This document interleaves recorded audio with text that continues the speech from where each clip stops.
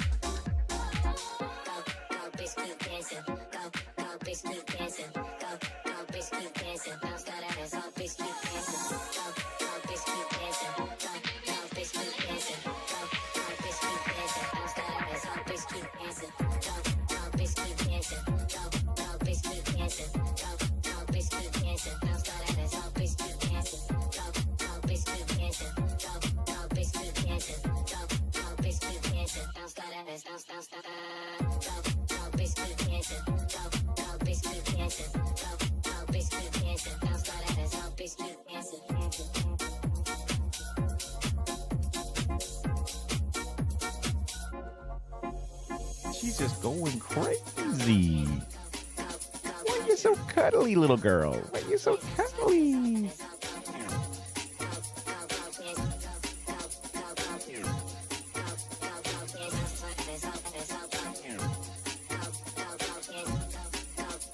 And there she goes.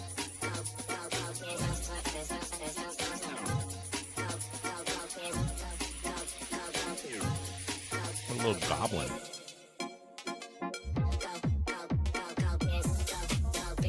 lights on.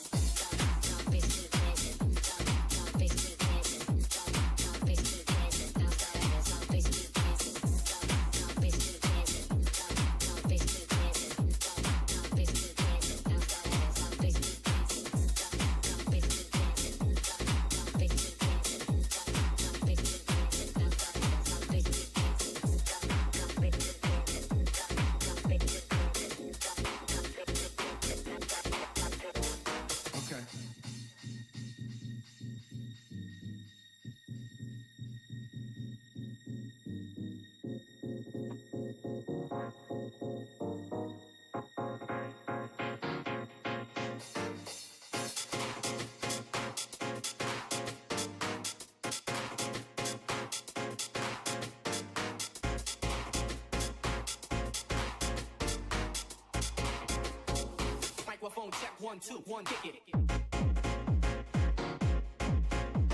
Yeah.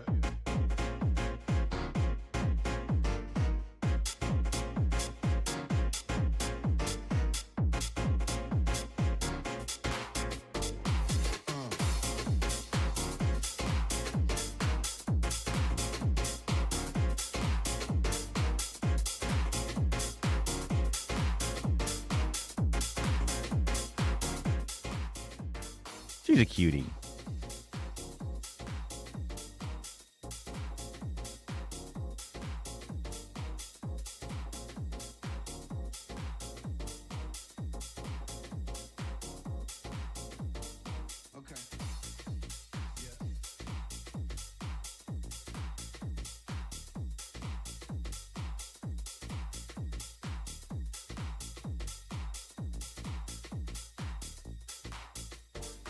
Okay. Yeah. Yeah. Come on. Yeah. Yeah. Face burning like it's lava. Throwing shit together more iller than MacGyver. Yeah. And she's gone. Yeah. Come on. Okay. Yeah. Yeah. Come on. Yeah. Yeah. Come on.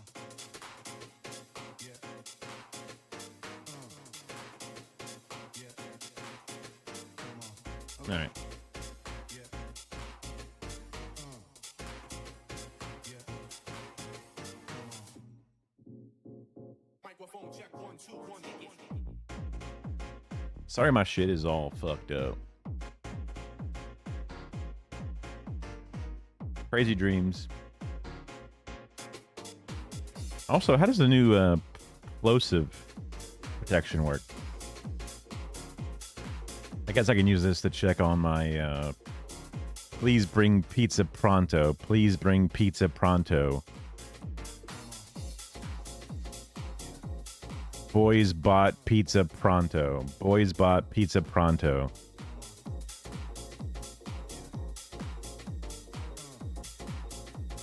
I don't know if it's any better or worse than the old one. I just kind of forgot that like this is the worst, right? Because there's nothing blocking. This is the included plosive protective windscreen. This is just the generic windscreen. So you can see Magnum size, wimpy size. But less intrusive. Smaller, but please bring pizza pronto. Please bring pizza pronto. Boys brought pizza pronto. Boys bought pizza pronto. I don't know if it's any worse. This technically, You can see it's a shade how large it is. This would technically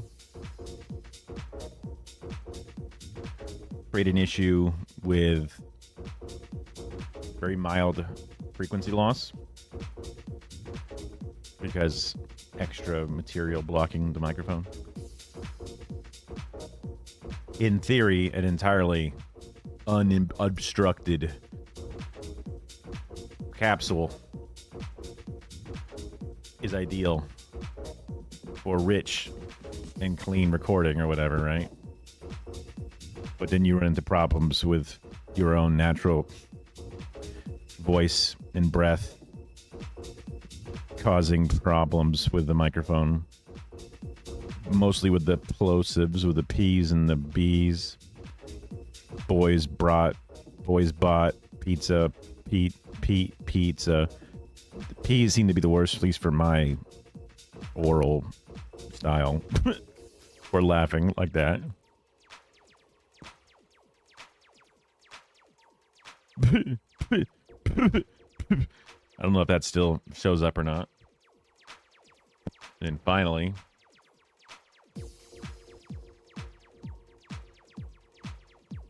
this one. But then it's also just larger, so you're like, hello, everyone. Hello. Do you see my microphone? Oh, you don't notice it? Really? Wow. Especially because the windscreen's so much larger than even the body of the microphone. It's just very noticeable.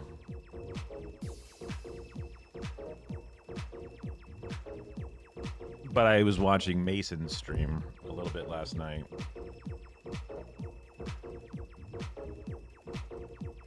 I guess I woke up for a couple of hours, but I was still like only slept for like 3 or 4 hours. Then I went back to bed after like 7 or whatever it was. And Mason has a also known as One Hand Politics, has a large diaphragm condenser microphone, or I guess just a condenser. It may not be a large diaphragm specifically, but the downsides of that versus the dynamic: a lot more room sound, a lot less rejection of noise built in, but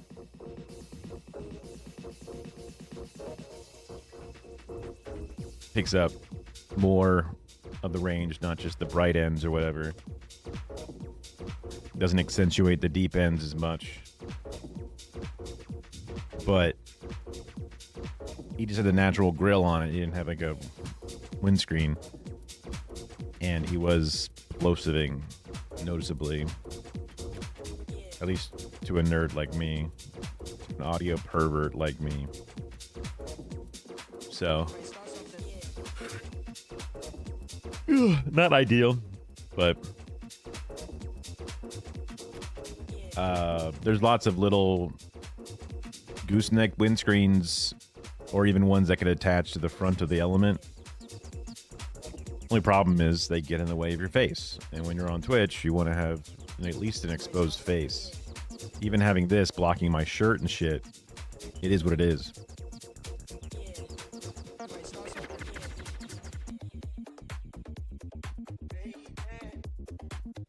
I'm a big nerd, so I love me some high quality video and audio.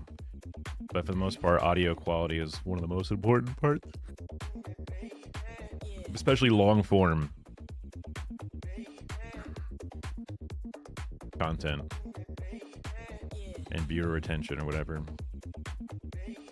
And I don't even know that from like a specific analyst perspective. It's just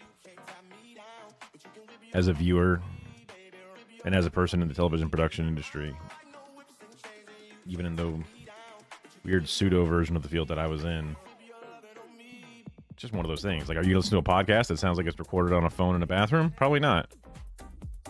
It's echoey and sounds like shit. Now, if it's like, you know, Kim Kardashian or whatever, the person, Taylor Swift doing it, you'll get over it because you want to hear it because of the personality. So there's always ways around it.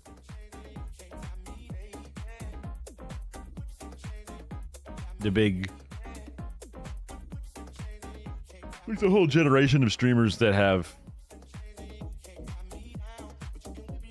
that, not to be super reductive, but the loud equals funny, or screaming is hype. Kind of like the Aiden Ross, just in a gigantic marble room full of echoes with like a Blue Yeti or some kind of like condenser microphone, just picking up all of it, and they just get over it because it's more about the group experience than it is about the quality of the audio.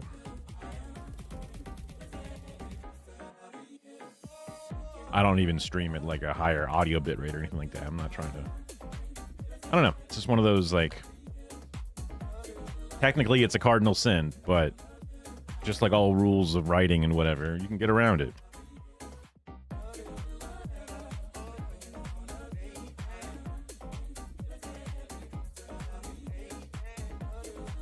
It looks pretty quiet today, viewer-wise. I don't know if anybody's here. I could take this time to just do some video editing. Because I need to get some video editing done. For sure. I want to have this done today. So, maybe we'll do that. I'll switch up the title.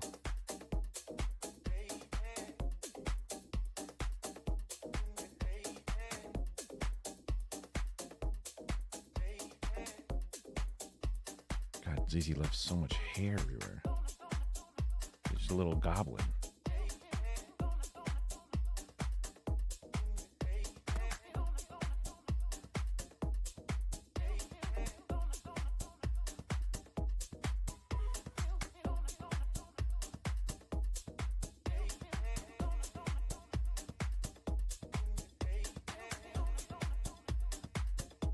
Let's change that to...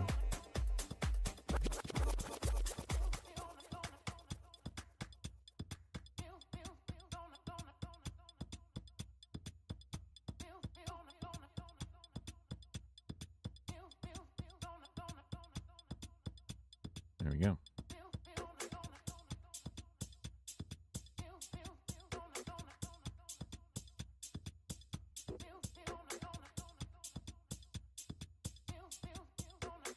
Also, I updated my draw thing. But the button for clear is no longer on here. Like, I can... What? Why is this not drawing?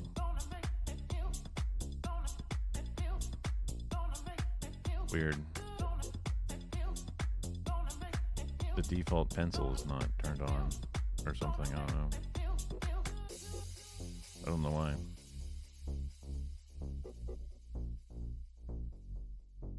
Wow, look at me. It's me. Right back in the form. What a jawline.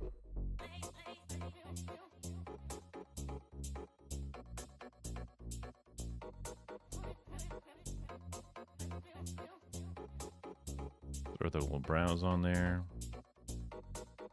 The nose bridge.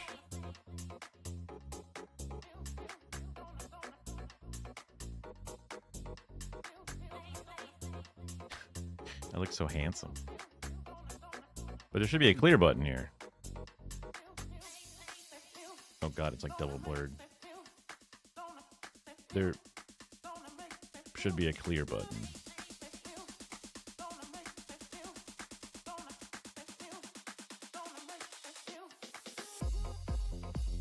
Clear on scene transition.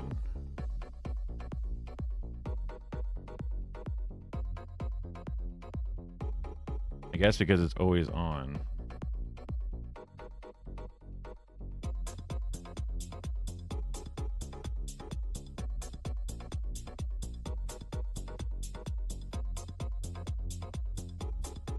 Why is it still blurred out? Oh, because my effect is still turned on.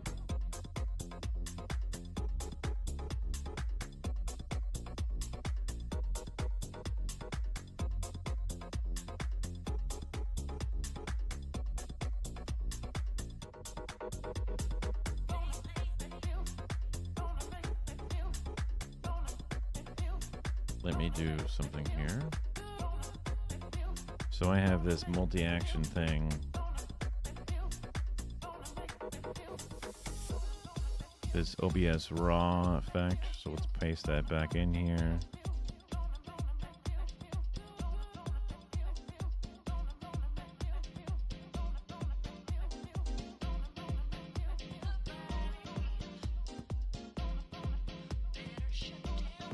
Damn. I was hoping that would be the correct hotkey name. If I go into my history, I can find it.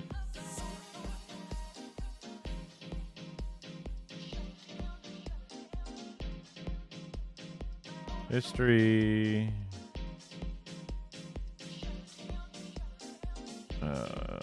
Draw.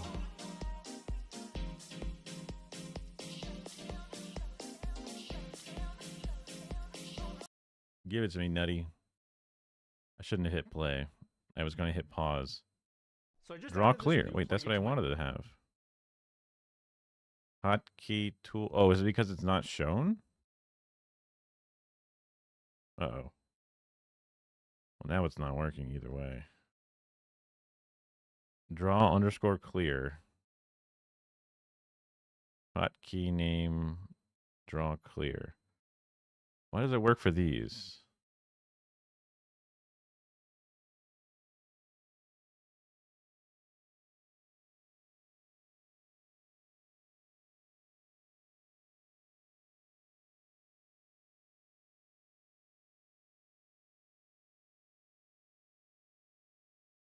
First it wasn't working for these, but now it is working for these.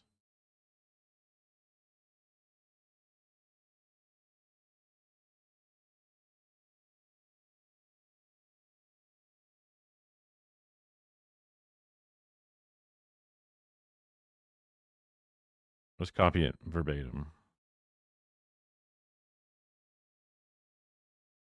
Just in case for some reason I fucked it up.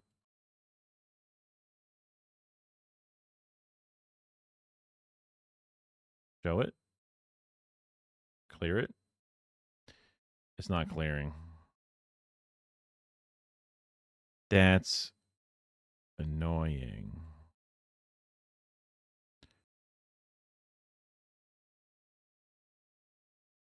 Well, I can just do this.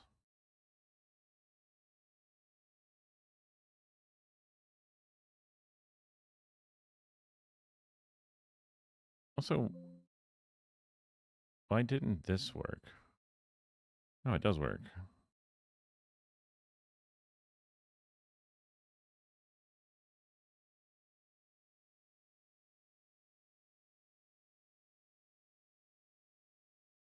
Just wipe it clean.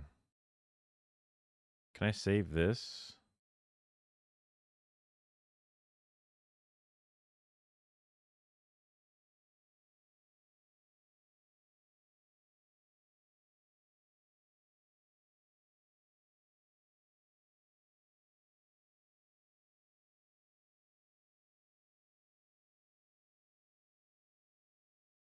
Okay, well, better than nothing. Now, the problem is, when I'm done with this little dot's going to be stuck here.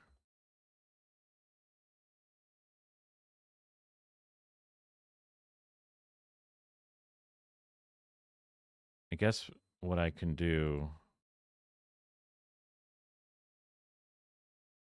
is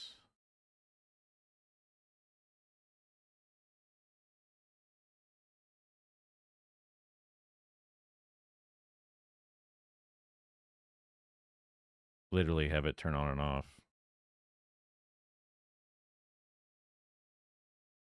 So now it'll be right over my face, but when I hit it, it's going to hide it.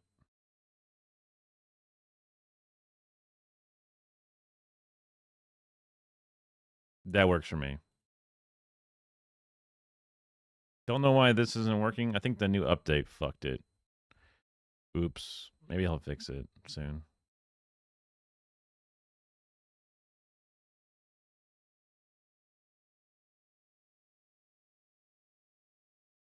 I've only liked 739 videos my entire history. It's crazy. I'm kind of curious to see what the oldest shit I've liked. It's probably going to be insane. Wait, what? Oh. Does it say when I liked it? Oh, wow. It even has shorts? Jesus.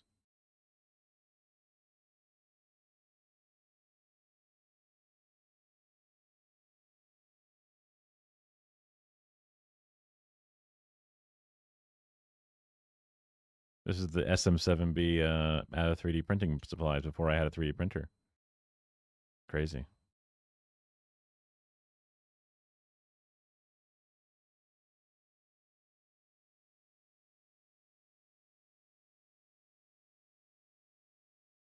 Hey, look, the visibility of the viewing has fallen apart. This is when I was Bench Bud versus Husky. I didn't know Bench Bud was a thing. I must have known it. Obviously, got to watch the video on it.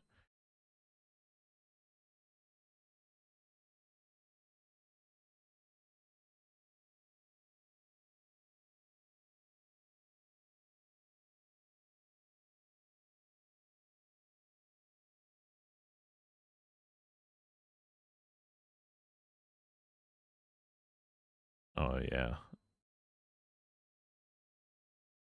Oh yeah. Fixing my AC.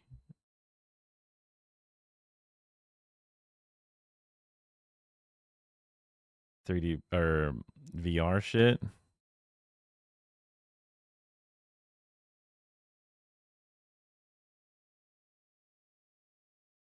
That's crazy.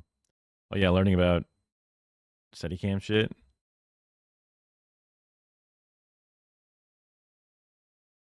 This is when I was oh wow, Gus Johnson stuff.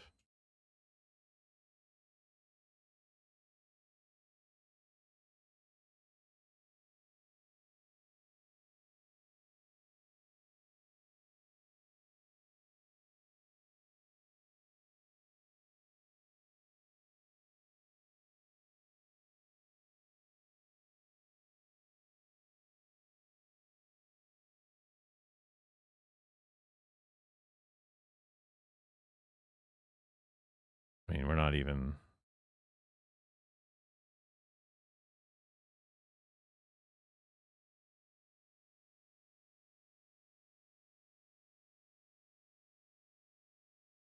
those cheap capture cards.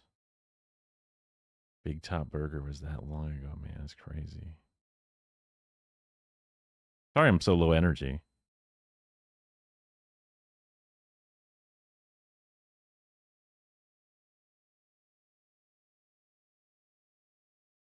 I guess it's hard when there's no chat.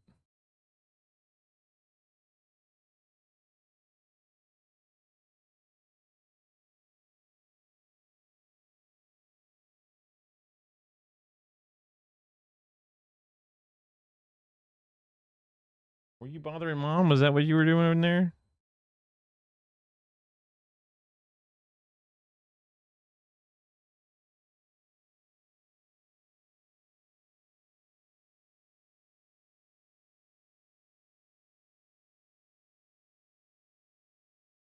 Flowbot's response to Logan Paul, no handlebars. I forgot about that.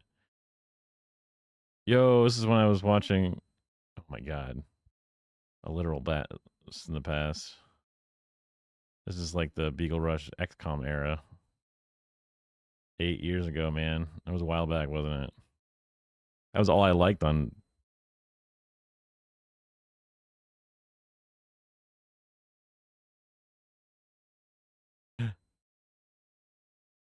Oh my god. The first video I liked ever on YouTube. Wait, 739 video, 717. Well, the oldest video you can see is a Louis C.K. video from 18 years ago. And then my friend's parkour video.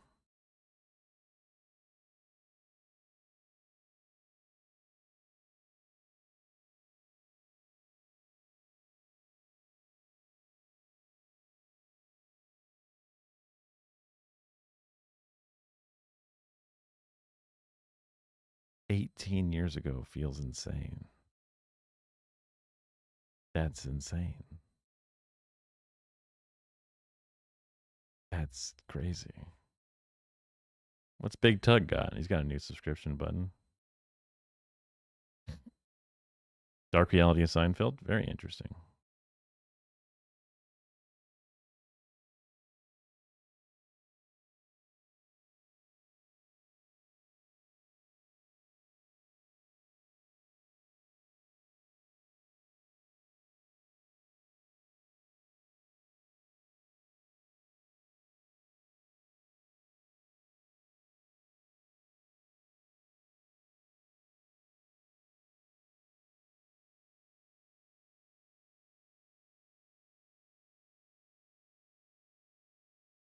That's fucked, bro.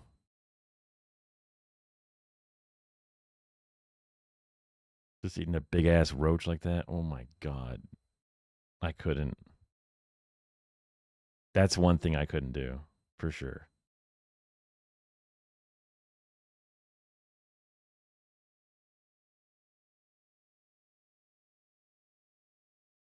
Oh my god, he's a huge rat.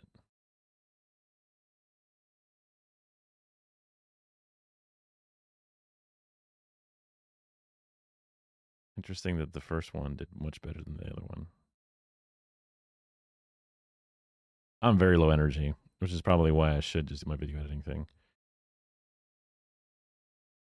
Oh, nice crack. That about podcast being crazy? About prisons? Oops.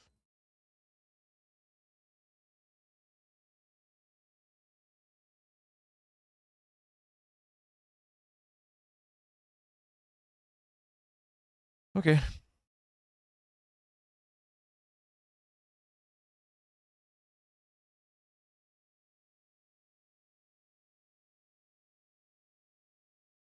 What did I do with the music? Did I close it out? Weird.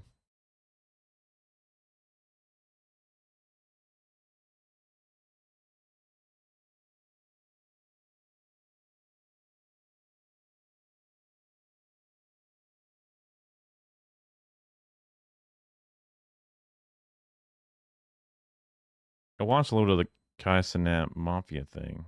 I was like, whoa, that's a lot of people watching. And they played a couple rounds of Mafia.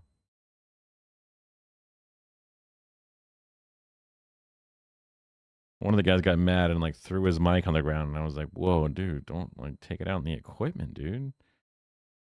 That's kind of fucked up, man." Like I get it, they're all just playing and doing content, but I don't know, senseless destruction of property, and not like, oh no, a riot happened or whatever, but like I'm doing this for the bit. I'm gonna break a PS2 or something. I'm gonna melt a Wii in the microwave for the views, for the rage bait.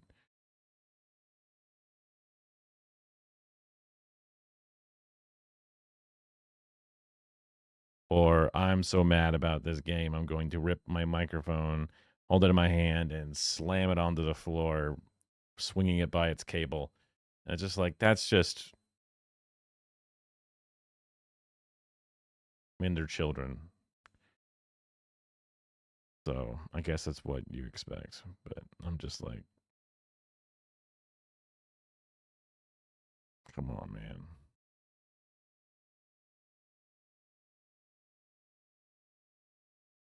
It's disrespectful.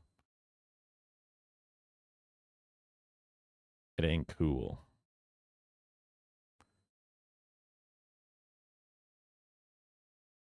I am mentally floating right now. This is weird.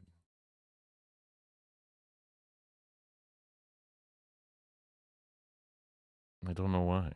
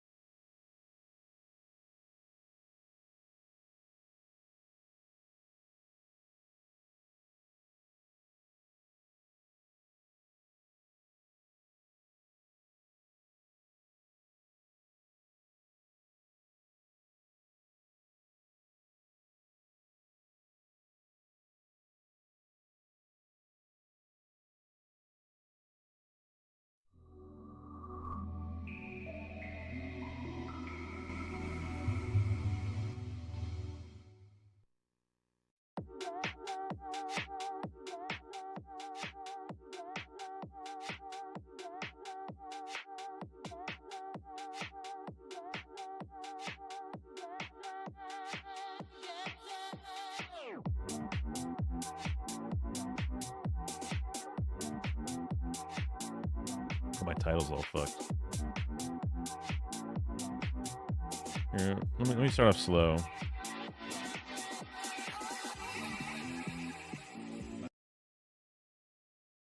I immediately mute this thing and stop watching. It's funny.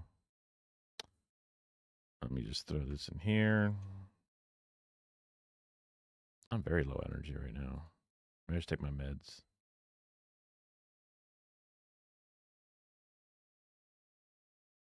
Meds are good. Oh, okay. Welcome back to gaming. I gotta talk about something, okay?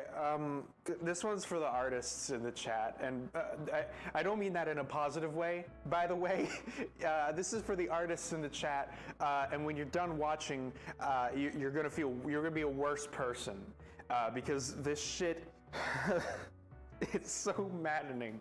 This isn't an artist-specific problem, mind you. If you've been in any creative field ever, you have experienced some version of this. It's the same with music production, with, hell, fucking video game performance. I don't know, you fucking name it. You'll see what I mean in a moment, okay? So picture this, right? I'm sure anyone who's ever had more than one display, or, you know, looked at something on their phone and then looked at their computer before, like you've been in this scenario. Here's one of the most common ways that you'll run into this. You're drawing some shit and you're using color in the drawing on your computer. Yes? Okay. So, you're drawing, you pick some shades of colors, then you export it, you're done, you like how it looks, and then you look at it on a different monitor, or a display, or your phone, or a TV, or a different computer. It doesn't matter. You look at it on something else, and it looks very different. And this is distressing because who do you trust? Do you trust the thing you made it on? Or Does he not know about calibrating monitors? Do you trust the thing you're seeing it on? Like, again, this is not an artist-specific problem. Imagine making a song, right? And if you don't have a professional setup, you're just using, you know, whatever headphones you got, then whenever you listen to it in your car, for instance, it's gonna sound completely fucking different. Because your car sounds nothing like your headphones at home, especially if you ain't using anything professional. But how are you to know that? Who's to tell you that? If you're self-taught, you ain't gonna know. And so you're just left in this evil limbo of like, okay, do I trust the thing that I made it on? Or do I trust what I'm hearing it on right now? Which of these two devices speaks true? That's obviously the question that you're gonna ask at first. That's not the real question. The real question is, can I trust either of them? The answer, by the way, is no. No, you fucking can't. You can't trust anything unless, okay, so the reason that it all looks different and it's fucked up is because neither of the displays in this hypothetical, your phone or your computer that you made the art on, neither of those have been calibrated. How do you calibrate something? Great question. There are a number of ways, but the cheapest and most affordable would be to buy an entry-level colorimeter. These cost, just $100 at the minimum, so no big deal. And you thought you can just buy the thing and it would fix your problems? See, that's what I thought too. That's funny, right? We are scratching the surface now of this rabbit hole. Because what we're trying to do here, what we're trying to do is just have a reference, have a singular display that we can look at and say, okay, this is ground truth. We know that when we look at the colors on this display, they will be accurate to anything else out there. You know, that this is a ground truth, that if all other things are distorted, we know at least that this thing is not. And fundamentally, that is a reductive question to ask, I have learned, because There is no single truth. Which truth do you seek? Are you aiming for computers? Are you aiming for TVs, theaters, printing, phones, gaming, SDR, HDR? What color? Sure. And you would normally go with the like Rec 709 color gamut, and your monitors are probably rated for different.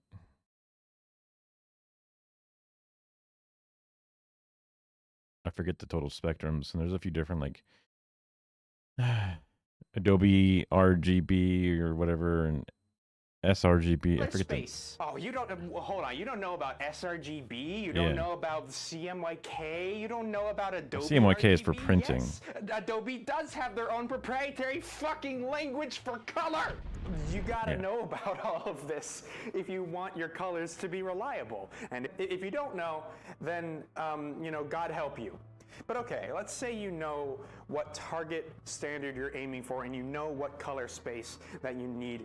Okay, well, now, how do you actually do that? Well, you gotta plug in your colorimeter. Oh, well, you can't just, okay, so you gotta get software for the colorimeter, okay. But there's multiple kinds of software, and the ones that the pros use is $7 billion, and also they're using tools that will cost you €1 billion, and you don't know how any of that works. Okay, in order to just get up and running, the next thing that you have to know is that you can't just get the software and run it. No. You have to know about ICC profiles and 3D lookup tables. Like LUTs? And how they're different, and how they work, and how they actually work, and how they actually fucking work.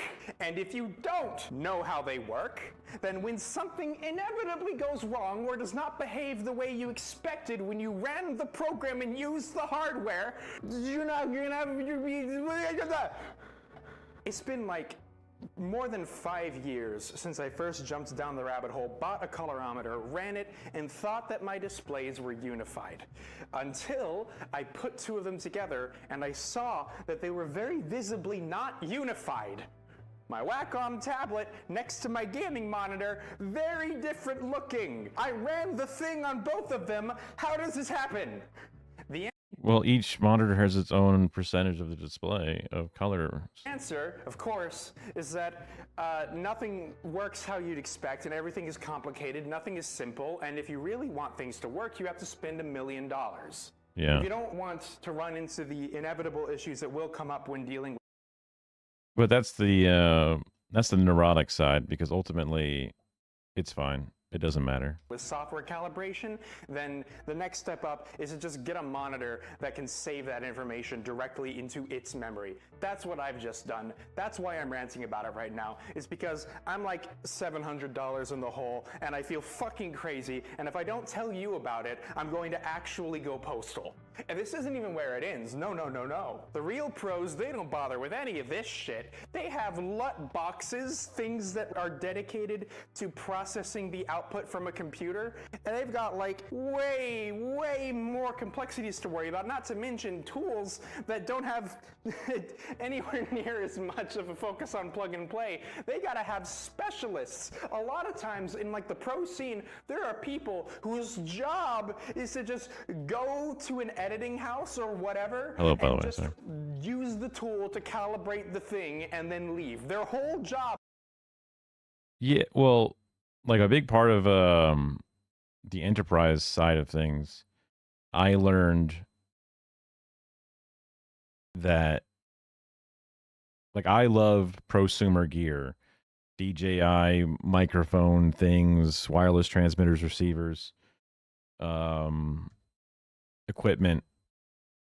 And there's a big reason why I love prosumer gear is because it works. It has realistic firmware updates. There's a whole genre. Like, we had KVM systems, which is like multiple computers. So like if I'm on this computer here, but I wanted to go into my wife's computer, I could like Shift O and open up a menu and then route my displays to then see the video from her computer. And in order to get that set up on the enterprise level, they expect you to either pay one of their engineers or to have incredibly in-depth knowledge about how this thing works. Like, for example, that KVM system doesn't have any firmware for mice. You have to hand install INI files for specific mice. So we were like, okay, you can only use a Dell mouse, USB mouse, some bullshit OME Dell mouse on these things. Otherwise, it just might not work after a while. You'd be using it and then it just stops recognizing the inputs that you're putting in or something. And I'm like, every other device naturally handshakes with Windows because it's supposed to be plug and play and consumer usable. And then these professional devices are meant to be like, they don't spend any time or any money on developing the thing to be friendly to the user because they have to buy it. And you want them to have a subscription to your service center, to your service technicians. You want to have them pay to have a guy sent out, and they have the money to pay for it. They don't give a fuck. They go, oh, it's only in like $10,000 a year. Not a big deal.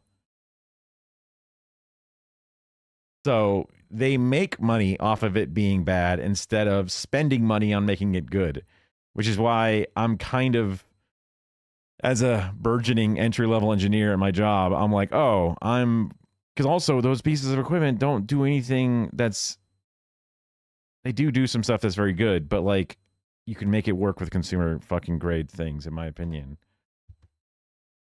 I feel like I could have run the amount of live streams that we had off of 3 gaming computers and not had all the bullshit that they had. The video switching system that they used, again, I could have had a fucking Stream Deck, a couple of the Stream Decks put together, and then bam, that's better than any switcher that you have. And it would cost a fucking decimalized fraction of the cost of what they spend on those things.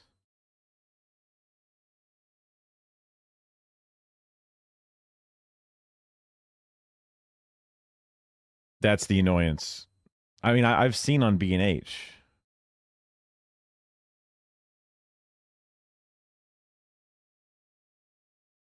All the time on sale. Well, there's not one today, but they sell those color checkers all the time. Not today, though. It's just going places, making sure the monitor does what it's supposed to do, and then that's it. That's it. So back to the start. Artists, if you're wondering why your drawings look a little different on your phone as opposed to your computer, the answer is because we live in hell, and the only way out is by spending hundreds of dollars and dozens of hours of your time. Like and subscribe for more, no, before that, actually. Cut that part, real. The thing that really gets me, though, about that, the thing that really, really fucks me up is that if I had to go through all of this, if I had to do so much research just to, like, kinda, sorta, maybe understand on a surface level how some of this works enough to rant to you about it incoherently, imagine how many people don't know. People who make things that we like. People who just have to grin and bear, not understanding why when they make a thing, it just is different on different shit.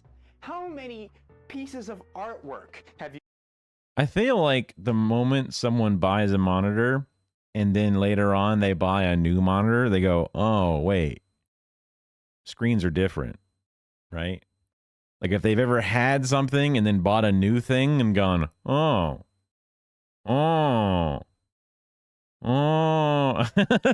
like you get one phone and then you have your new phone, and if you ever boot up your old phone, you're like, I'm gonna puke because this is so gross to look at. The refresh rate, the pixel density, I'm like, oh God, get it away from me.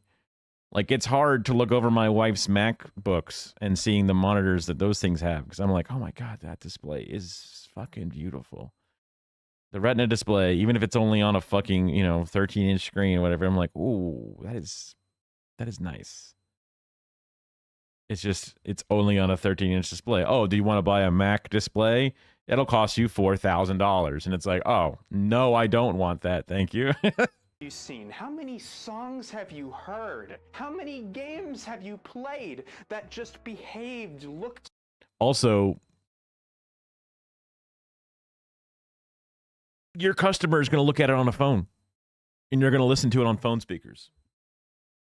They're playing the YouTube through the dog shit headphones that came with their fucking, knockoff track phone. Samsung Galaxy ass. So the deep importance of that is minimized. You want to make sure it's as good quality as you can get it, but also as a fellow neurotic individual,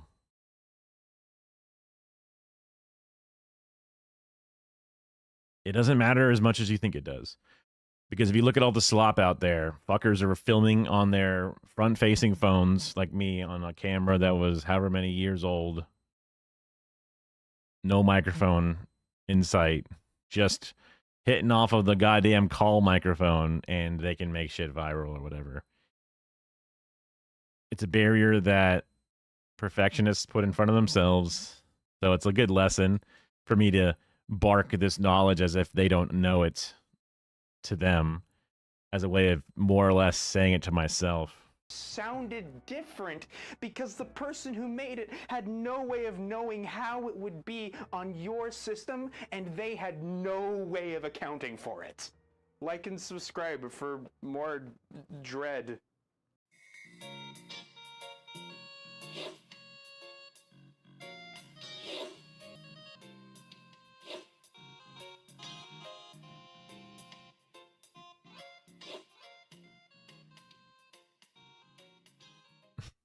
It's a cute mini channel thing.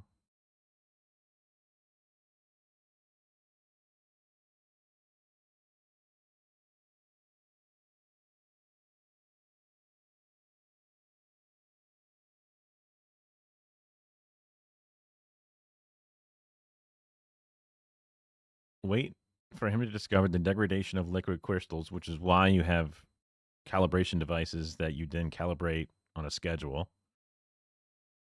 As your display starts losing functionality,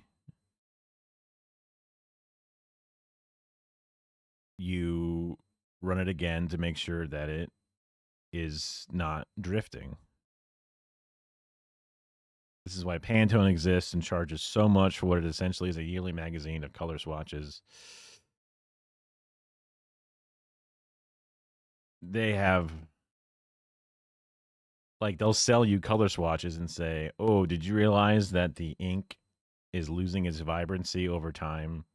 Exposure to light will diminish it. You bought these plastic chips with our colors ground up in them to give you an idea of what a physical, like, oh, dude, you want Pantone, salmon pussy? That's what this color is. So if you wanted to have a plush doll with a plastic nose of this color, you need to make sure it's the exact Pantone one. And you have to work with a manufacturer that works with Pantones. But if your color swatch the chip of plastic that has this salmon pussy color on it, and then it gets old, that color will fade. And then when you order something with salmon pussy, you go, wait, why is this different? And the bottom of the swatch will have an expiration date. And you go, oh, fuck. Now, how much does it actually change when it's expired? I don't think it's that much. But companies, big companies, will pay for an exorbitant subscription fee to have those updated yearly for their department. Because money doesn't matter to them. They make millions and millions of dollars. It's all sunk costs. It goes into their labor and then goes into their costs so they can then write off on their taxes and shit. Just like other parts of government things, especially municipalities and stuff, where they go, well, our budget is XYZ, and if we ever go under budget, they'll just cut our budget. So we got to always spend it. And then those companies cannibalize each other to spend their own budgets that they don't want to lose until they realize they've lost too much and they all get laid off. It's all made up. It's all fake jobs. It's all fake shit.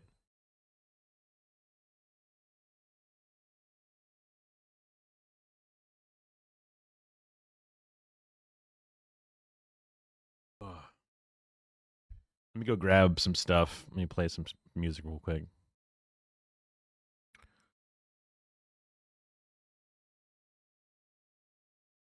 What do you got for me, man? I might as well just give this dude some. Make sure they're inside of the React folder.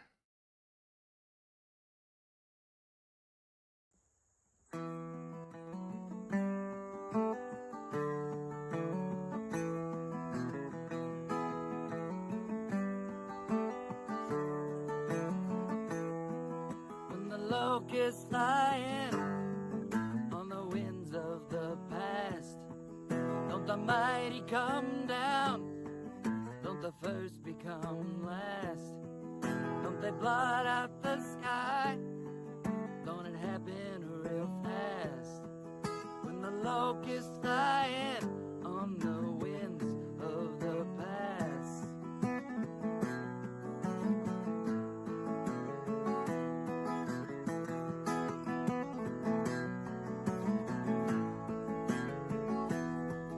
Don't the kings run and hide?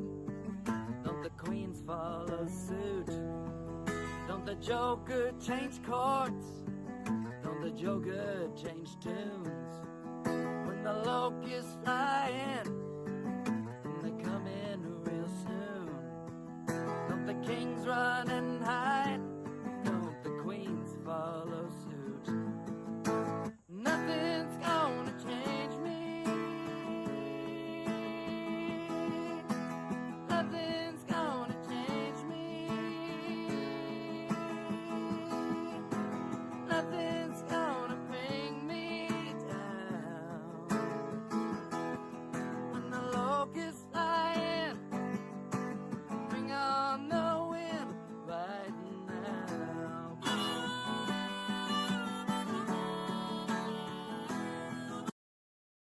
Usually this stuff is like political. Maybe I just didn't understand it.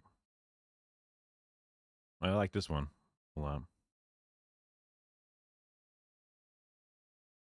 Well, if you're looking for purpose in the current circus, if you're seeking respect and attention, if you're in need of a gig that'll help you feel big, come with me and put some folks in detention. Just last week was kind of rough. I put a kid in cuffs and zip-tied a woman to a van. We can sneak around town hunting working folks down. I hear they get a great benefit plan. Join ICE, boy, ain't it nice? Join ICE, take my advice. If you're lacking control and authority, come with me and hunt down minorities. Join ICE. Well, I failed the academy, the cops weren't having me, the army didn't sound that fun, so I found me a paramilitary operation that was keen to hand me a gun. See, I got picked on in school, I never felt that cool, there's a hole in my soul that just rages. All the women turned me down, they told me I was a clown. Well, won't you look at me now, I'm putting folks in cages. At ICE, they got great hours. Join ICE for respect and power. They got a sign-on bonus of 50 grand. They're in need of you needing to feel like a man. Join ICE. Join ICE. Stuff like that.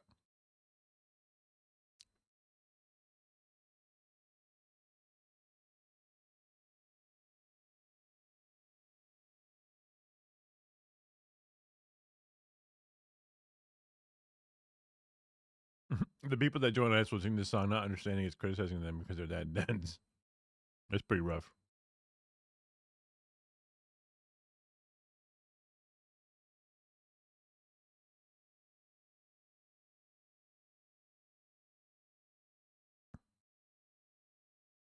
Ooh. That's interesting.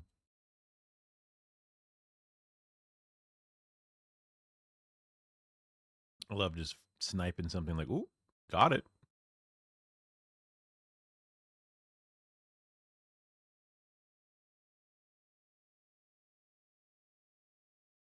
Hey, that's me. I'm not editing a video right now.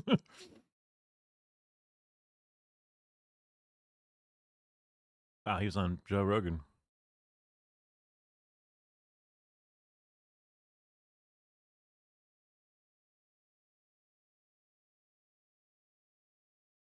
Fuck it. Oh my God, the Donald Trump, Jeffrey Epstein personal pube woman thing I'm came almost ready out to that edit, so. he wrote to Jeffrey Epstein. Oh my Lord, are you joking? He definitely did that, bro. He doodled it. Oh, he doodled it. Drawing is not his language. Okay, what do you mean? Duh. Very obviously. Bro, he's a diddler and a doodler. Oh, he was diddling and doodling. What is this? What is this, bro? What are we doing? Oversight Dems posted. Here it is. We got Trump's birthday note that Jeffrey Epstein, that the president said doesn't exist. Trump talks about a wonderful secret the two of them shared. What is he hiding? Release the list. Oh my God. This is the body. This is the body note that Donald Trump wrote and doodled on for Jeffrey Epstein for Jeffrey Epstein's 50th birthday. It's We a finally body got note. it. It's finally out. I love it, dude. That's so stupid. Oh God, it's so perfect. Check the line. Enigmas never age. Yeah, you don't remember that one? Enigmas never age. Have you noticed that? Jeffrey, as a matter of fact, it was clear to me the last time I saw you. Donald, a pal is a wonderful thing. Happy birthday. And It's so insane to specifically write out like a play drama with your friend and having a back and forth with your friend in a made up drama. So I don't think this conversation actually happened. It's just a badly written conversation. Nor will I, since I also know what it is. We have certain things in common. Yes, we do. Come to think of it. As a matter of fact, it was clear to me. It was just so like, okay, this is not how people talk. This is how an idiot thinks people talk. every day be another wonderful secret. Donald J. Trump. Auto pen could never. Yeah, the auto pen could never match a signature. He is so good. He is so good at making signatures. He's the best. He's the best at signing. Kind of funny, with every new lie he tells, there is a new leak. Yeah, it's awesome. Donald Trump is about to come out and be like, listen, very clearly I didn't doodle it. The boobs. Look at the boobs. I love big boobs. I'm a fan of big boobs, big breastises. I would never draw boobs so small. Believe me, folks. And also, that's not even my full signature. It's my half. It's the half. I only wrote Donald. I never write only Donald. I would write Donald J. Trump, as you know. Believe it. That's gonna be his. That's gonna be his defense. Caroline Leavitt had some choice words for this. Said the latest piece published by the Wall Street Journal proves this entire birthday card story is false. As I've said all along, it's very clear President Trump did not draw this picture and he did not sign it. President Trump's legal team will continue to aggressively pursue litigation. Furthermore, the reporter Joe Palazzolo, who wrote this hatchet job, reached out for comment at the exact same minute he published his story, giving us no time to respond. This is fake news to perpetuate the Democrat Epstein hoax. Two authenticated letters from the real Donald Trump that sold at two separate auctions from Andrew Feinberg, White House correspondent for The Independent. Compare them with the signature on Epstein's birthday letter.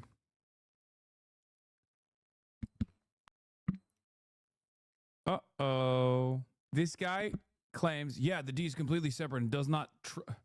Come on, man. Come on. These guys, oh my God.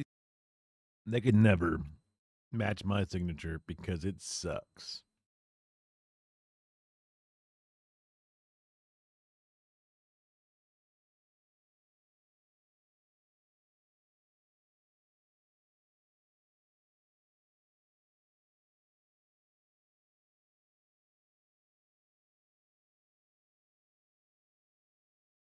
Hmm? Hmm?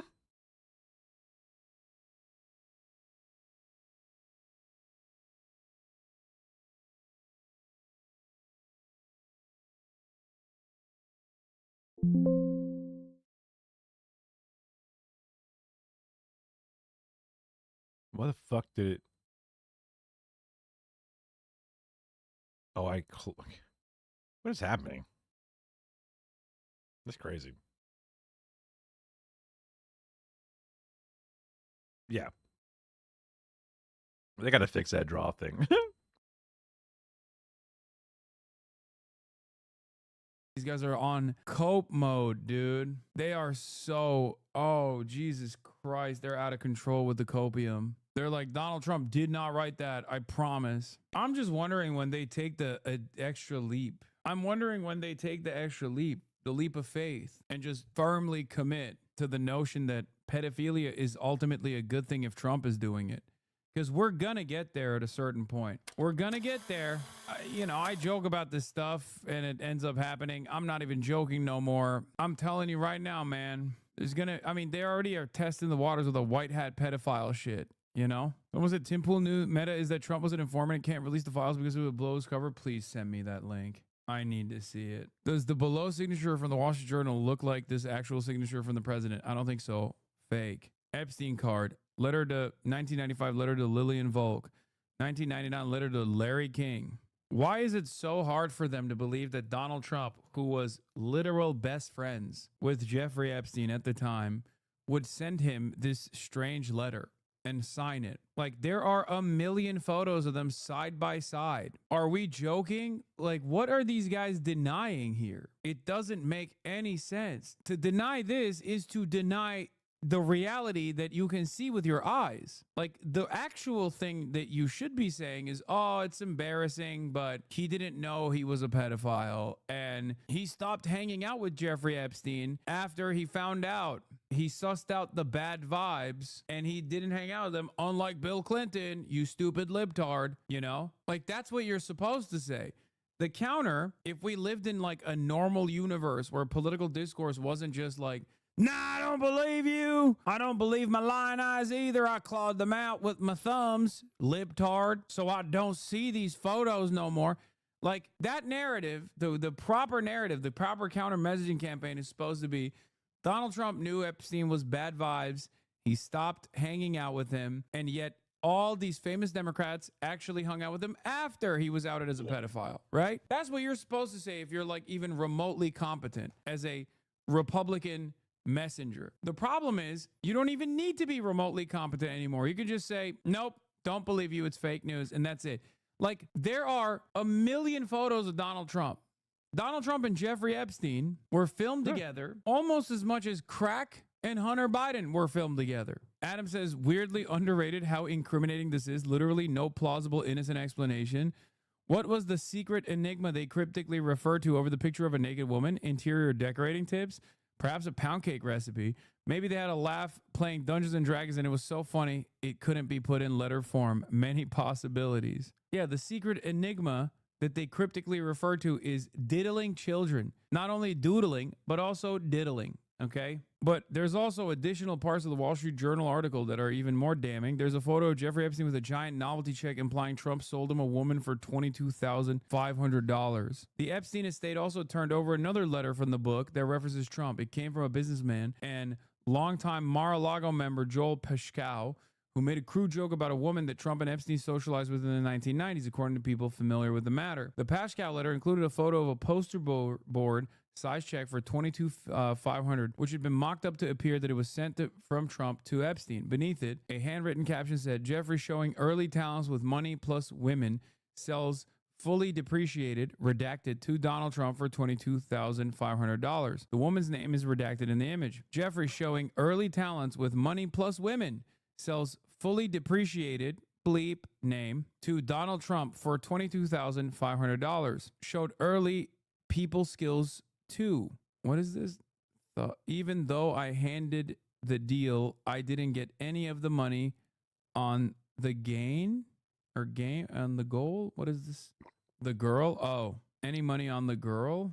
Oh, even though I handled the deal, I didn't get any of the money or the girl. Yeah, I doubt this is actually proof that Epstein sold Trump a woman, but at the very least, it shows that they at least knew what Epstein was doing and thought it was funny. So obviously, this doesn't look too good for Donald Trump. Now, not only does this not look too good for Donald Trump, but one of the other idiotic counter narratives that was launched came from House Speaker Mike Johnson. I covered it immediately as soon as it came out. House Speaker Mike Johnson, representative Republican from Louisiana, came out with a hot statement that we had not heard before. One that I had joked about for years and years at this point, that Donald Trump was a white hat pedophile. Now, it turns out that is unironically how these dipshits thought they could get away from this conversation. Mike Johnson said, well, Donald Trump was an FBI informant trying to take down Jeffrey Epstein. Here he is responding to CNN when asked. CNN's Manu Raju. What do you mean by that? All right.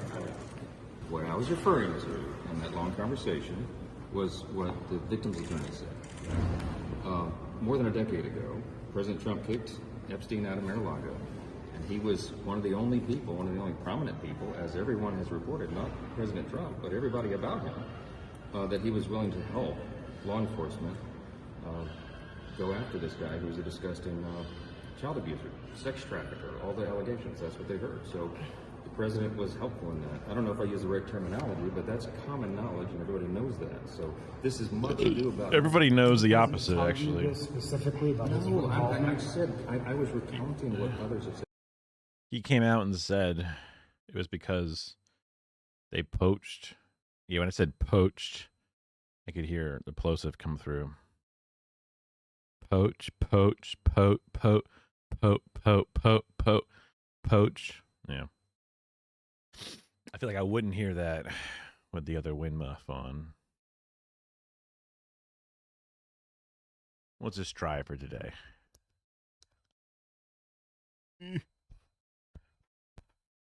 Now I'm the one being overly corrective with my production elements. Poached.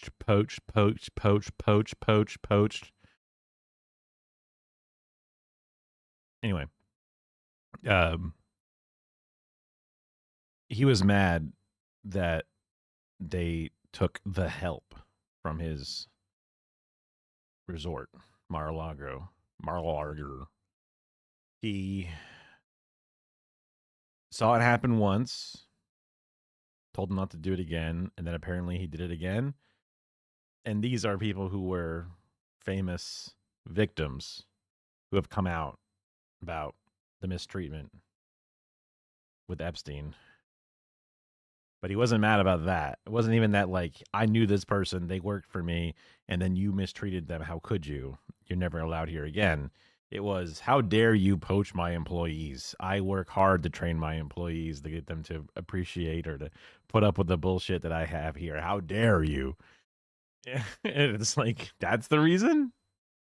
The president and I have talked about the Epstein evils many times. He's as disgusted by it as everybody else. He has long had a history of acknowledging We've discussed it many times. We've gone over all the gory details. He was an FBI informant. The f do you mean? And you can't just like common knowledge your way out of this. It's clearly not common knowledge. What do you mean it's common knowledge that he was an FBI informant? You see, Your Honor, my guy Donald Trump wasn't just raping kids for the love of the game. He was doing it for the state. He was doing it for a better, for mankind. He hated diddling kids. He just did it for you and me. That's insane, dude. So he walked it back. But you know who's galloping in that direction? Tim Pool. I feel very full to put this up. Now, there's a couple theories on this. One is that Mike Johnson let slip this statement to try and protect Trump's reputation. There's also that, you know, basically like, oh, did you know he was an FBI informant stopping it? That's why. Or I think there's a strong possibility here. I don't know for sure. I'm not saying I trust Trump on any of this stuff. Elon says he's in the files, whatever. Let's get the files and figure it out. But let's at least entertain. Did Speaker Mike Johnson maybe accidentally just slip up that Trump was an FBI informant? And the reason why Trump doesn't want the documents released is that they're going to show that Trump was snitching on powerful people.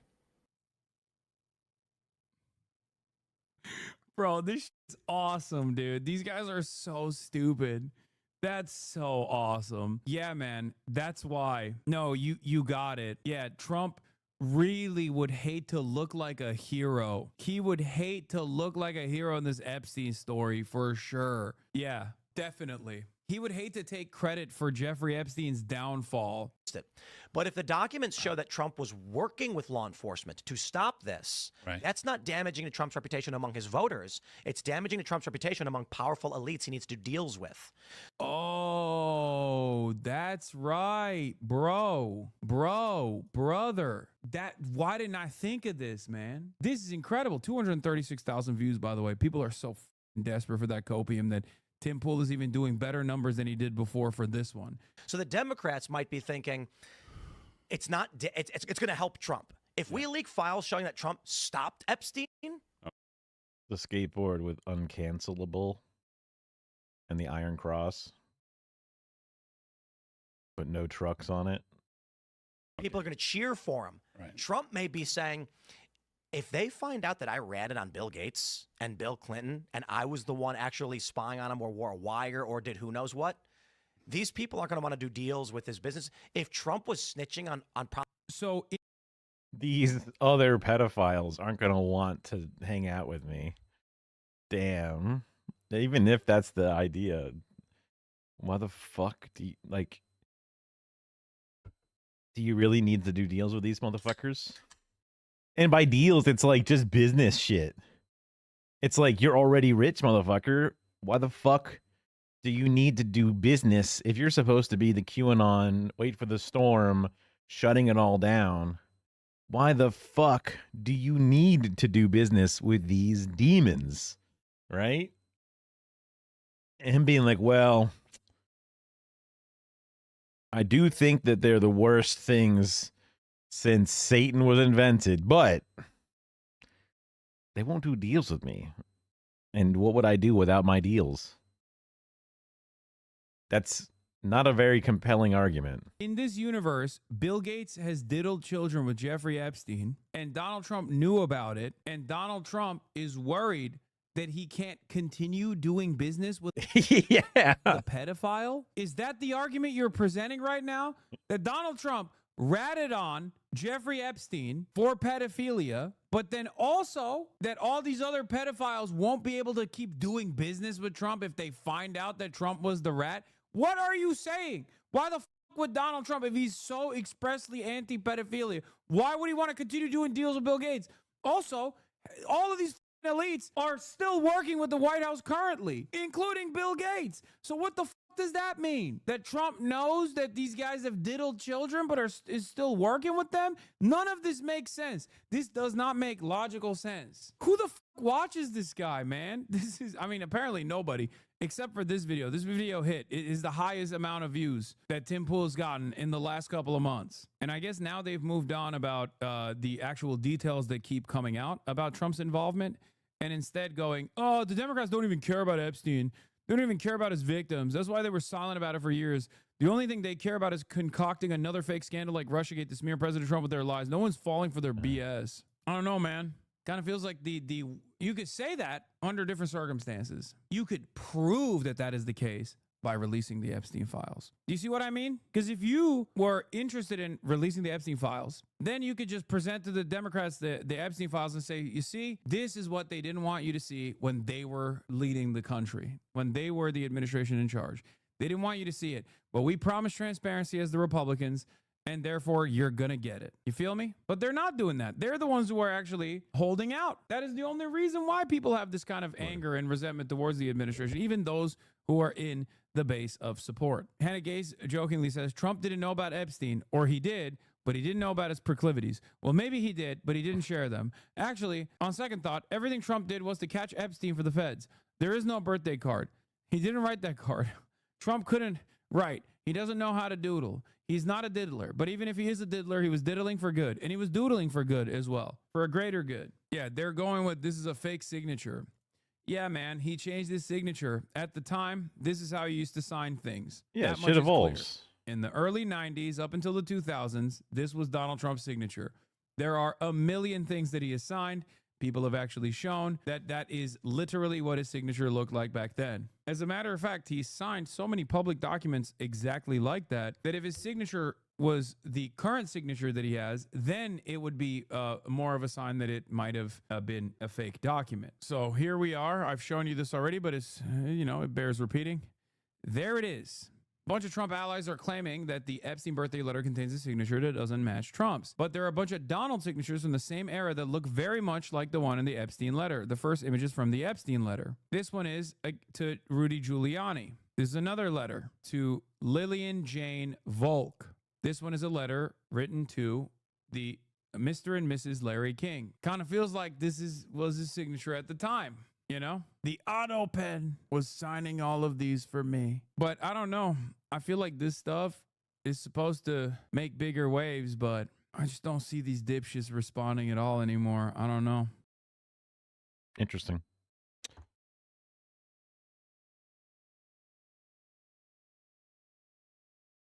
What? Silly.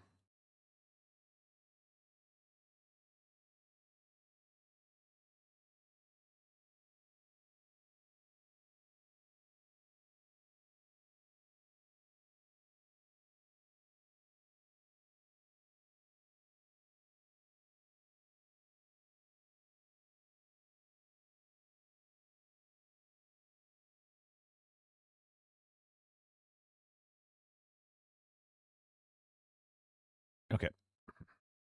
I'm up. I am alert.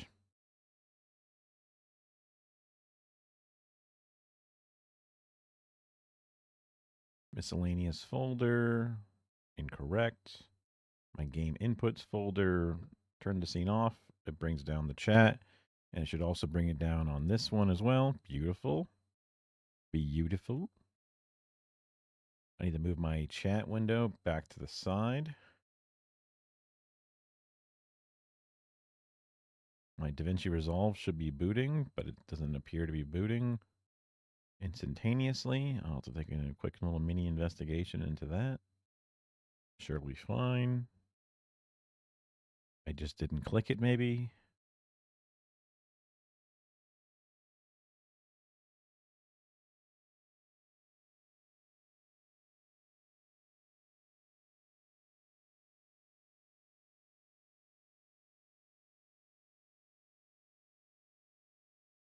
There it is.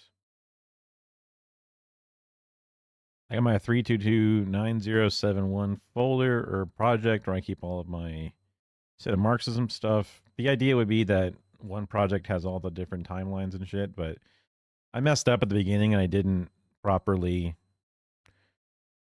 import all of my things. So some of the stuff got kind of stuck on the overall folder, but each individual video I work on now gets put into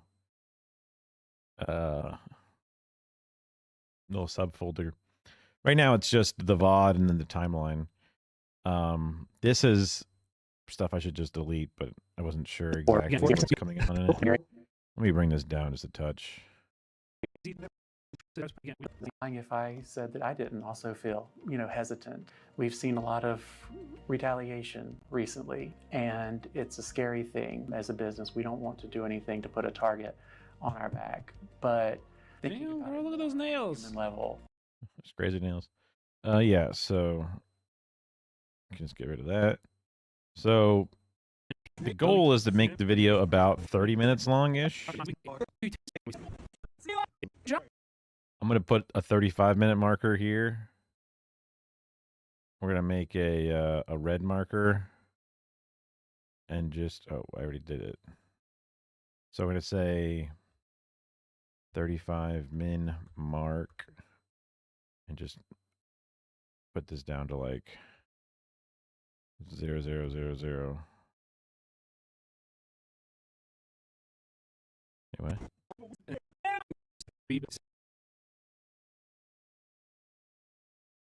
136.0000. That's 36. I want 135.000. Now put a marker and say 35 min marker. Oh, ZZ girl. Okay, I better feed them now, so I don't have to worry about feeding them. Let me just put up a song real fast. I haven't heard this song yet, and it seems short enough. Do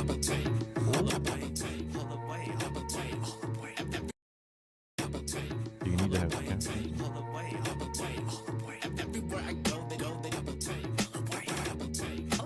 What'd you say? It's fucking damage on me! Whoa!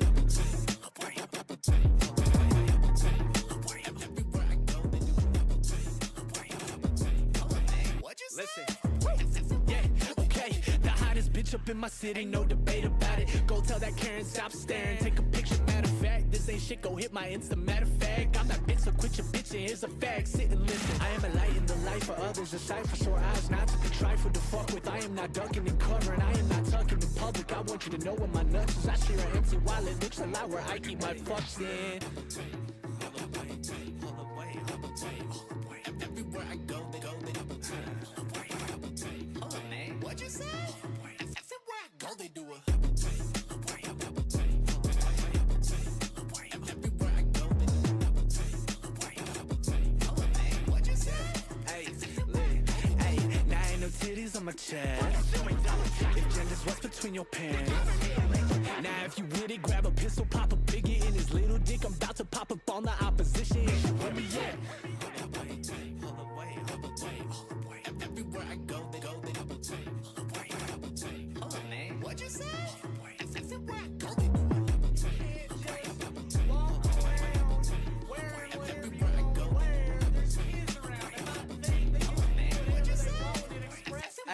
Okay, catch me rolling down magazine. A little skirt, big dick with a purse full of weed. There's some weirdos with me, some queer hoes with me. And these hecklers just reflecting in the thoughts about themselves. They just some mirror hoes. Okay, I'm feeling like getting my bill of air. Killing little bigots out Paris as soon as I'm finished with killing Americans. I promise my mama that I'ma get closer to God. As soon as the comic go learn me to stop. As soon as the devil stop helping me out. As soon as he Baptist stop calling me faggot. As soon as these assholes stop preaching the shit they don't practice. Even a heathen can see you an ass backwards advocate. Better back up or I smack this shit out of you. Bitch, you lucky I'm puffing, I'm weeding, I'm done with the Adderall. You lucky I don't even need to prove anything. So I be doing my thing and they be doing the double take. Double take. I just be walking and walking and motherfuckers wanna run away. Bitch, I ain't making to give you the run around. How about the run away? Just one note. If you got something that you wanna say that shit right to my fucking face. I leaves the whole world blind, but these bigots don't see our vision, so they need to be beaten to submission. My existence is not up for debate. So if you trans, grab a hammer, shoot them right in the face. It's damage, bitch. Perfect timing. Oh, hey, what's up?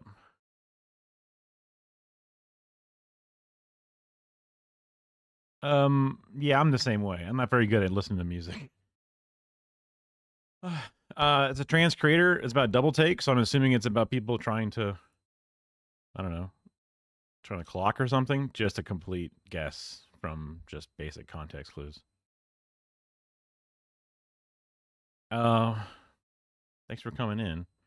I'm was a little low energy when I started. I woke up late, had a bunch of weird dreams, but took my meds and got a little grub in. Started out a little slow, but I definitely need to, because Brett was hoping to have this video ready by Wednesday, and it's Tuesday morning, so I want to make sure I can get through the majority of the edit. The problem I'm running into, of course, the zoom in is very sensitive. I've chopped up and caught a bunch of dead air out of this whole section here, all the way up to here, which is about half.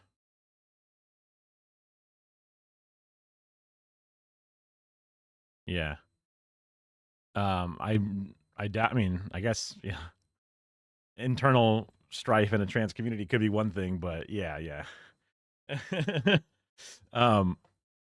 I've chopped up and cut out a bunch of dead air on this half of the video, but then this remaining half is uncut.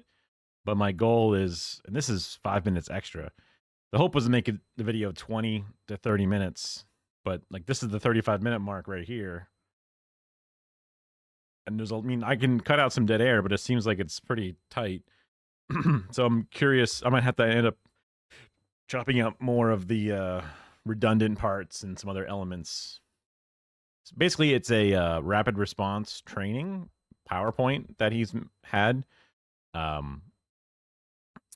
that he's made with help from other people, or he's helped make it with some other people, and it's sort of like a little dry run for him, sort of doing a rapid response, know your rights style, like a little meeting for the community, and then other people can also use some, or you make something similar, or use the same elements and do it in a similar way in their own communities. So it makes sense that he wants to have this be a video. That way it can kind of be a training that can go out all over the place. But the goal is to keep it bite-sized enough. Especially when it's not my stuff. Like if it's my script or it's my banter, right? It's easier to go, that sucks, I'll cut it. But when it's someone else's thing, I don't want to be like, that sucks. And they go, wait, no, that was good. Wait, that's really important. I go, I'm sorry, you know. I can send him my rough version and say, what do you think? And I could even upload text on top of it that says, like, maybe cut this section or something. I'm not sure how much he's really going to watch a 40-minute thing or something. He might have time, he might not. He might scan through it. I could also output a transcript and then highlight sections and say, do you think this section's worth having in or not? And he might remember the time doing it.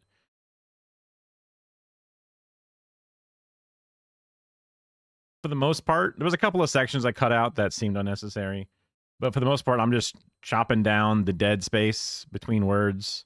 I'm cutting out the ums and likes and just most of the unnecessary things that are easily unnecessary. And you'll save some time doing that, but you won't save 10 minutes, 20 minutes of time doing that.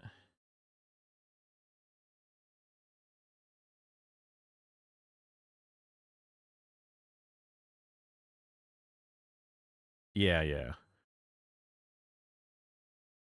But he's been very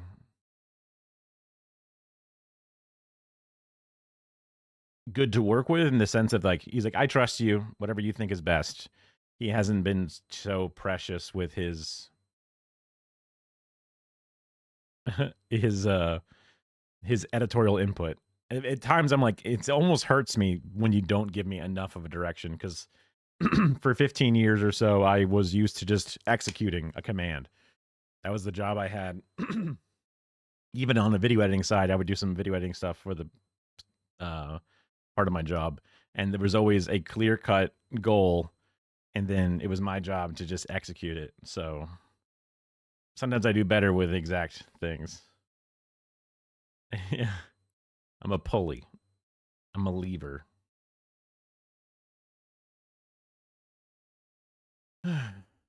Like right here, he's playing a few different videos of examples. Examples are good, but maybe only one example is necessary. Or maybe I chop down the videos into just the real highlighted bits, right? A few different ways, like the decision paralysis kicks in, and I just gotta, like, I find myself at times going, fuck it, just cut this out and don't think about it. Because I'll do this other thing where we gotta zoom out so I can scroll over. Like, I'll have this entire section here all grayed out and save it, because I'm like, well, maybe I shouldn't delete this section, this big long piece. This was put into the video right here, and it pushed the whole video out that much further.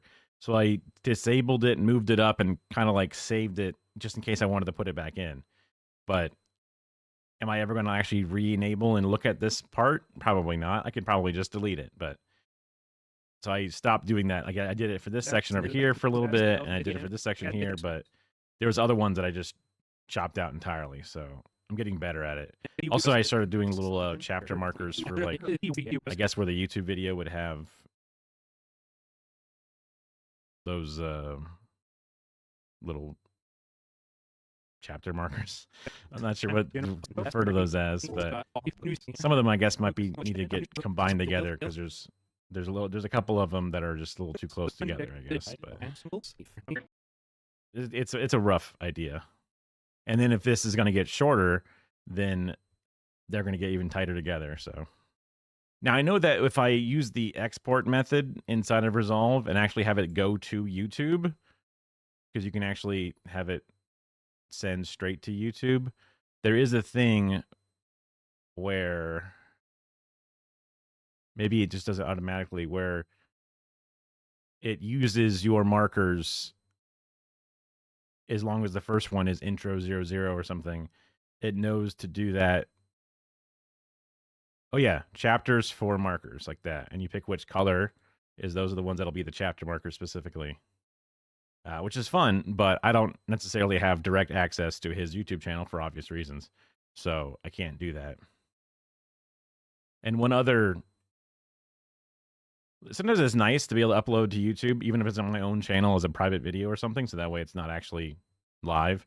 But the back of my mind is worried that if I upload it to my YouTube channel and it's on the YouTube servers, and then later on a slightly edited, tweaked version, but mostly the same video is uploaded on Brett's channel, if somehow YouTube goes, wait a minute, this is stolen content, this is someone else's video almost verbatim, and then it gets shadow banned or something. Because I think that's been the issue before on one of the other platforms or something, or at least we were like, maybe that's the issue and we just don't know enough.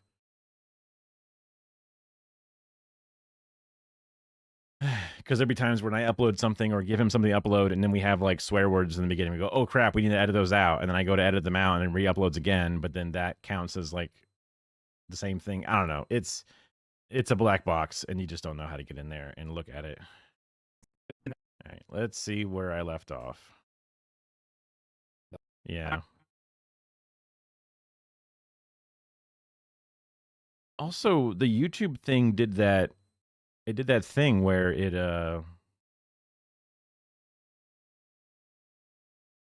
activated young, like no young people, right? Wasn't that a thing that it's supposed to have done? And then I think I saw a video saying that now like they've removed the swear protection or something. I mean, we might still just mute some swears at the beginning just to be safe or something, because it's not really a big deal. People understand. But I wonder if that means that a lot of the demonetization and age restriction shit will like kind of fall away. Because that was like one of the big fears when YouTube was going to do this, you need to send in your ID thing. But I don't know how, I mean, not to defend YouTube in their information stealing methods or whatever, but I don't know how strict they were trying to be. Oh, you've had an account for 5 years? Well, then you're probably older than 18. Like, do they just do that simple thing? Do they say, based off your viewing habits, you seem to be older than 18, right? Yeah. But like a lot of the advertising problems, people getting demonetized because there's too much violence or something because it's not family friendly. They go off the age of your Google account. And then I guess if for some reason there's lack of information in the Google account and or a question about it, then they ask for verification. Because your Google account doesn't ask for verification, just your YouTube does.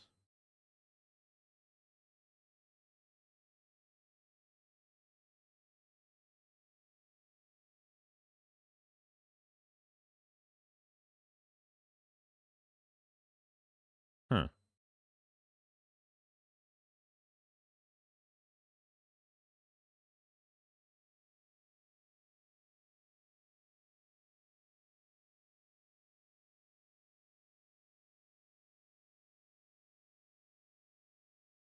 I mean, I assume most of the bullshit that I watch or liked watching, a lot of the different creators were, I don't know how many children were watching those things. Because kids like kid stuff. And even like, I don't know, late teens still are children.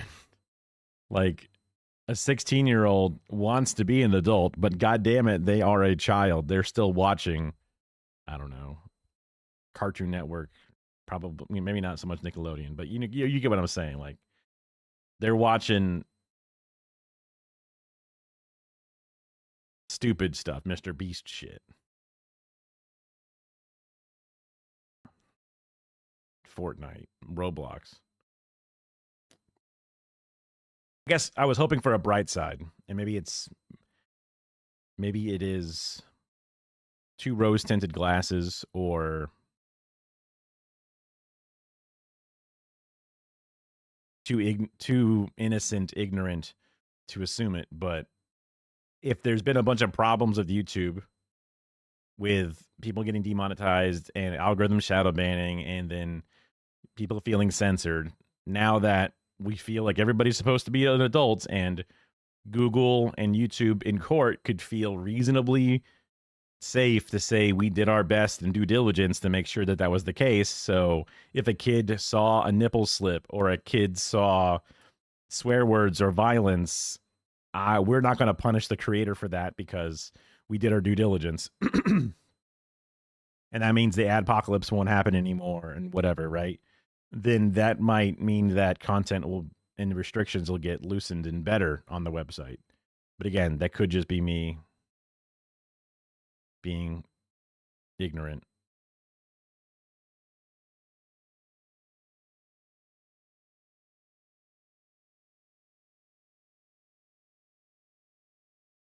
You played Neverwinter Nights at age 2? Red vs. Blue. 10 watching Red vs. Blue. Yeah.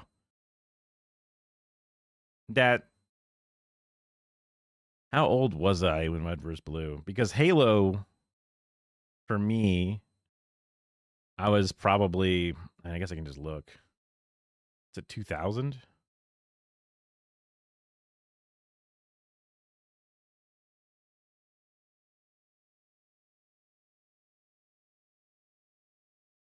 $2001. Just after 9/11. Jesus Christ. So that would be me, 8th grade going on, well, halfway into 8th grade. So I was just before high school. So that means I was 13 when Halo came out. So Red vs. Blue probably happened around a couple years after, maybe the same year. I guess I can look at that too, but whatever. Same idea. But I watched Red vs. Blue, and that to me was an adult humor, but it's not child humor, right? Taught you to read with it, but I can't imagine you were able to play it in any reasonable way. Just because, like, I don't think I can today play Neverwinter Nights.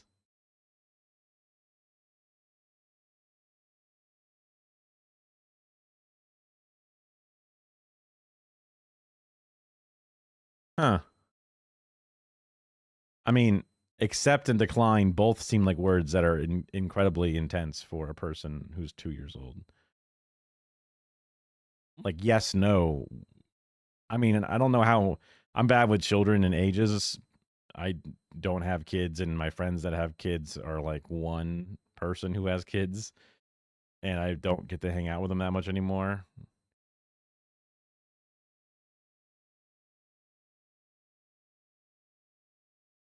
So I don't know when they really start talking. I guess it's before 2. Because he's not 2 years old. I fucking hope he's not. I don't think so. Maybe now he's 2, but when I was there visiting him, he was talking. It's gonna be crazy. He's gonna get older and older. It's like, oh my God, you're becoming a human being. What the fuck? That's weird, bro. That's weird.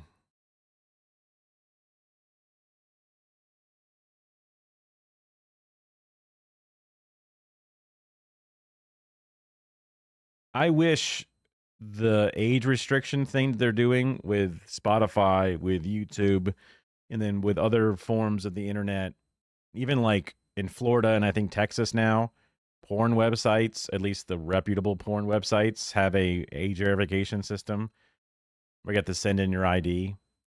But I was thinking, as a person who doesn't know shit about how any of this stuff works, but just as a concept, the idea would be.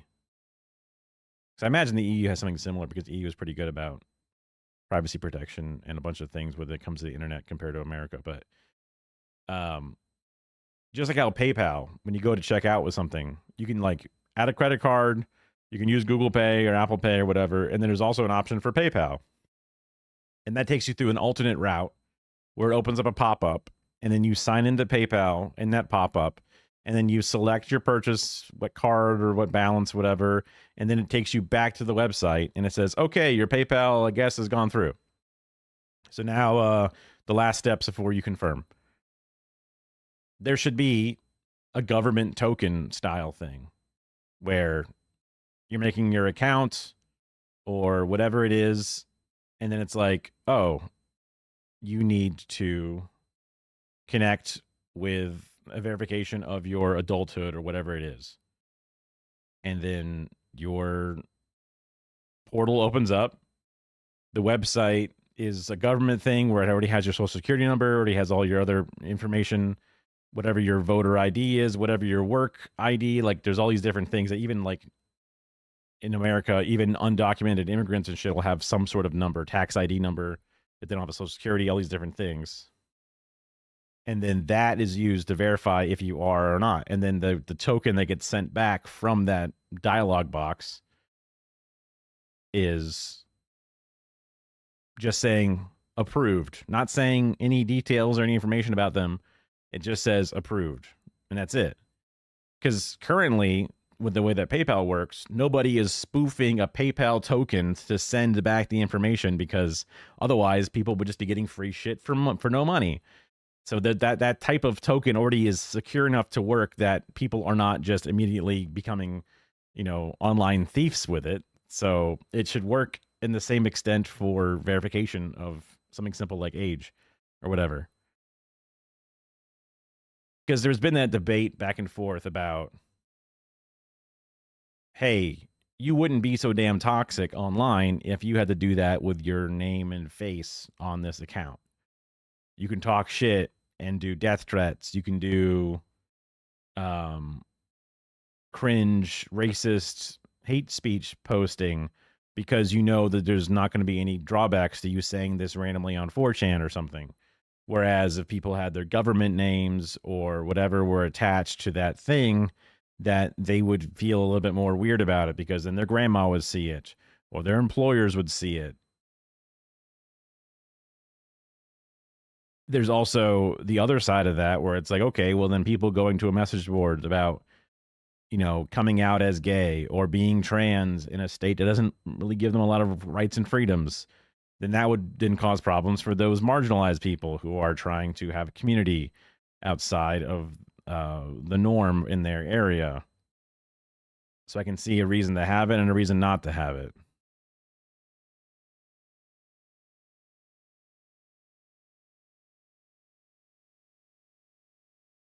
So I guess I'm just a fence sitter, which is like not the best place to sit at. I'm usually I'm not going to do, like, I'm lazy as fuck, so I just don't do anything about it, which then leads into the status quo continuing. But if they're going to make this happen, I would rather they make it happen under what seems like the government already has your information. The government already has, they know everything about you from the moment you're born, right? They already have it. So if you have to give information to somebody, make it go through the person that already has it. That way you don't lose any privacy because the government already knows about you. It's a done deal. And the government doesn't have to know anything about the website other than the website saying, we're asking for verification. And then they can say that we verify it. And that's it. It doesn't need to be, oh, we know you're going to ilovefeet.com or whatever. It can just be a ping from a server, and then that server then receives the ping back. It can be a double blind thing, you know what I mean? But as long as the government's the one dealing with your personal information, and then the government only gives them back a yes or a no answer, then I feel like it's the best of both worlds.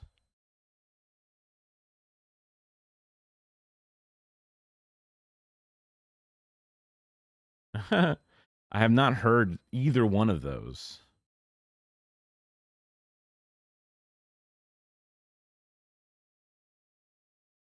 Like I've never heard of them say it's illegal to use a fake name. Like when you make an Xbox Live account, I've never heard the government say, "Hey, it's illegal for you to not use your name."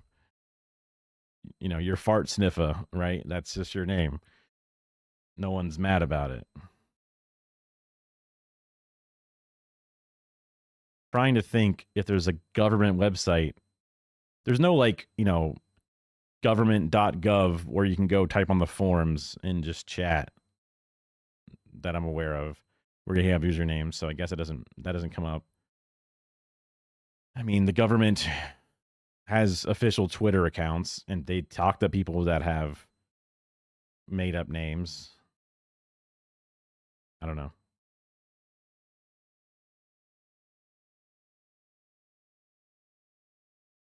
And now they say don't use your full real name. Well, that's a bummer for me with my full real name mostly in my username for Twitch, but whatever. I figured if anybody was actually going to be a freak, it wouldn't be hard to find it.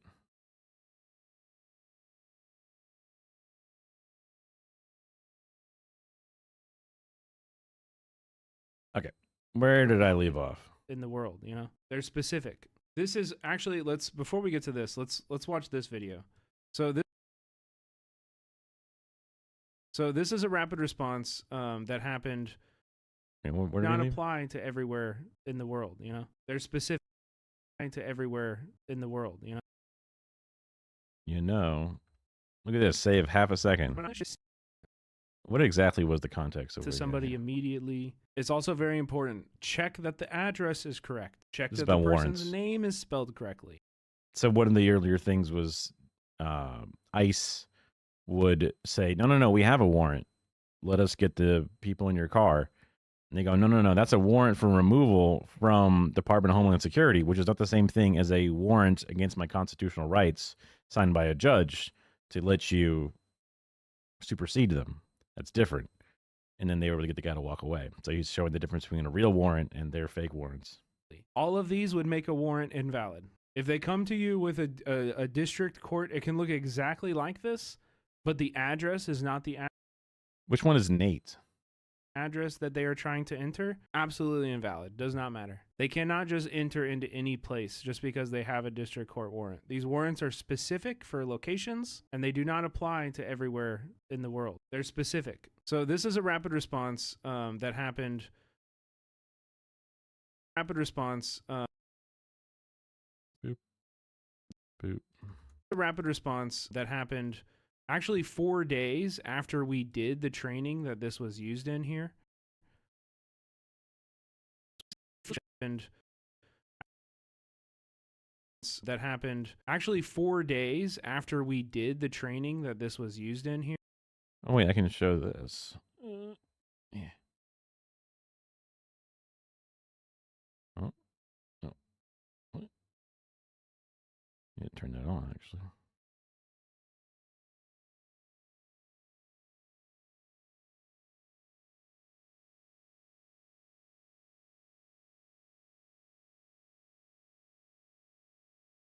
Oh.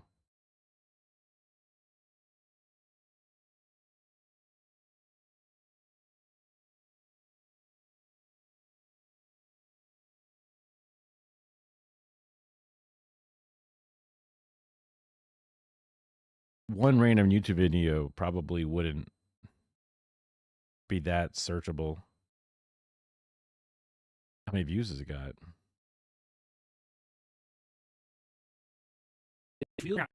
Actually 4 days after we did the training that this was used in here, that this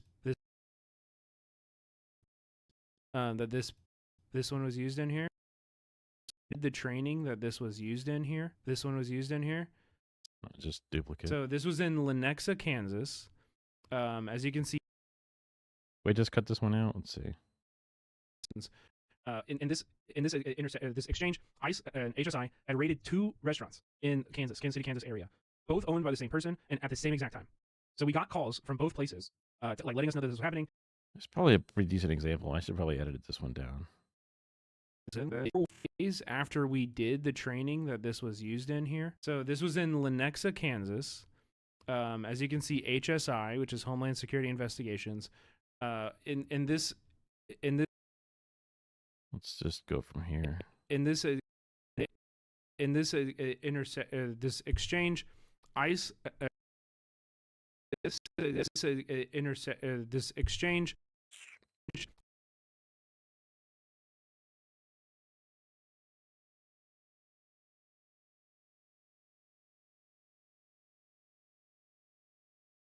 ICE and HSI had raided 2 restaurants in Kansas City, Kansas area.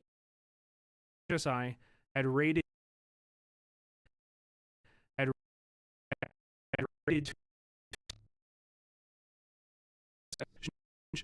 ICE and HSI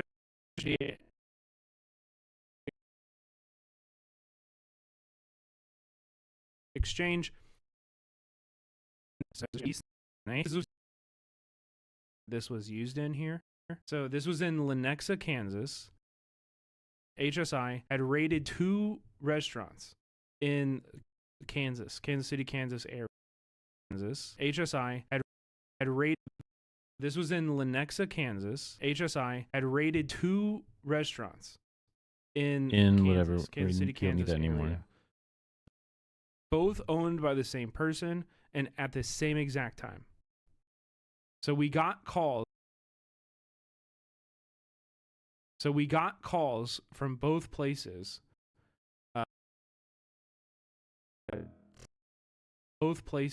Like letting us know that this was happening. We immediately sent people out there. I actually got. I mean, somebody really sent people out there. Somebody who wasn't me got to this one late.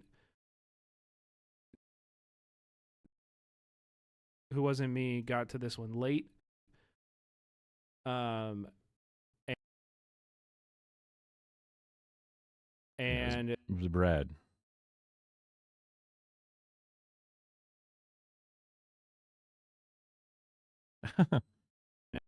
Somebody who wasn't me got to this one late, and you'll see what happens here. There's a lot about this video that I want to look at and kind of use as an example. Whoever recorded this did a very good job. And it was very helpful in the in shaping the narrative around this case, and both in mainstream media and in local media. It's closed because we had a criminal search warrant here today. Kind of use as an example. It's closed because we had a criminal search warrant here today. Okay. What's your your name? name? Sorry, I didn't get your name. You don't need my name. Well, then who are you? I'm with the Department of Homeland Security. Homeland Do you have a Security. badge? Do you have a Yes. badge or anything to prove that? Because if not, I'm just going to walk in. It's right there. Where? There's no badge there, sir. See it right here? Okay. First off, I want somebody to tell me what is important about what I'm not filming here. The person asking questions? What am I not filming here? Not in this shot in particular, but just through the entire video.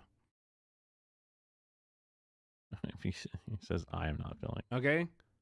People being close up here. Yes. Your comrades. Yes. Your comrades. Exactly. It is.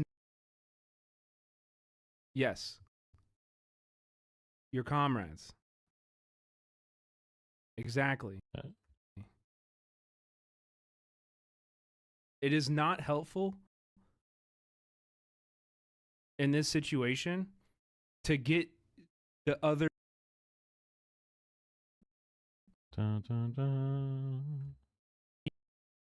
people, the other responders on the video.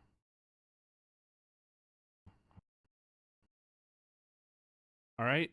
Whoever, like, you need to be up close. Like, you need to be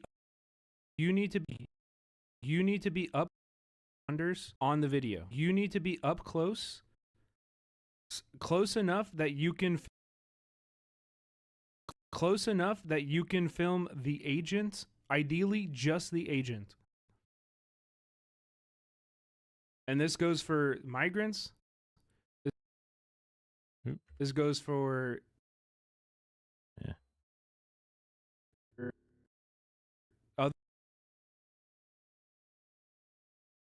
other rapid responders that you're there. You really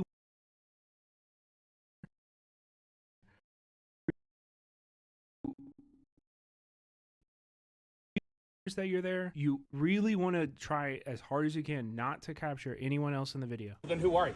A lot of repeating there. I can probably just turn that down. Because later. again, as we're talking about here, what to do after a raid. Do not change the file name or edit the footage in any way. I'm with the Department of Homeland Security. Homeland Security. Do you have a badge or anything to prove that? Because if not, I'm... Did I do that after? Did I make a thumb thing? Let's see.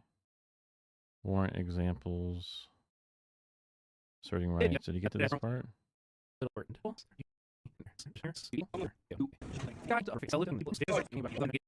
don't think you got that part.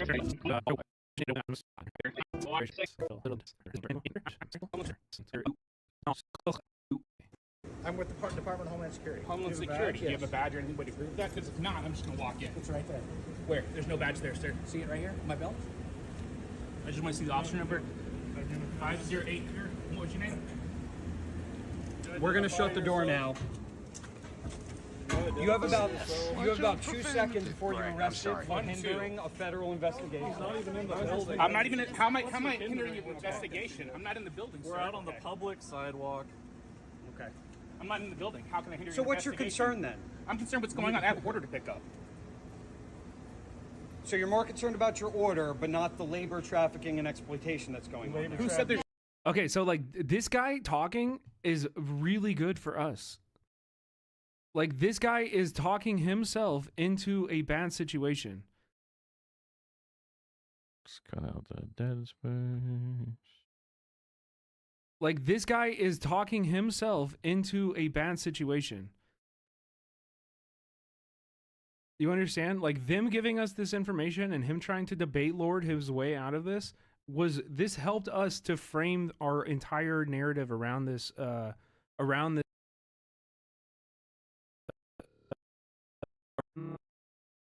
our entire narrative around this raid. Our entire narrative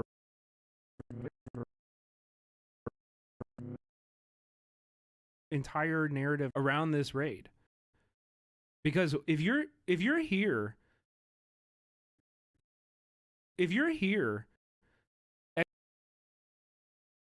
executing a criminal search warrant for human trafficking, why are you taking all of the employees out in chains? Chat, do you know that if somebody's a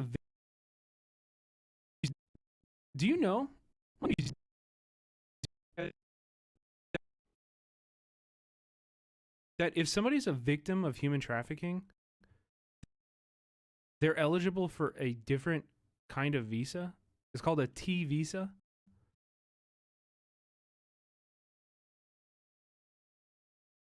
If we didn't capture this person saying this, we have nothing.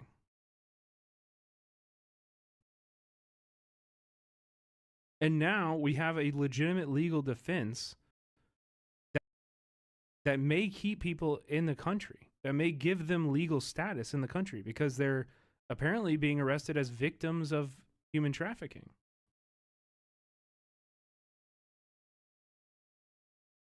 Like, this is why the rapid response being here, recording this, collecting this information is critically important. Any labor trafficking. This is a criminal search warrant. This is a criminal search warrant. Can I see a copy of it? Yeah, signed by a judge. Okay. You know, you guys. Yeah, again, we're asking for the warrant. We're saying we'd like to see the warrant. Can we see it? Is it signed by a judge?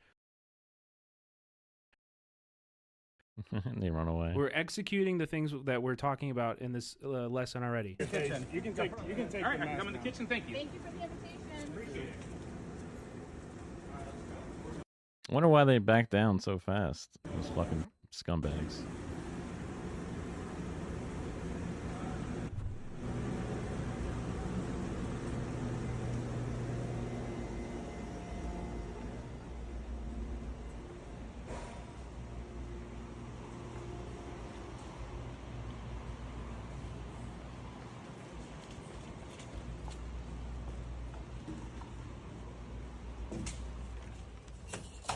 Want to do any names or identification today?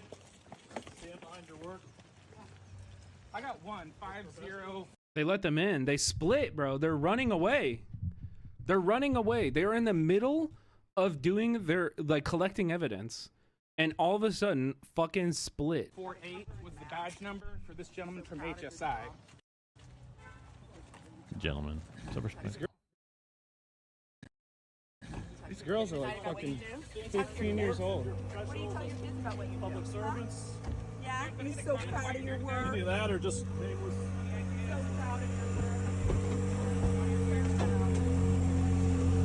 You're gonna hit somebody. I'm not in the way. I'm not in the way. I can't hear you. You have to hold on your window. I'm not in the way.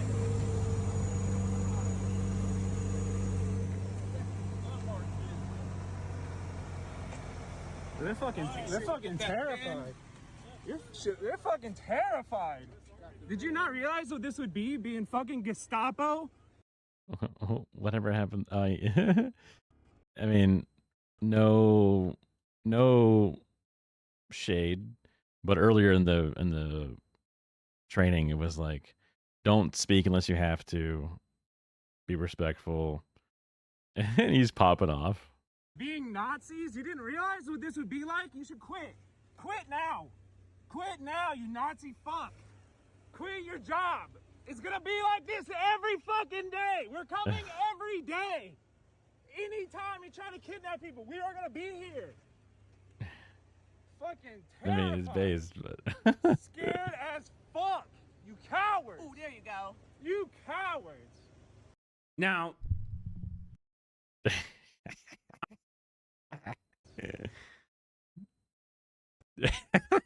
now, I know I said earlier, speak respectfully. The person behind the camera here is trying to do psychic damage. It's a longer term goal. I can't encourage this kind of behavior, but this is Brett, and we're pretty sure Brad is the one that did this video recording. Some guy named Brad. Notice that person recording was silent during the important parts, though. Okay, if you go in and you yell over this guy talking and shit, that is harmful to the collection of this, right?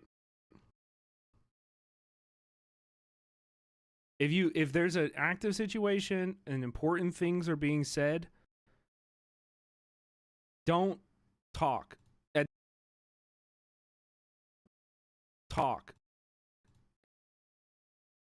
At this point, they're leaving. You know what I mean? I'm obviously not. They're leaving.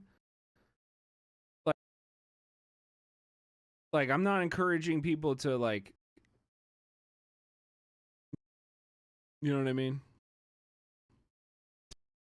To do any of that stuff. But fuck. Quit your job. It's gonna be like this every fucking day. Quit your job. It's gonna be like this every fucking day. We're coming every day. Anytime you try to kidnap people, we are gonna be here. I mean, they wanted to let them know. This wasn't going away. If you're scared now, it's only getting worse. If you're scared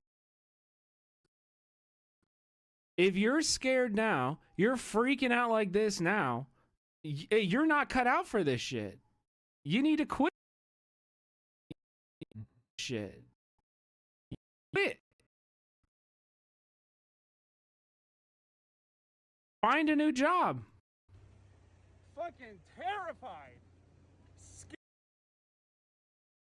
Scared as fuck. You cowards. Oh, there you go. You cowards. Flee. Fucking cowards. Scared little girls. Get the fuck out! Get the fuck out! Yeah. That's got to be pretty powerful and feel pretty good to do.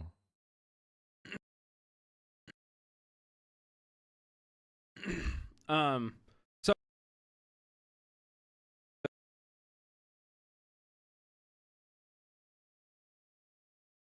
what to do after raid? So this is really the what to do after a raid. This is really like make sure the what to do after a raid. This is the what to do after a raid. The what to do after a raid. This is really like make sure you keep the original file. Make sure you keep the original file safe, because as somebody said earlier, it's really important. It's really important that if somebody said earlier, it's really important that if your video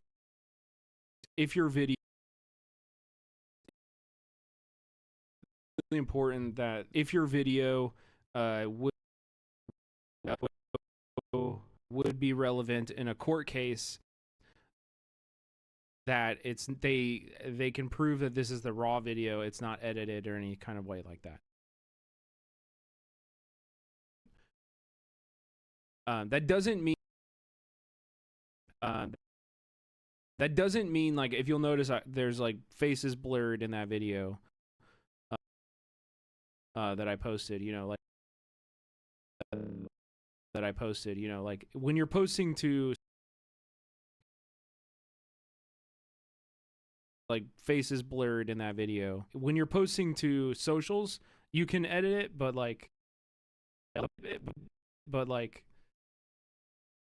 make sure that you're coordinating with the immigrant rights organization you're working through. Make sure that everybody on board is okay with it being posted. Like, I posted that video and I got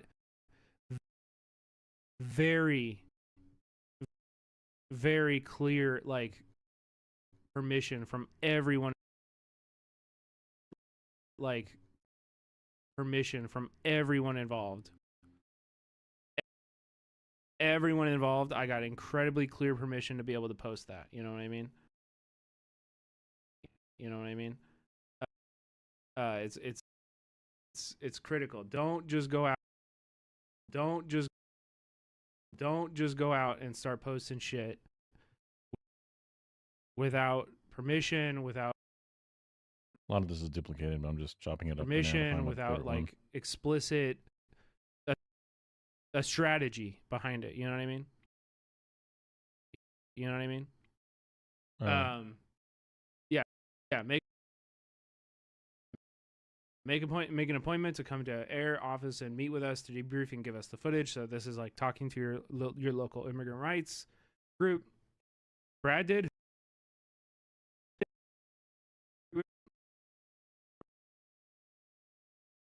Who's I? No, I posted the video. I'm not saying I filmed the video. That was Brad.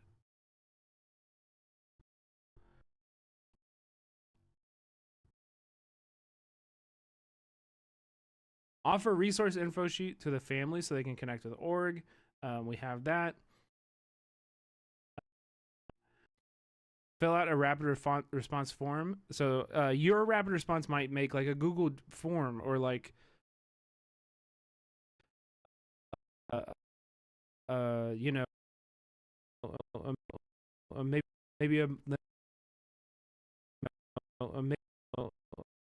maybe there's like a more secure way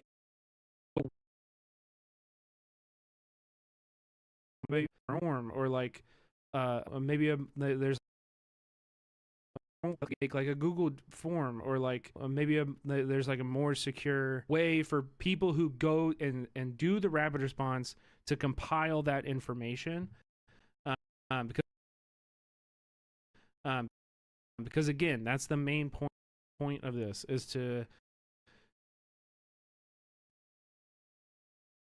develop a practice of watching them compiling the data and changing our tactics according to their patterns, right? Patterns, right?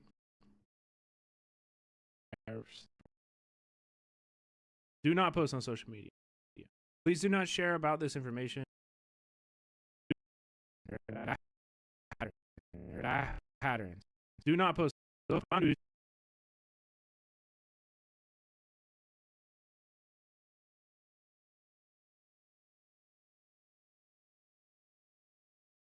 Do not post on social media.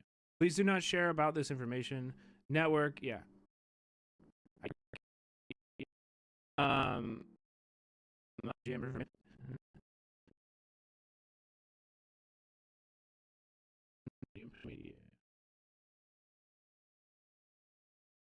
After a sighting, gather information from witnesses. This is what I was talking about earlier. It's really important to share about this information. Network. After a sighting, do not share about this information. Network. After a sighting,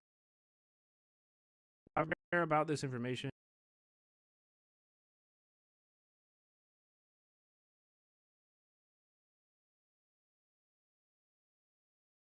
Kind of a short little bit To there. their patterns. Do not post on social media. Please do not share about this information. Network. After a sighting, gather information from witnesses. Information. Network. After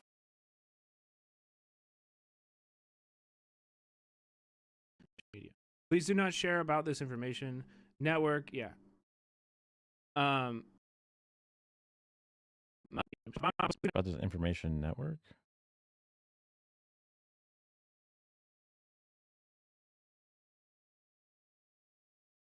Huh.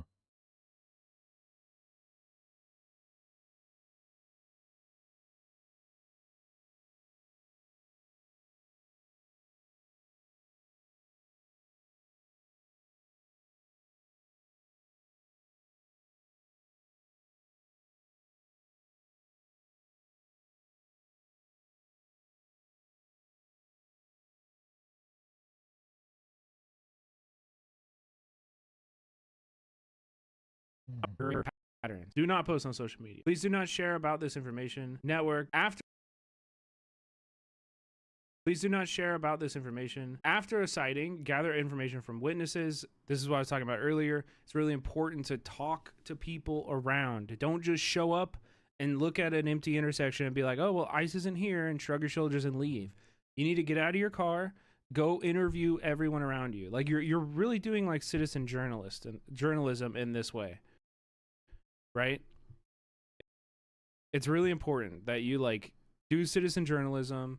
You actually ask people in the nearby area, what did you see? What was it like for you? What happened? You know what I mean? Find out, yeah, get as much information as you can. They would have they might have like videos and photos that they didn't share before. So get them to send those to you so that you and the organization can figure it out. Okay. Ideas so that you and the organization can figure it out.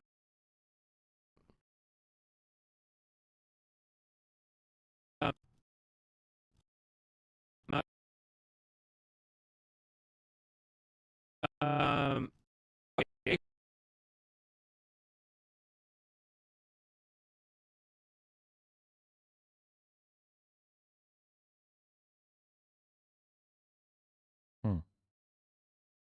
Bunch of unused slides there.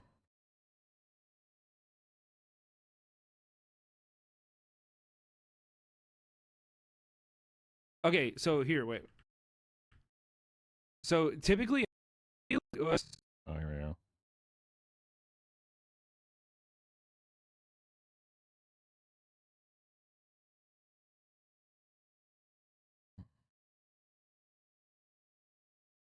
Ooh, almost removed all markers. Look me.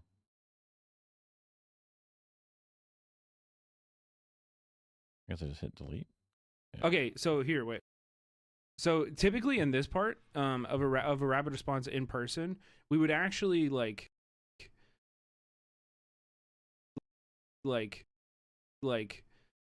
do a test. So typically in this part of a rapid response in this part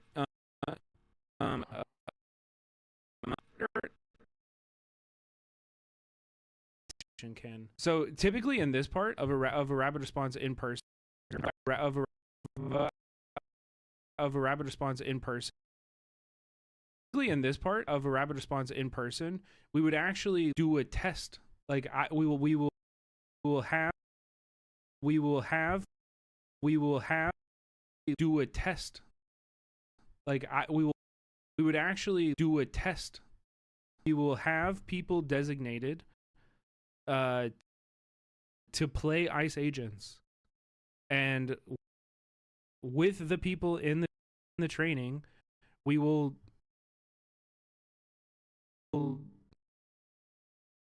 exercise the things we just learned. We'll do a real-time test.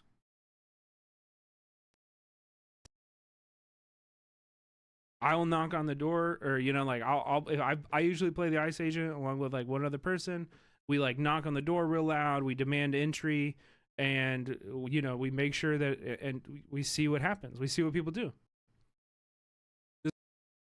This is really helpful because it's really easy to talk about. It's really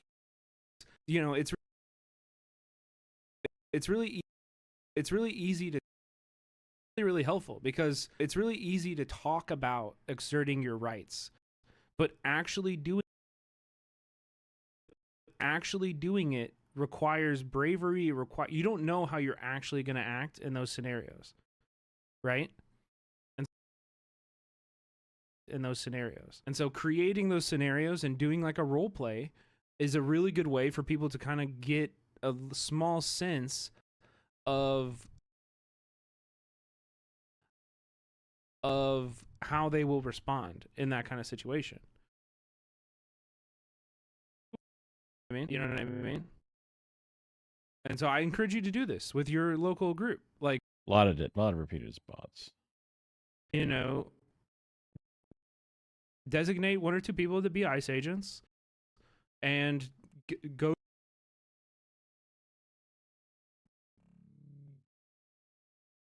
go through a group interacting with an ICE agent. We usually do a few scenarios. One, knock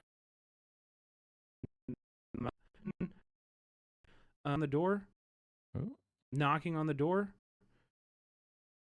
and two,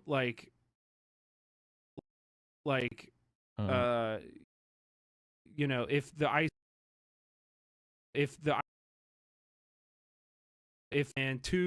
the ICE is already inside of a building, right? They're inside of a building. How are you acting? How are you acting? And so this is really important to make sure like somebody's recording, somebody's calling the hotline.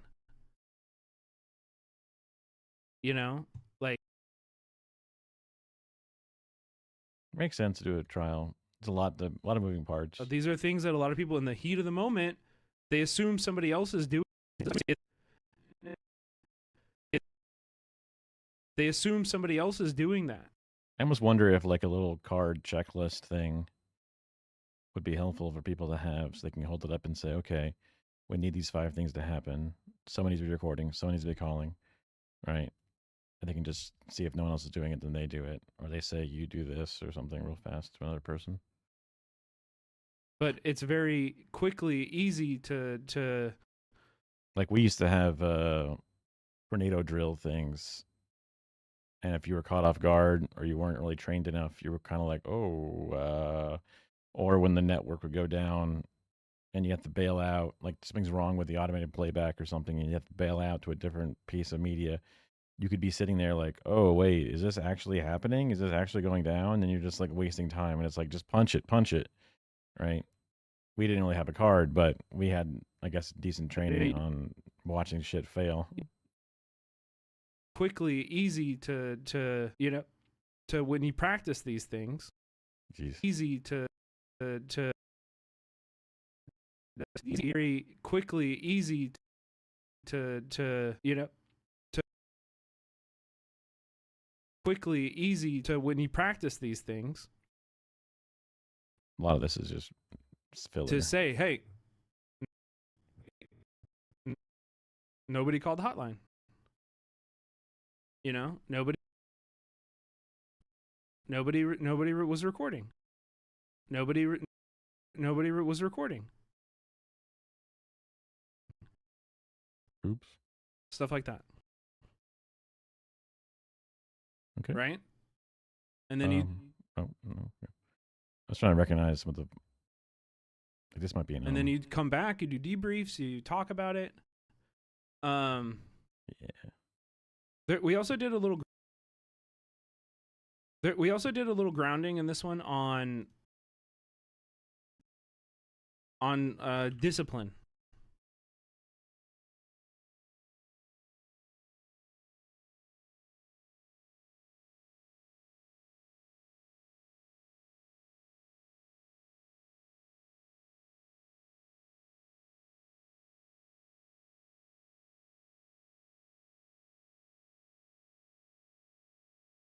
I was looking at the Spanish word when spelling it, and I was like, that doesn't seem right. Right? It's really important to have discipline. It's really important to have discipline. Why? Like not swearing at them in their cars. Why am I showing up? What's at stake? What commitments can I keep? And what risks am I willing to take? It's actually like really not helpful to show up to these kind of things in an undisciplined way. And to show up and think you're Rambo and run in and like start a fight with ICE agents, like that is going to do way more harm than good. You know, you need to have discipline. You need to understand why. They're definitely waiting for you to fuck up, so that way they can then brutalize you or arrest you or get you out of the way. Why you're there, what your role is in this moment.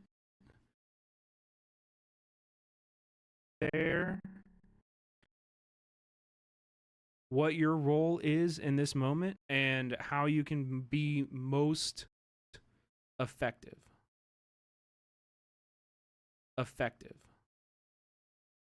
That look bad. Most effective.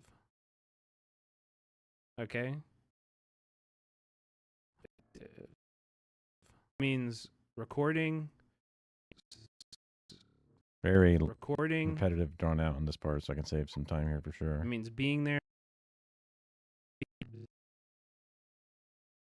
Recording, being there, reminding people of their rights. You know what I mean? It's a live stream. What do you want? We only take actions as collectives. That's one of the groundings. One of the groundings we started on, right? So that means not going into these situations as an individual and making it about you and making it about you. And now the entire rapid response has to do jail support for you. They have to go, like, you know what I mean? They have to go, like, you know what I mean? Something from my rapid response training, they asked us to be mindful of when and where Brad intentionally antagonizes ICE. If they're abducting someone and Brad pisses them off, they may not take out their frustration on the white guy with the camera. They may take it out on the handcuffed immigrant once they're not on camera anymore. So Brad has to keep in mind the potential consequences of any reaction may not always be directed towards himself before he decides to go aggro. Exactly. Yeah, that's what I mean by discipline, for sure. Right? Like understanding the situation, understanding the... Right? Like understanding the situation. Understanding this is not about you. This is not about you. This is about protecting the person. This is about other this is about protecting the person being targeted, right? In that situation we just watched, they had already taken all of the detainees. They had already taken all of the detainees. Detainees, right? It was taking all of the detainees, right? It was just the agents and us there.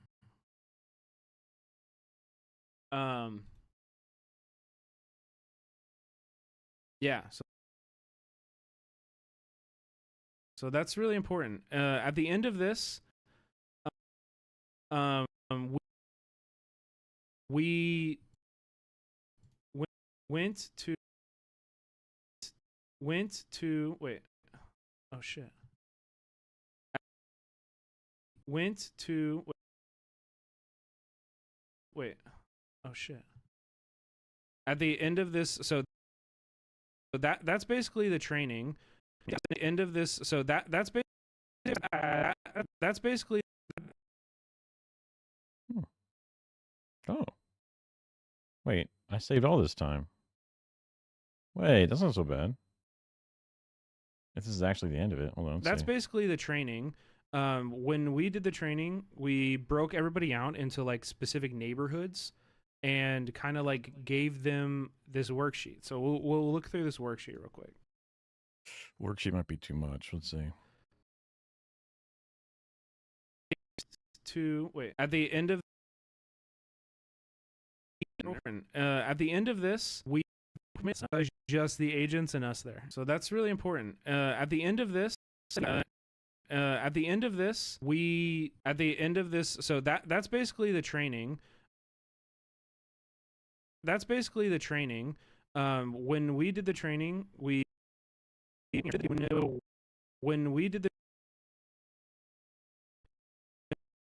important. At the end of this, so that's basically the training. When we did the training, the agents and us there. So that's really important. That's basically the training. When we did the training, we broke everybody out into like specific neighborhoods and kind of like gave them this worksheet. So we'll look through this worksheet real quick.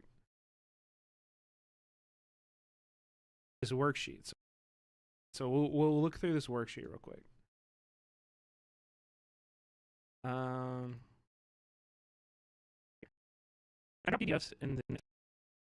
Can I drop PDFs in the Discord? Think so? Okay, here, I'll drop this in the Discord. 1 second. Okay, it's in there. So this is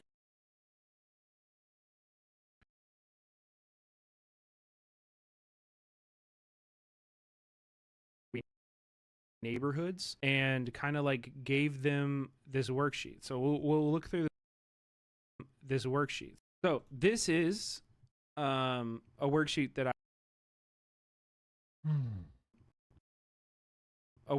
I and some of my comrades put together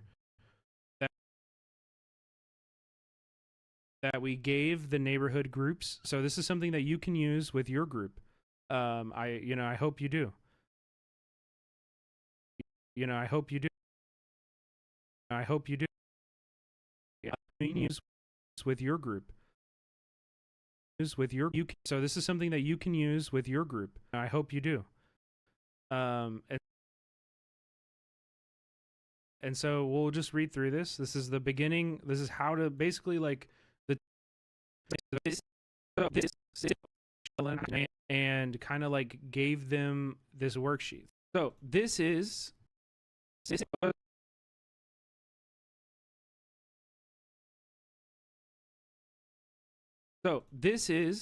a worksheet that I and some of my comrades put together that we gave the neighborhood groups. So this is something that you can use with your group. I hope you do. And so we'll just read through this. This is the beginning. This is how to basically like the tools that you might need to start like a neighborhood defense community workshop, right?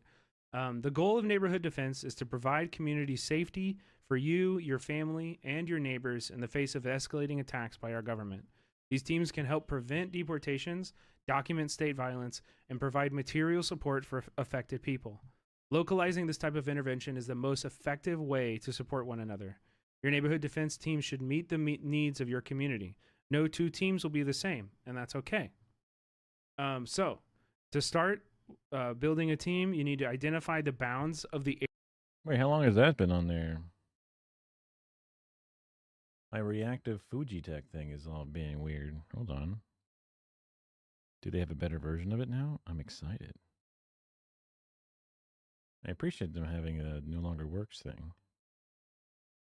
Dream Tools. Fuji Reactive.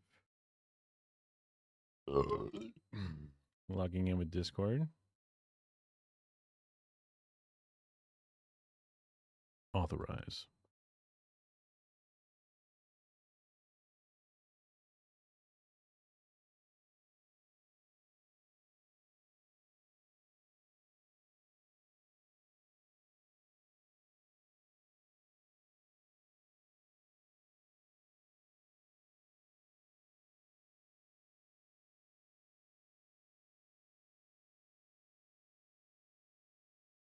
Huh.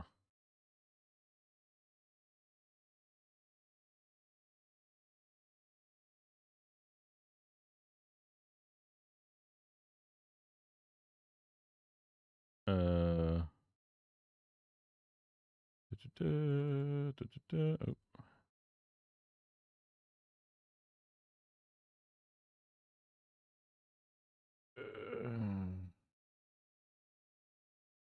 Wait. No.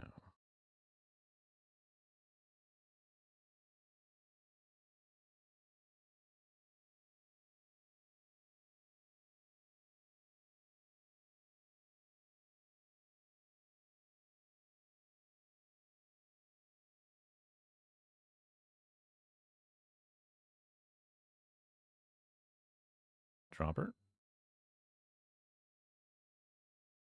Brush.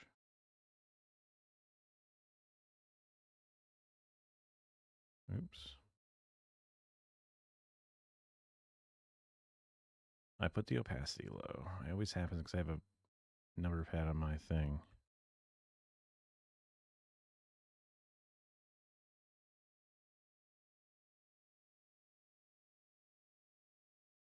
Alt. Wee.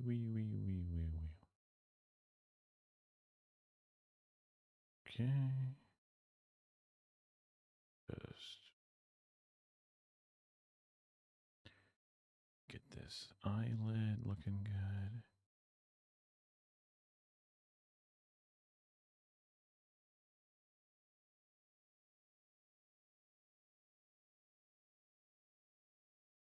I think I want to throw a little black. I'm sure there's a way to do brush size as a tool button or something, but we'll just.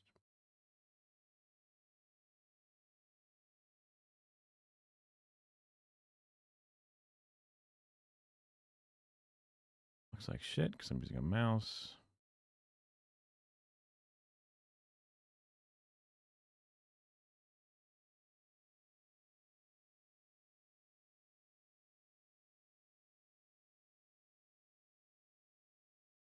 I think no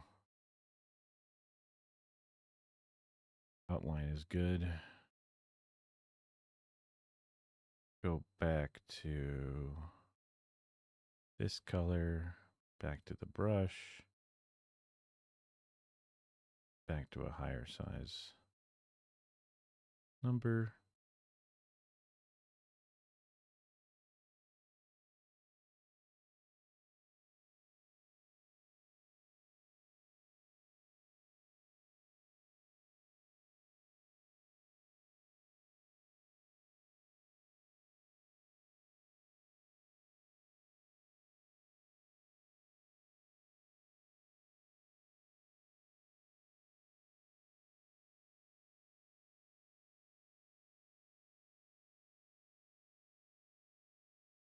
Yeah, looks about right. And now eyedropper this color. Get rid of this eyeball.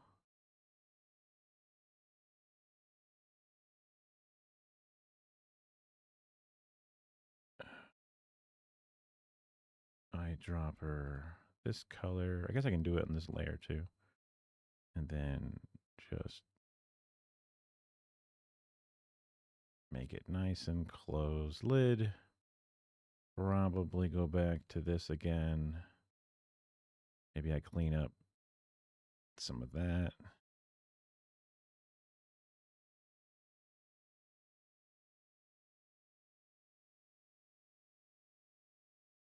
Okay. You just add this layer. Oops. Do I get rid of all the eye socket above? Does that look better? Oh, I think it looks better. Immediately, I think it looks better.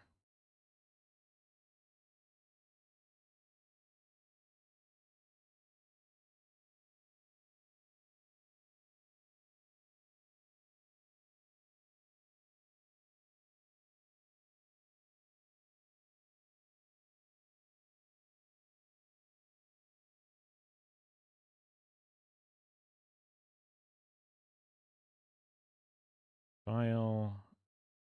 Export as PNG.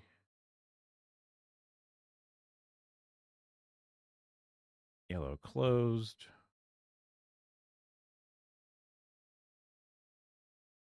Into my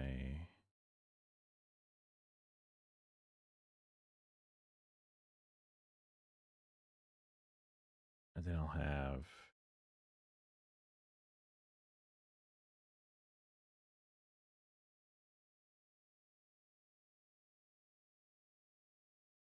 new layer, color.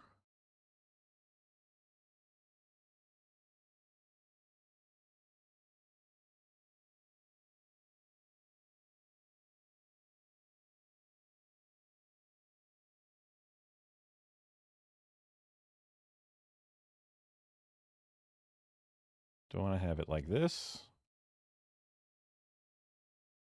Probably.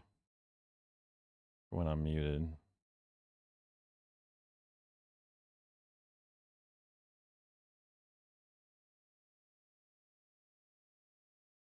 And sloppy can be kind of the vibe there.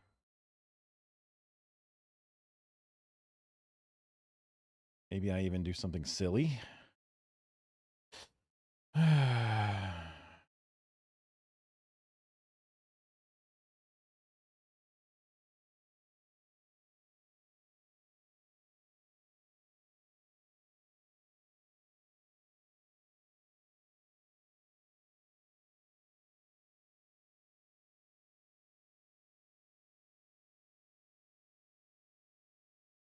Where did that go? Did it not go anywhere?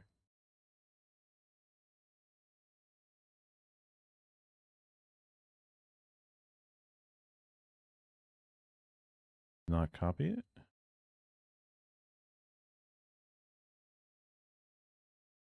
Oh. Why didn't this copy? I don't understand.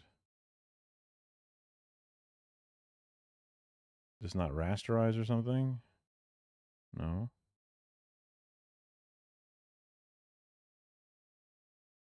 If I hit delete. Wait, what?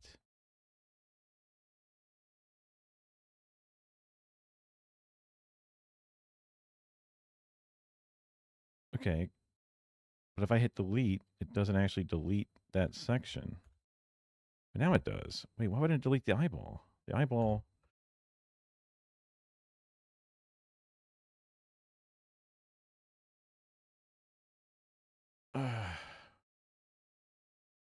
Huh?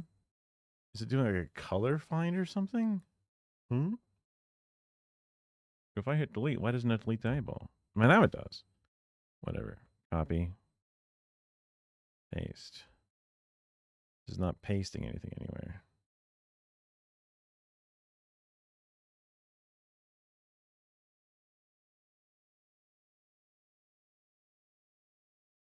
X. V. Okay, so that does it. Whatever.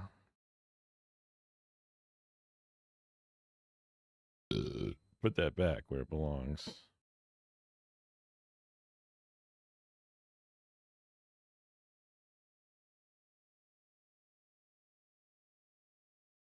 What's good?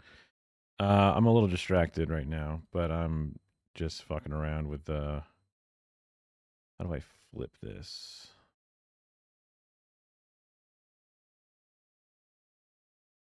Transform.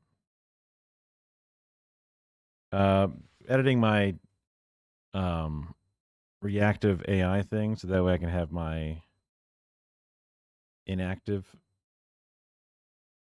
file. Hello?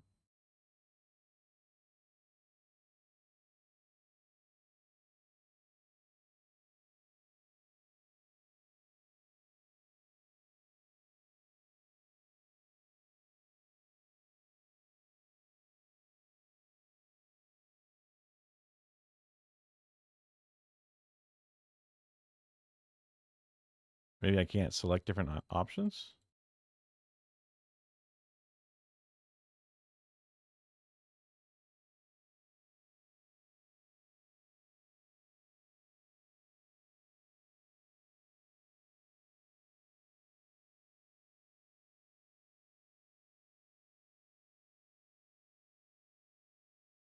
Oh, I have to select a new one. So that would be under here, under here. We have this one.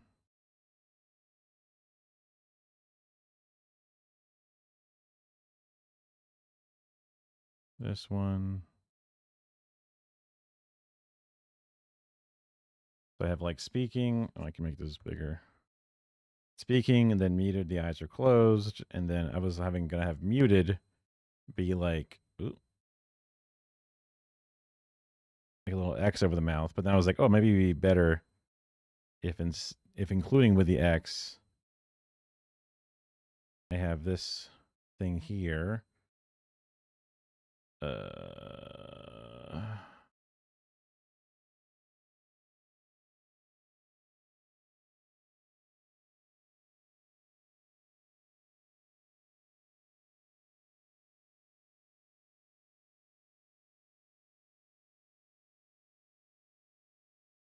There's definitely a transform in here somewhere. Transform controls.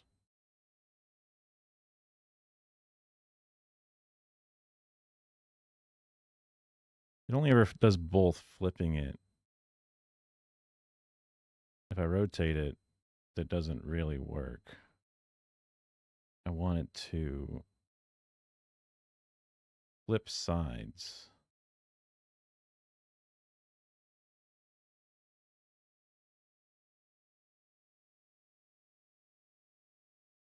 Layer. I have mildly green eyes, but for doing it in this thing, yeah.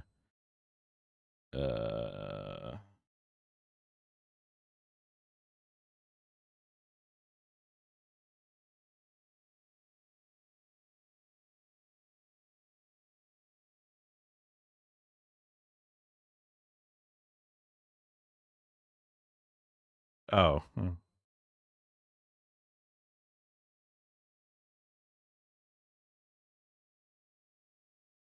Isn't there like a little, yeah, this, flip. Edit, transform. Okay, whatever.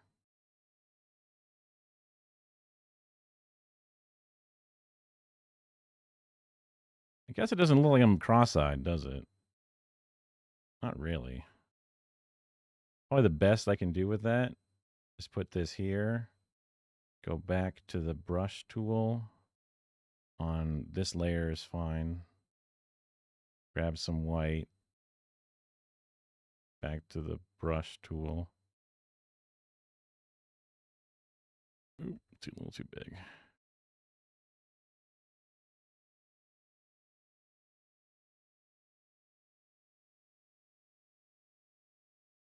And then grab the gray color, back to the brush, but this needs to be smaller for sure.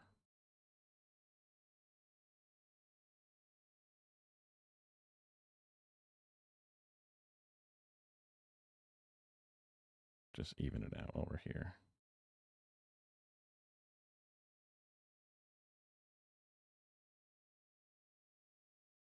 Now it looks more like I'm cross-eyed. I'm like, ooh, I'm muted. Looks a little goofy. That's the whole point.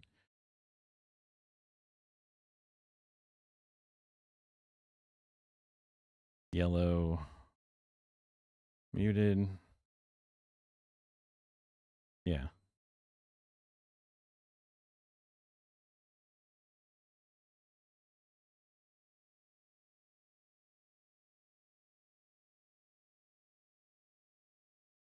In here, I can select muted.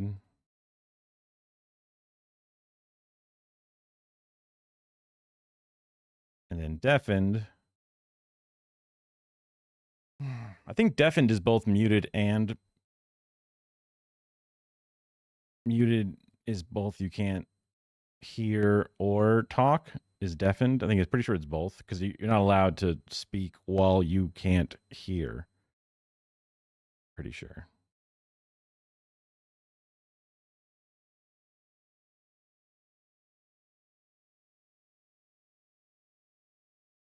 Oh, 4 does have a thing there. That's funny. Well, we can just get rid of that. Okay. So on 4, I can go back in and add another red thing. I'll just grab the color red that we have. And then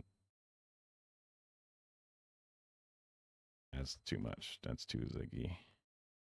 It's too rough. Too long. Oh, I fucked it up at the end there.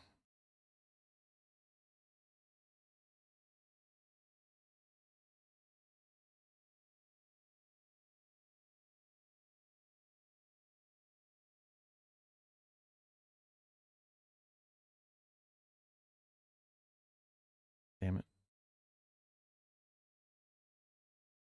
Almost had it.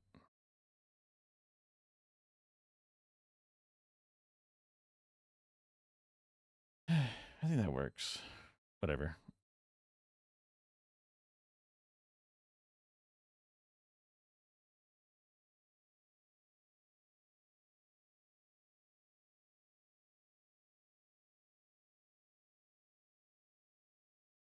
Deafened.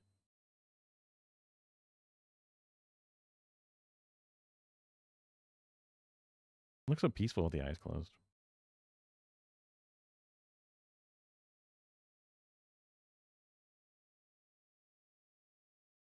And then select.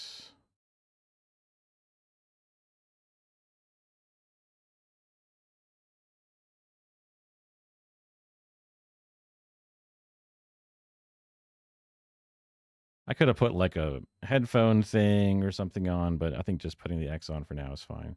Maybe the X should be bigger just because it matches the other one. Let's go back in here.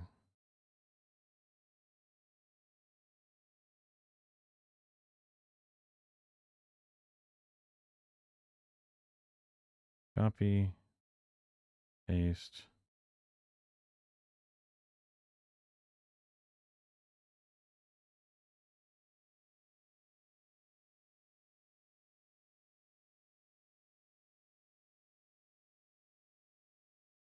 Def.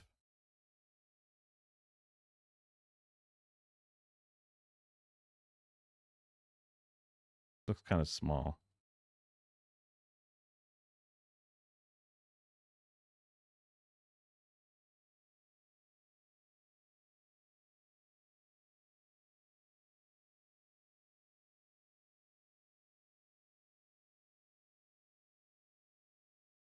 Oh, model. Discord silly. Active. Oh, it has a little picture there too. That's fine. So now, theoretically, seeing how this is all set up, all I need to do is go into my Discord. I can go to a private channel and just join a voice channel. And then when I'm there and I'm talking, then I'm silent, my eyes close. Wowie, how special. And then if I go in there and then... Oh, I don't have a mute button. I guess I do here. That's muted, technically. Doesn't seem like it's showing. Oh, I guess it just mutes the input so it doesn't notice I have an input, but I'm not officially muted in Discord.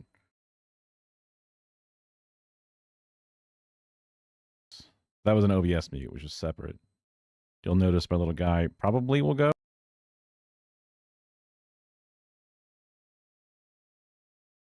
But now you can hear it and you can see the little guy going. So if there was other people in a Discord call, we would all be down there. And I've never been in a Discord call on stream before, but I'm fucking ready for it. If we were playing a game or doing anything.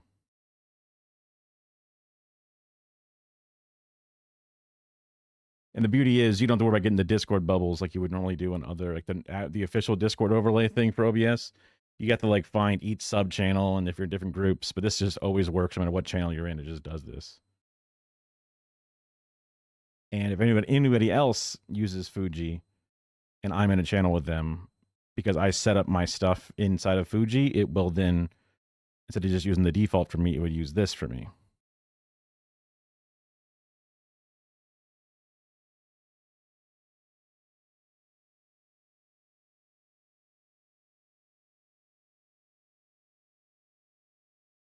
Neat.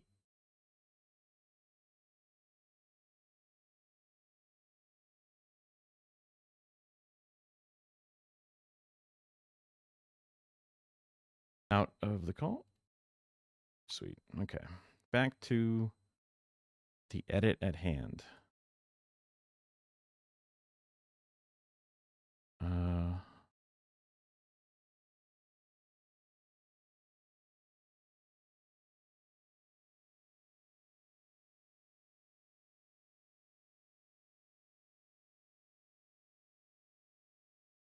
Might as well save something. Oh yeah, this is a miniature painting thing that uses markers, which is pretty cool. Obviously that looks like shit because it's just one base coat or whatever, but that's just using a speed paint style, but with markers. If I ever got back into painting, I might try this. I have a bunch of paints still, but they're probably half of them are all fucking dried out. Annoying.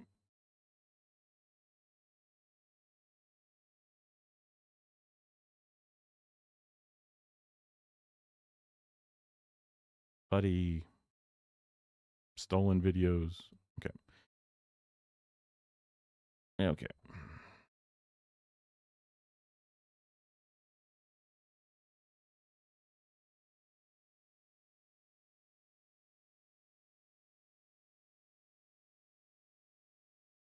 Oh yeah, he's going over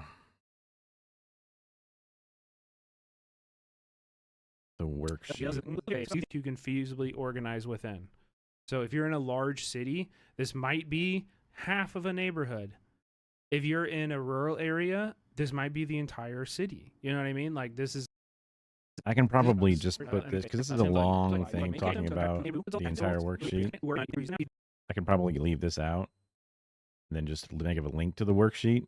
I think that's pretty obvious where it's for. So I'll just leave all this part out. Let's see, where do we leave off of the worksheet? Worksheet was right here. When we did the training, we broke everybody out into like specific neighborhoods and kind of like gave them this worksheet. So like understanding the situation, understanding this is not about you. This is not about you. This is about protecting the person being targeted. And that situation we just watched, they had already taken all of the detainees. It was just the agents and us there. So that's really important. That's basically the training. When we did the training,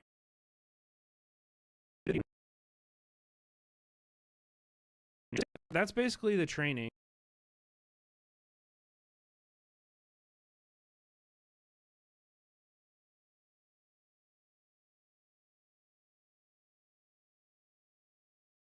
Hmm.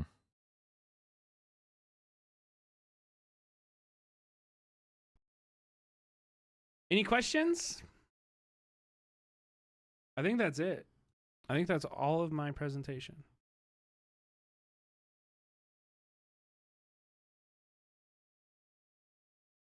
Let's flip-flop that for comedic effect.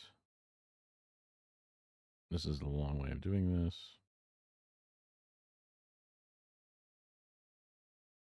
Of course, my cursor's still there, so it zooms in over there.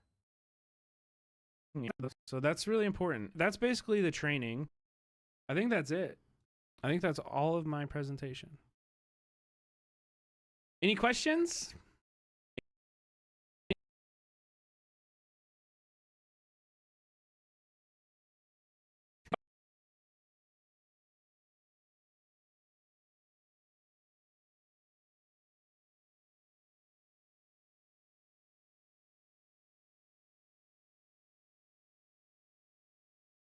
Okay, so now I want to, so my video is 30, what, 38 minutes long, 39 minutes long. I want to cut somewhere between 10 to maybe even 20 minutes of time. So how do I do that the best? Some big sections are these videos. No, it's not a warrant. It's not a warrant under the Constitution of the United States.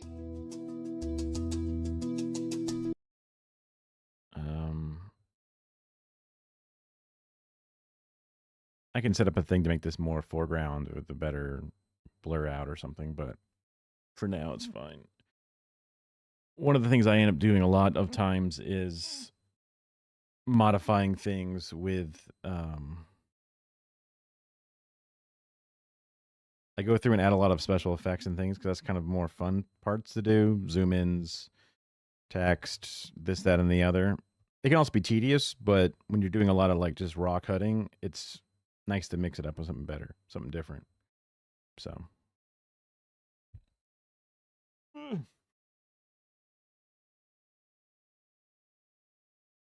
I definitely want to give him, make it at least a 35-minute mark that I have marked there in red.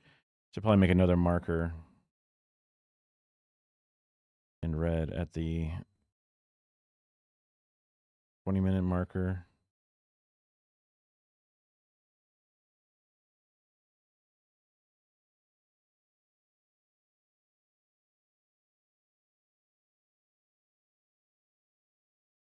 Holy what? Damn. I don't know if I'm making it to 20 minutes. But let's make one at 30 minutes.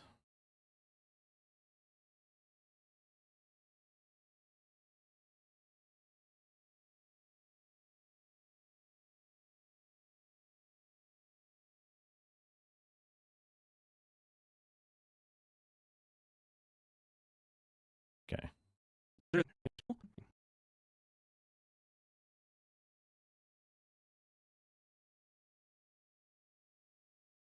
Let's go all the way to the left here.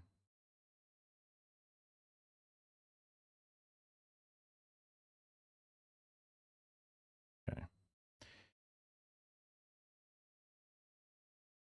Bare minimum, got to get to this line.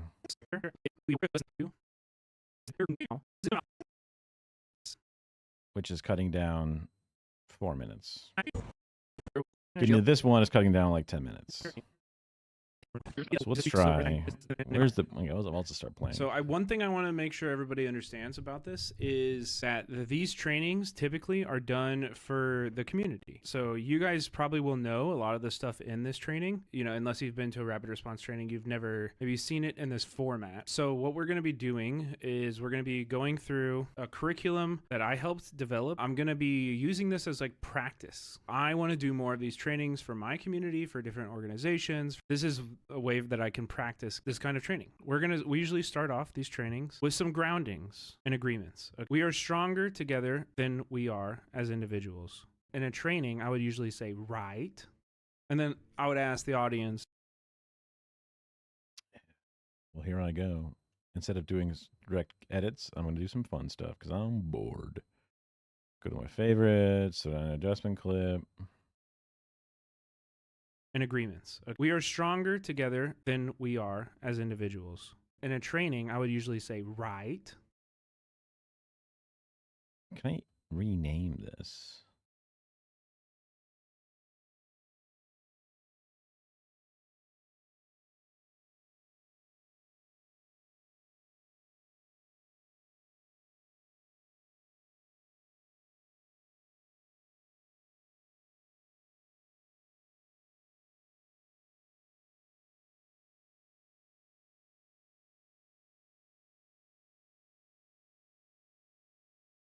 Guess not.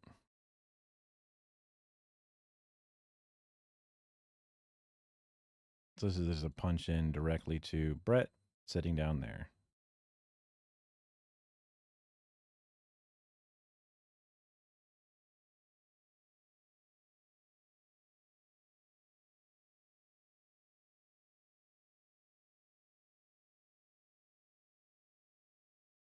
Well, my markers are kind of distracting. Let's make this a color that I know is going to be the one thing that I always use this for. Beige is always going straight to Brett. In a training, I would usually say right.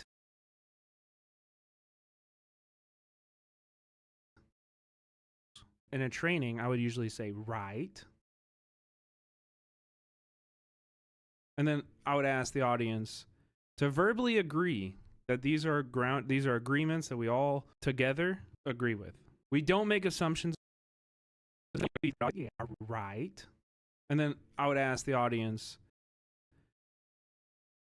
to verbally agree that these are agreements that we all verbally agree that these are verbally agree these are agreements that we all together agree with. We verbally agree these are agreements that we all together agree with. Verbally agree. And then I would ask the audience to verbally agree these are agreements that we all together agree with. I think just verbally agree. Verbally agree. We don't make assumptions about one another, about race, gender, sexuality, mental, So it's just repeating itself over and over or again. physical ability, or anything else, right?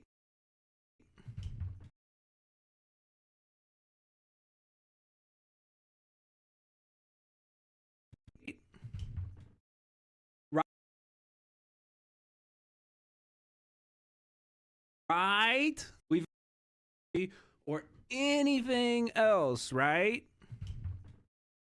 Right? We value storytelling and relationship building, but those things do not take up our whole meeting, right? And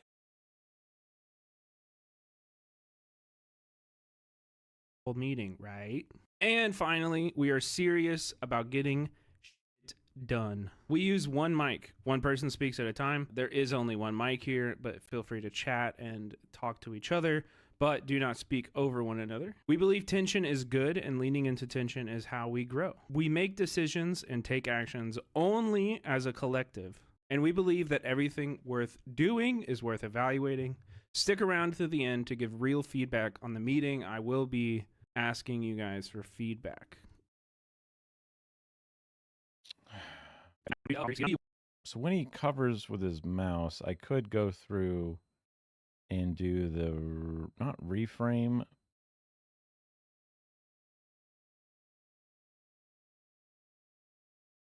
Wait, I thought he re-uploaded these. Did I not just reinstall them?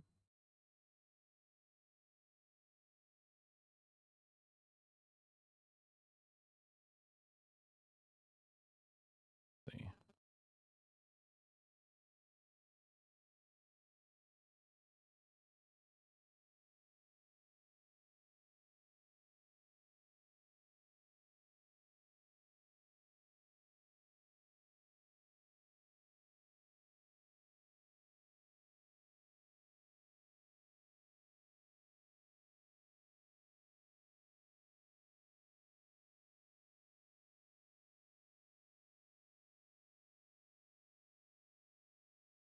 Are these uploaded? Updated? When does it show the update?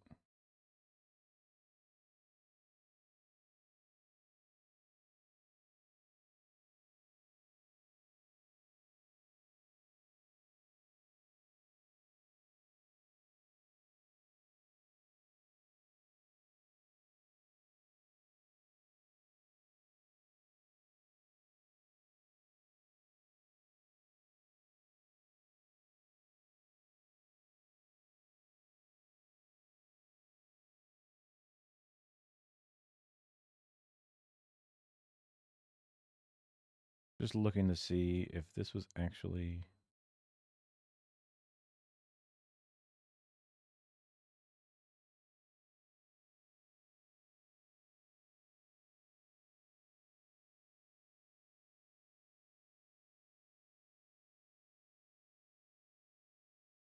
Hello, little girl.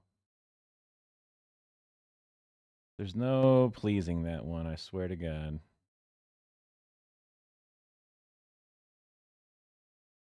Highlights what I want for sure.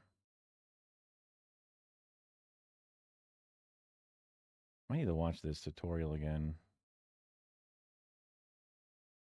Alright, in this video, we're going to be Holy taking a look balls. at Whip Highlight from the Editor Collection. This is a tool that lets us take a section of the screen and then bring it up full screen so that way it draws your viewers' attention to whatever it is you're trying to show them. It's a really cool tool that I use all the time in my videos, so let's take a look at how to use it inside of DaVinci Resolve. Alright, so inside of my project, I just have a screen So I have a problem where sometimes I go to highlight, but then I want to move inward more, but all it does is just zoom recording it. here, and basically what I want to do is take the inspector view and then bring this up full screen, so that way we can just focus on the controls inside of this Delta Key or node that we're working on.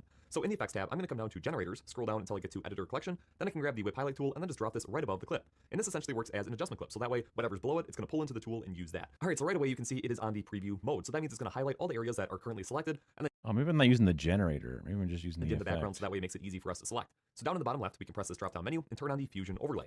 That's going to add in a bunch of controls on the screen, which I know for this tool especially gets kind of confusing. And the reason is DaVinci Resolve does not have a way that I can hide any of the controls that we're not using. So until they add that feature, it is going to be a little bit convoluted. But as soon as they add that feature, I'll go in and fix this tool. But anyways, it's pretty easy to figure out which tools we actually need to use because of this outline that we have for the highlighted section. So right away, I can tell that all three of these controls are probably going to be relating to window 1. So let's zoom in. What we can do is grab this bottom point, and we just want to drag this up so that way it is just selecting the controls for this one node. And up at the top, I'm going to drag this down so that way it doesn't have quite as much space up at the top. And in the inspector, we can come down to window 1, and we have the same controls right here. So the pivot 1 and pivot 2, if we want to manually move those around or type in a specific value, as well as the corner radius to see if we want to add any rounding around the edges. Now, I just want this to be a little bit very subtle, and yeah, that looks pretty good. So the next thing we're going to do is turn off this preview mode. And as soon as I do that, you can see it's going to bring the section that we selected up full screen into the view. And when I go to the beginning and hit play, it's going to animate that on. So that already looks really good, but there's a lot of customization stuff we can do to take this even further. So the first thing we can customize is the animation. So that way you can match the animations to anything else you've done in your project and fine tune it depending on what you're working on. You know, if it needs to come up really quick, you can type in 0.5, so that way it just takes half a second to animate up. But if you want it to be a bit smoother, a little bit Oh, I was using the magnify tool before instead of highlight. 'Cause this will blur out Brett at the same time, which is what we don't officially want to do. Little girl. Hello. Come on up here. I'll give you attention. I gave you food. I gave you treats. You have everything you could ever want. Come here.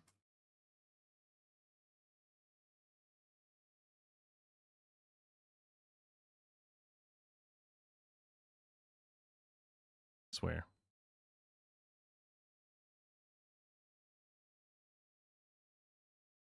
Let's see if highlight has what I want.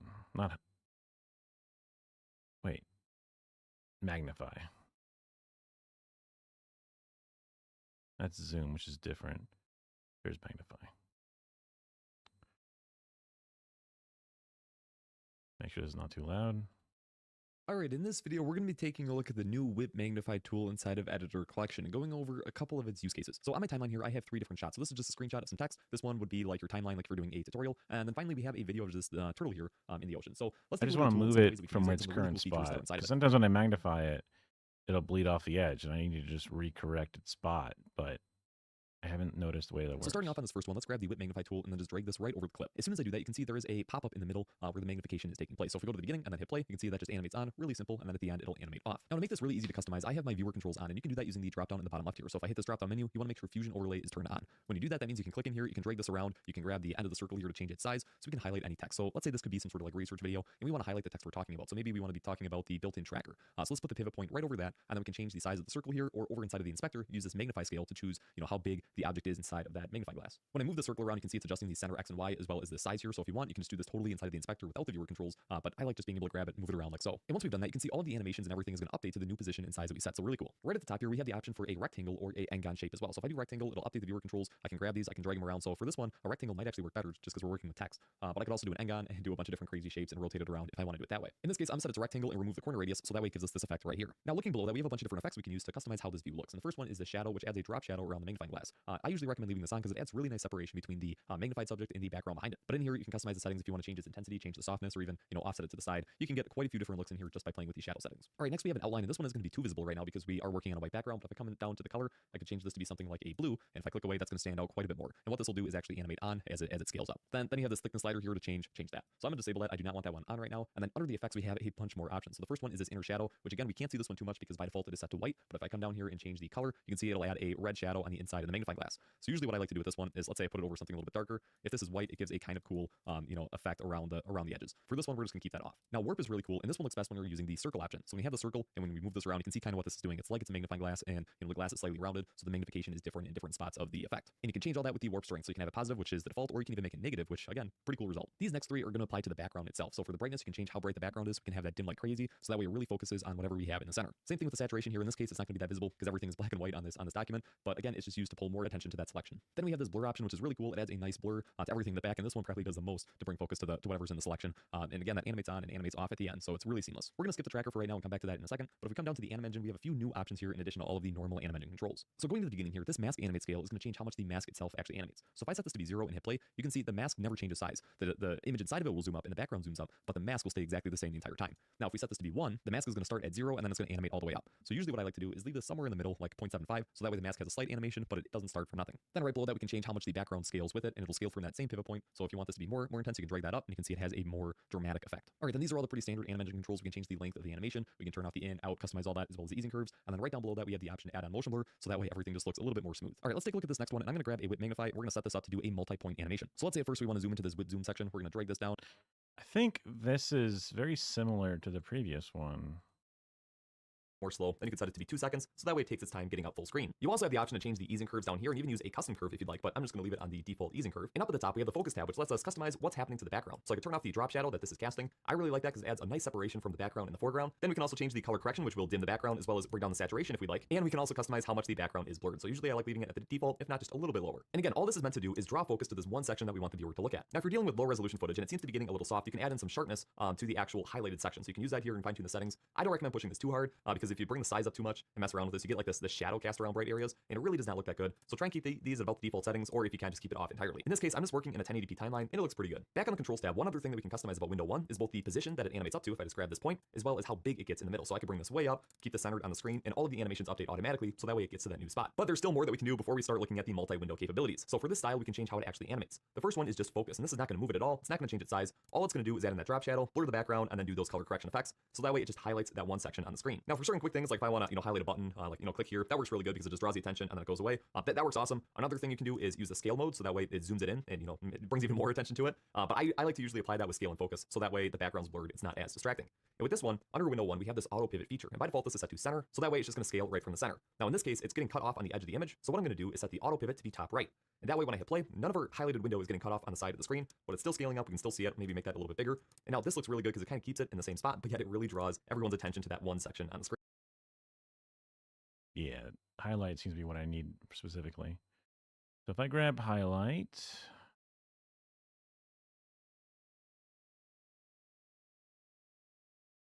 I would want to grab this. That little cat is going crazy, man.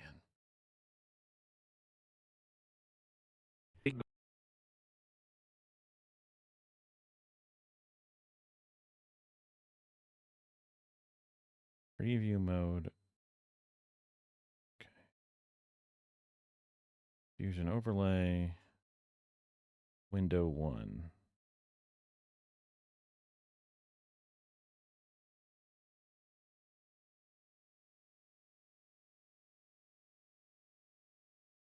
Oh, I don't know what that. I think it's a pivot point or some shit.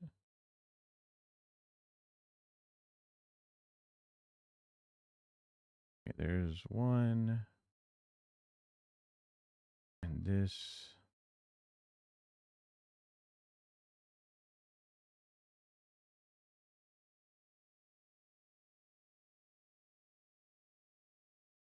Is the other one.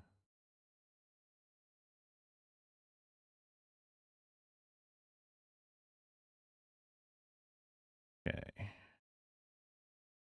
So window 1, if I set to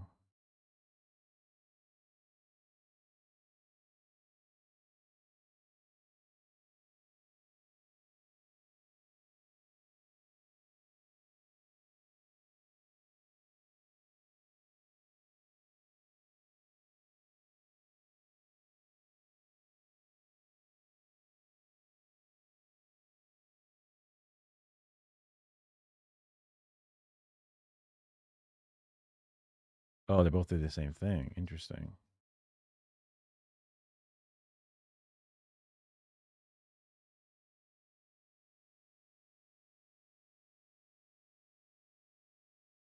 So window 1 is Brett. If I say bottom right,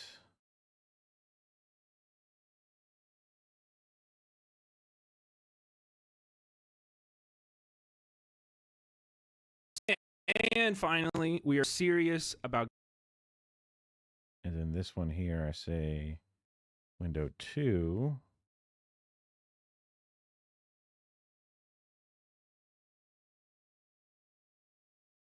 left center. Right. And finally, we are serious about getting.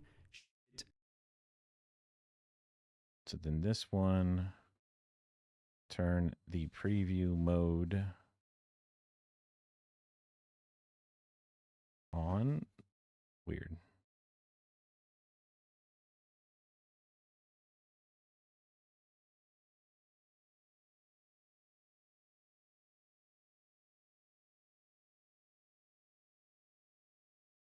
And finally, we are serious about getting. And finally, we are serious. Morning.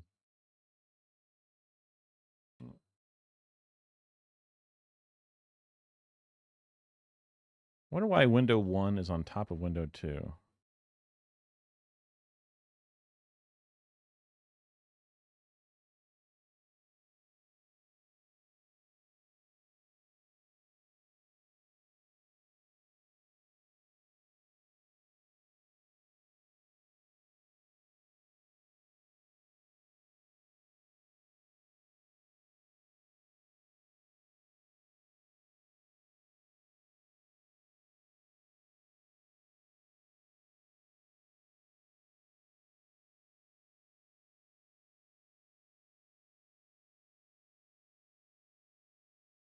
About getting.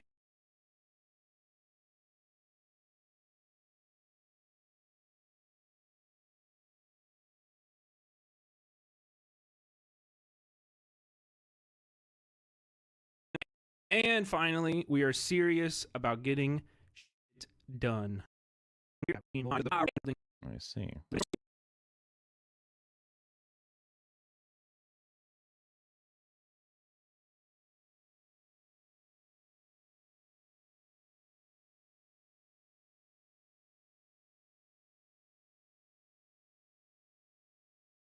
We value storytelling and make assumptions about one another.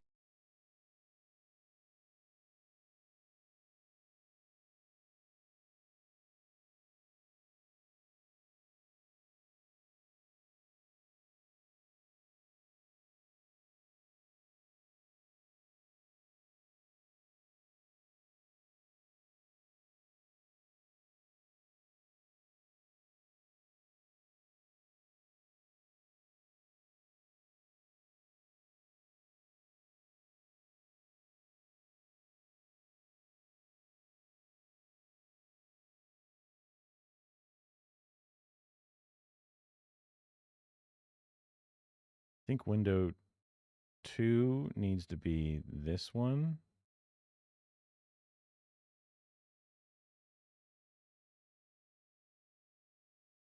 That was the wrong piece.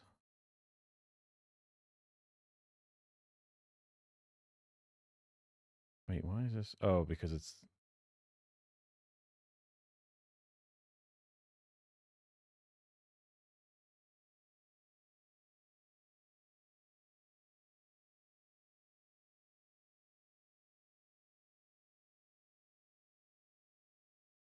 me a second here. Let me cook. This is unrelated.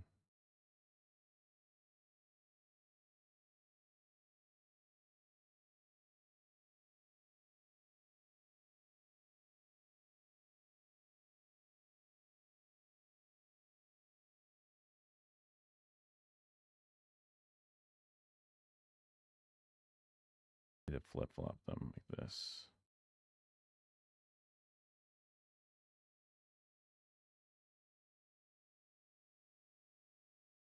So 2 is Brett, which is lower. And it's going to be, what's this say, right center? See how this looks. We don't make assumptions about one another.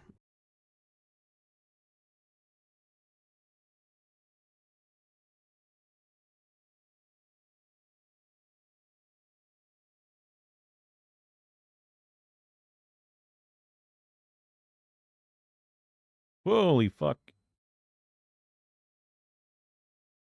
Here she goes. He's just so squirrely today.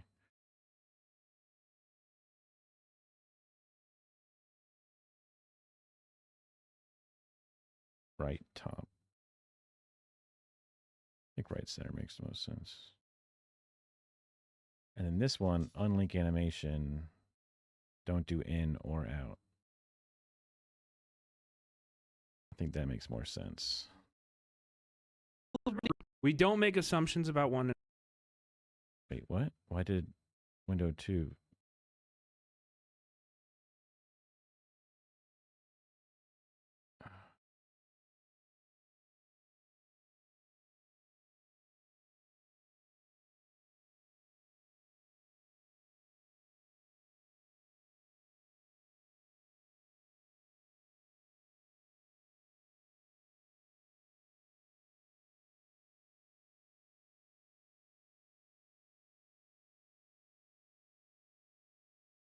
We don't make assumptions about one another, about race, gender, sexuality.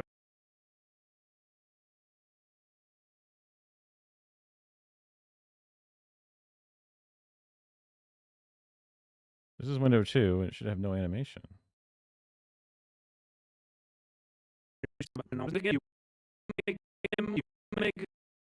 Why is it still doing an animation in?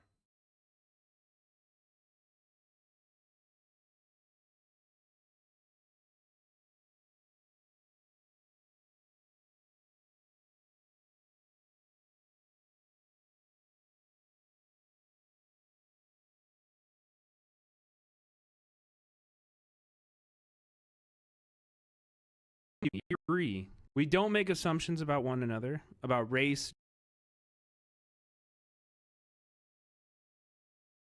We don't make assumptions about one another, about race, gender, sexuality, mental or physical ability, or anything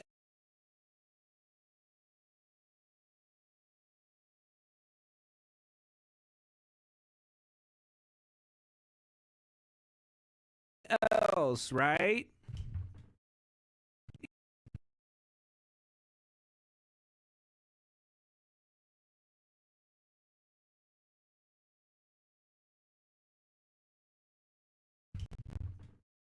Right? Right? We've all right? Right? Or anything else, right? I guess what I can do is just do this. Bring this back over. Get rid of this. Else, right? Right? Anything else, right? Right? I don't need the whole like double Right?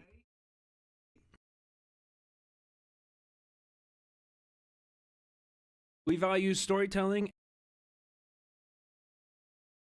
I don't know why this is here.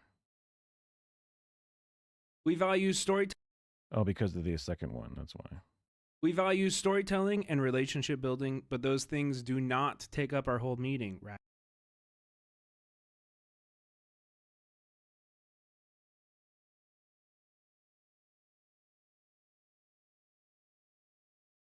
Right. Duplicate. Ends before. Bring it down. Okay. We value.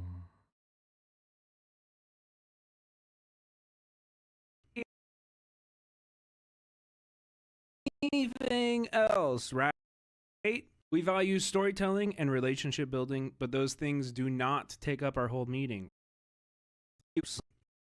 We value.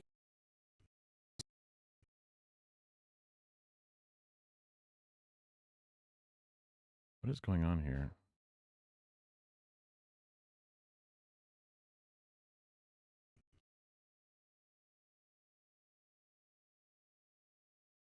Why is this doubled up and brighter?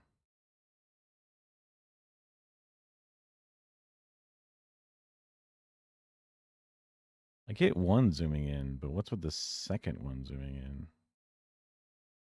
Did I mess something up? Windows 1 and 2.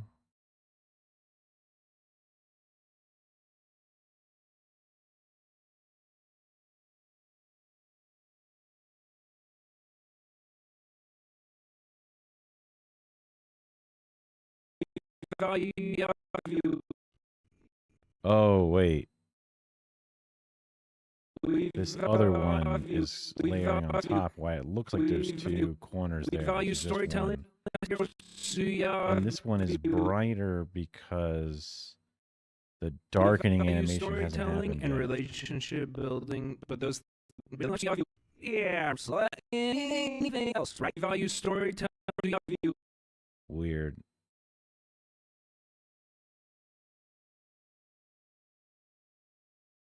I guess if I go deeper into the focus settings and turn off the color correction.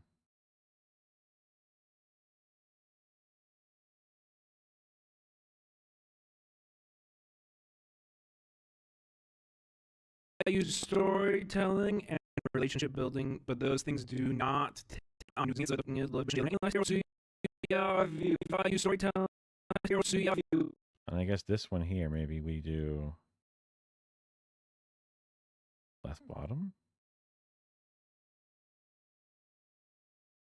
We value storytelling and relationship building, but those things do not.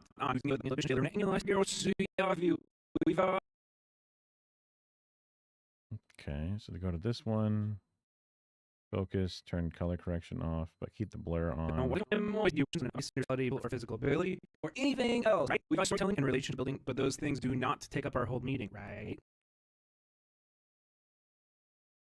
This one we grab over. We turn off the thing. We move it down to the last phrase. Let's see how it looks. And finally, we are serious about getting shit done. We use one whole meeting, right? And finally, we are serious about getting shit done. We use one. And that one doesn't animate off.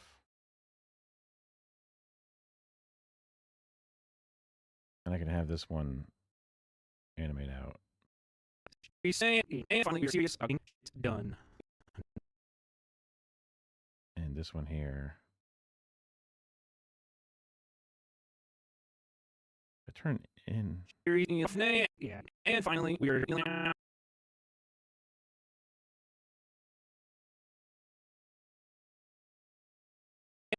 About getting shit done. We use one mic. Done. We use one mic. One person speaks at a time. There are serious about. Okay, I don't need it to animate out actually. Getting shit. I grab this over. We redo.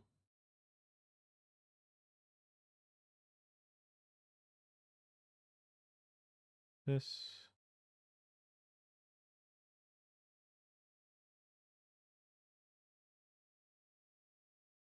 We use one mic. one mic. The person speaks at a time. There is only one mic here. There's only one mic here, but feel free to chat and talk to each other, but do not speak over one another. We believe tension is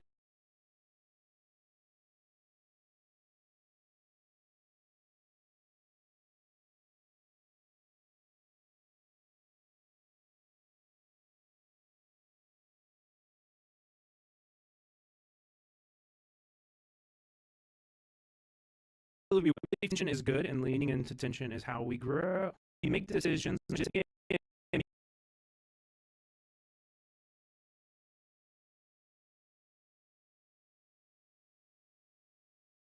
Mm-hmm.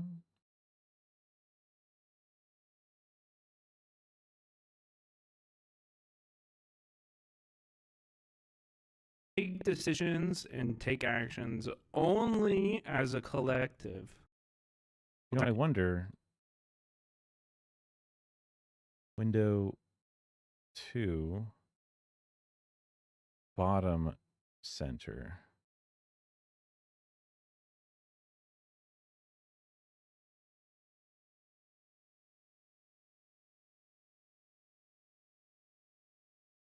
Or bottom left.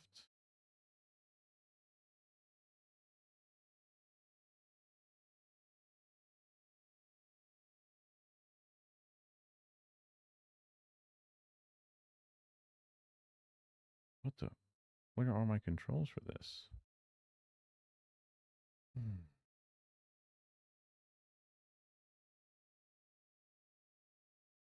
Oh.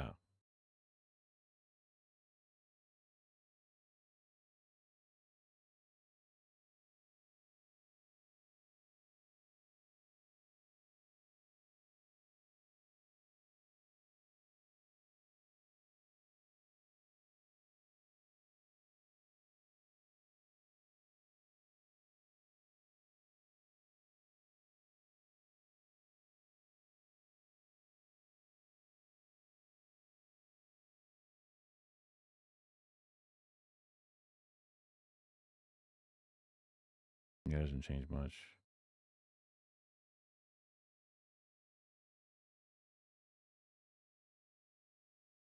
Unless I say bottom right.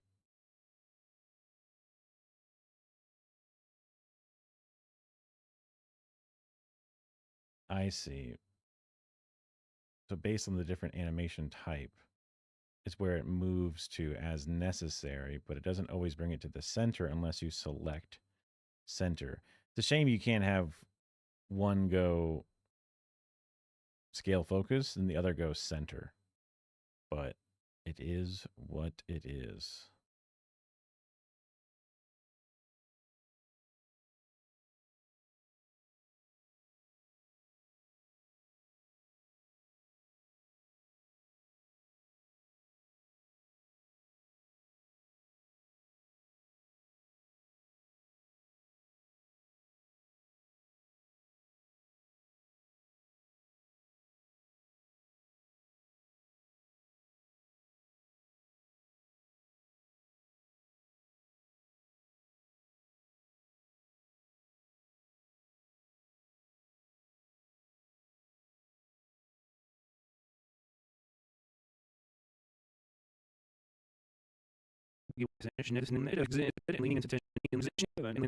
We make decisions and take actions only. I wish you could be just all the way in the right corner. Specifically. What is this thing? This is the pivot for a different one.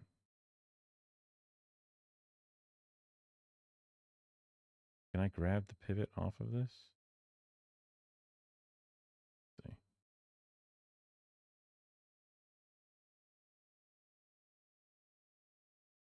I can't. It doesn't actually update.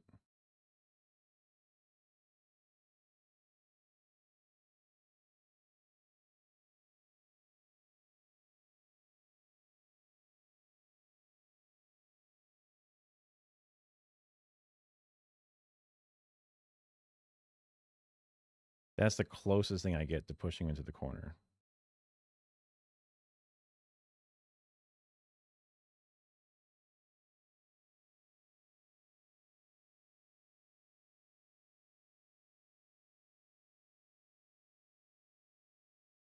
how we grow. We make decisions and take action.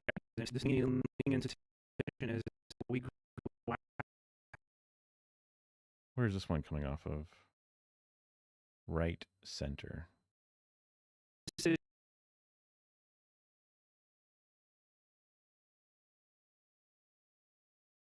I'll just redo this one. The double up is going to lag it the fuck out.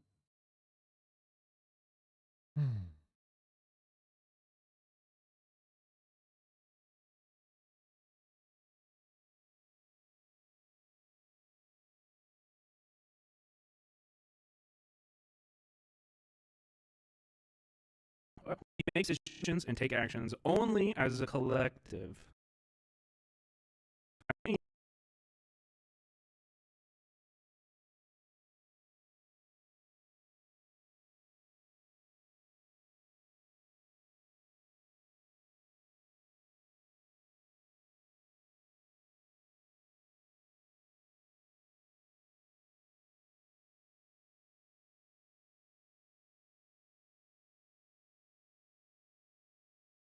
How does this look? Makes it Somewhat lower.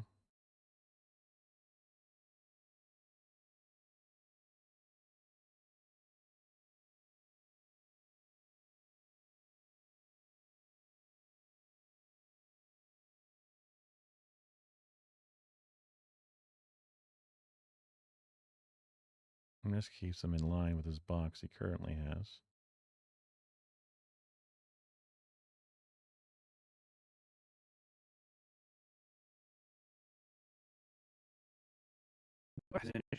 We make decisions and take actions only as a collective. I think I like this better, honestly.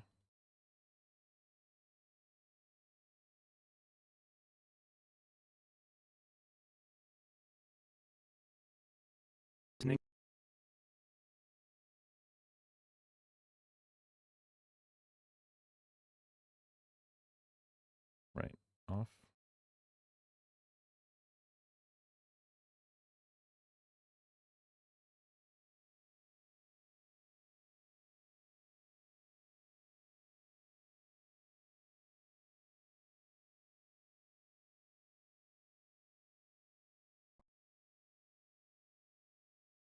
I guess I can just grab this. Grab this.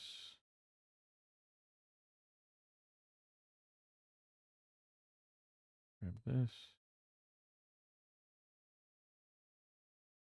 Grab this. I don't know if this is faster or not, honestly. And then bottom left. Did I fuck this up? Let's see.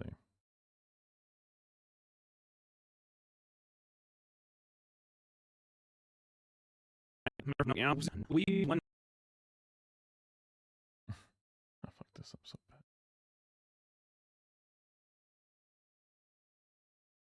Copy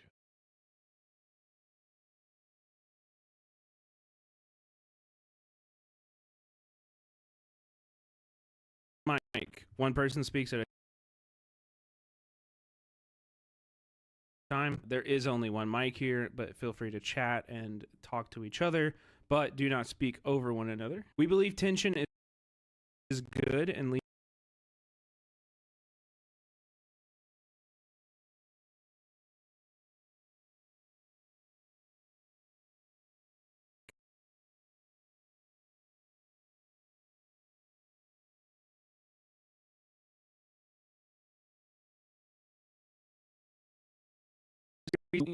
and finally we are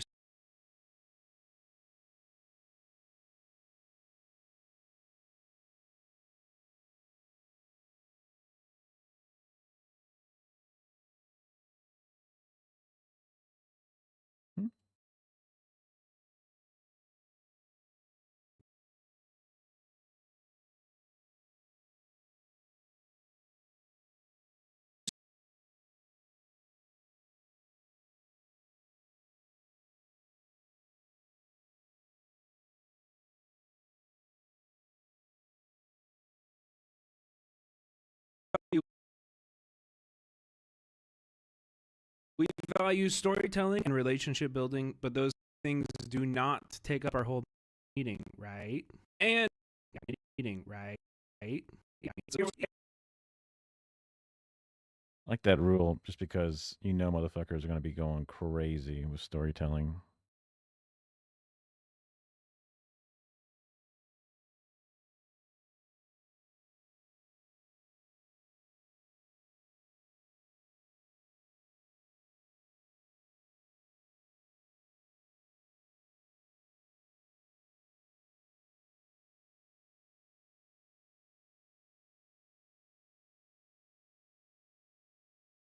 And then I would ask the audience to verbally agree trainings with some groundings and agreements. We are strong.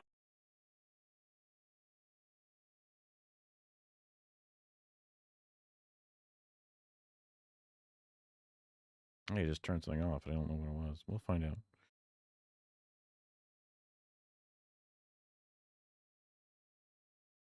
Stronger together than we are.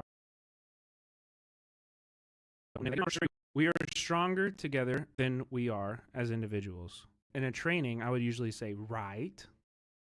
And then I would ask the audience to verbally agree. We don't make assumptions about one another, about race, gender, sexuality, mental or physical ability, or anything else, right? Right? Doesn't like playing them, but I can always just turn them off. No. We value storytelling and relationship building, but those things do not take up our whole meeting, right? And finally, we are serious about getting shit done. We use one mic. One person speaks at a time. There is only one mic here, but feel free to chat and talk to each other, but do not speak over one another. We believe tension is good, and leaning into tension is how we grow. We make decisions and take action.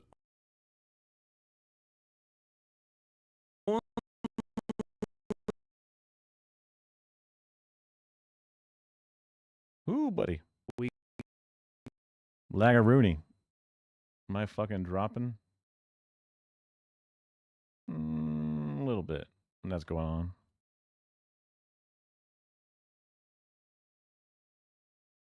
Oh, yeah, big time. Let's get past it.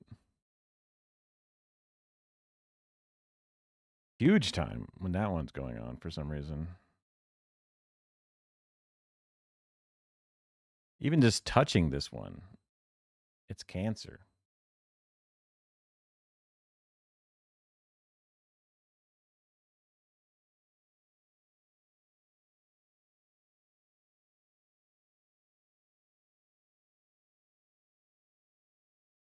This one's very bad.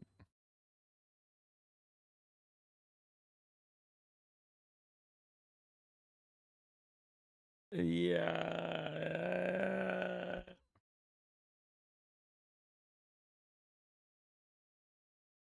Let it cook.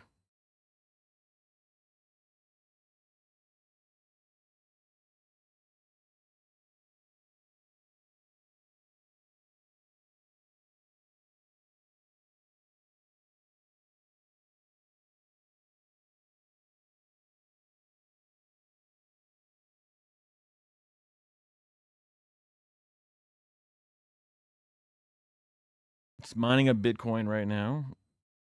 It's figuring it out.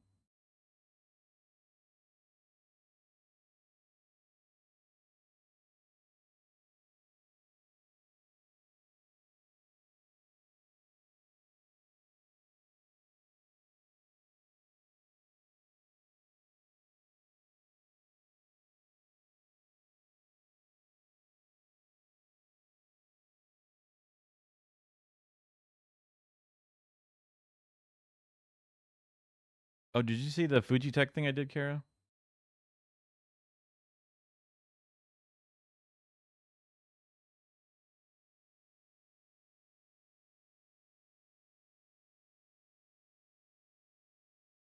Random little blurb. Random little drop in frames for some reason.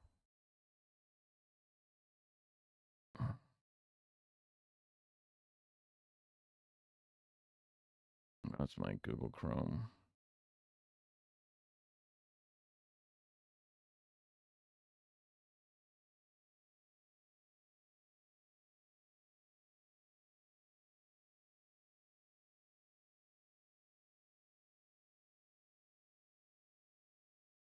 So I have my speaking thing when I'm in Discord.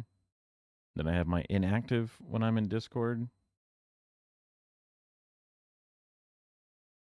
Then I have my muted when I'm in Discord.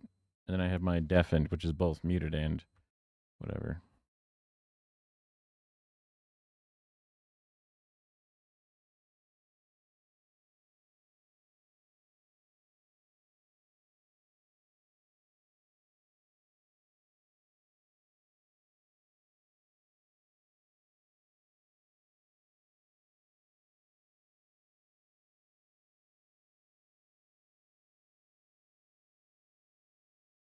Yeah, I think the little eyes closed one is the cutest one. But maybe the muted one with the eyes crossed going, whoa. Whoa.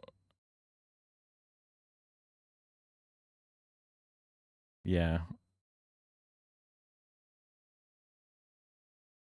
The tool wasn't great at copying over the thing and flipping it, but it worked. I'm having less hope that this is going to come back. That's okay. I should have known better than using effects.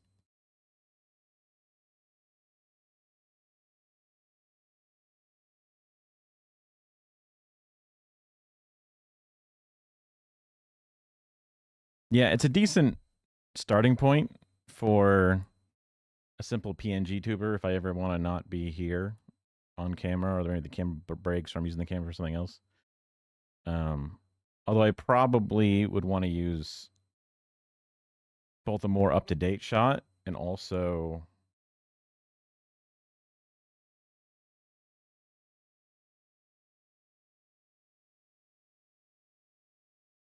what, closing the eyes for the thing? What is this?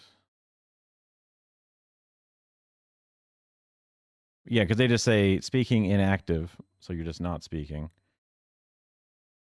Like people might have like their mouth open and their eyes closed when they're speaking. It goes back and forth.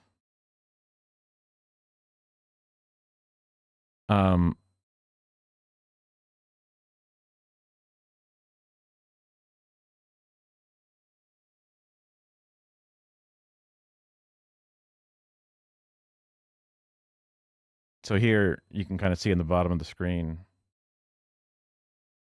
around here-ish. When I speak, my little thing pops up and it's all lit up. And then it goes dark. My eyes go. Oh, wait, oh. And then I don't have a way to. I mean, I guess I couldn't.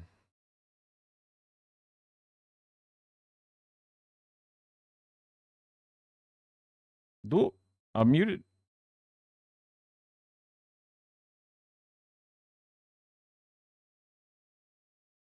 Unmuted. And then deafen does both muted and just shut down.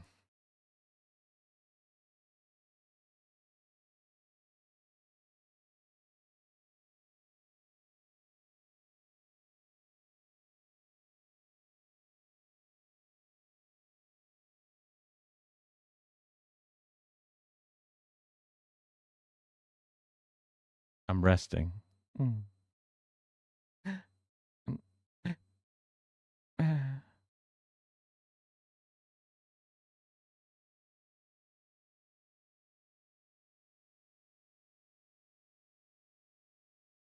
Okay, let's relaunch. I mean, I could like remake it and put like earmuffs when I'm muted or when I'm deafened. Or make it more like a big piece of duct tape or something over my mouth instead of the red X. Like duct tape.png.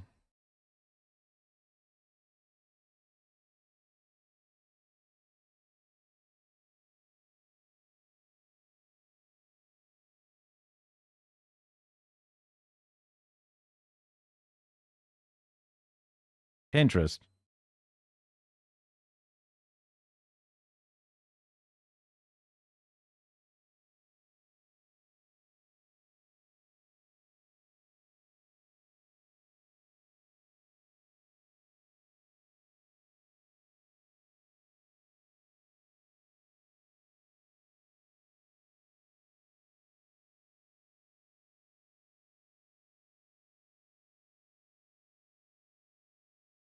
Why does that say cassette tape?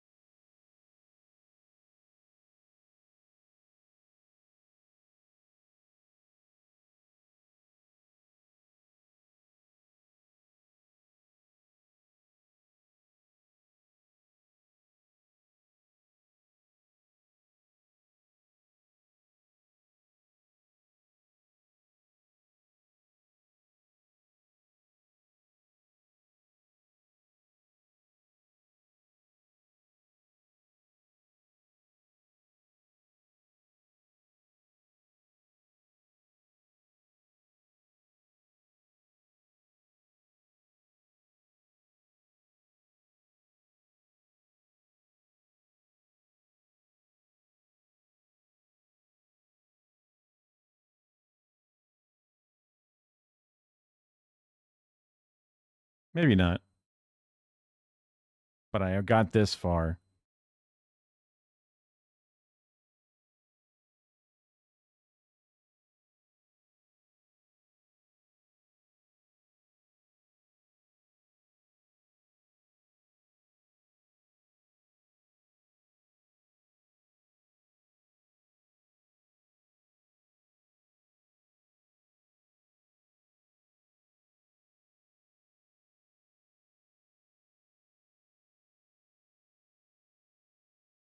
What?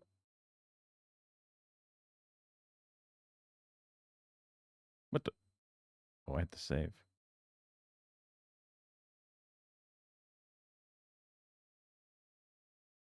Weird.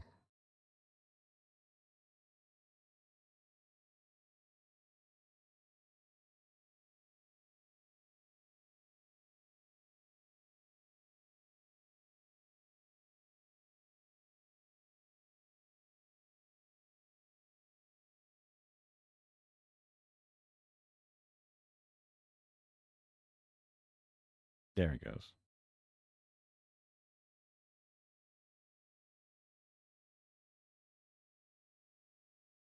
Yeah, maybe it's not as noticeable.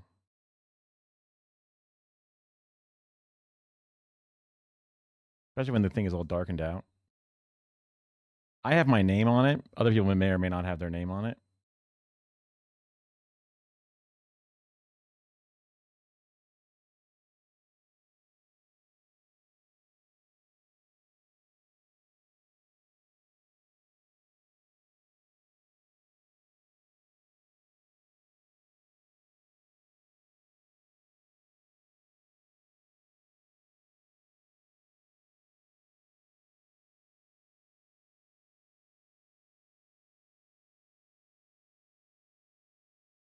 Non-destructive editing.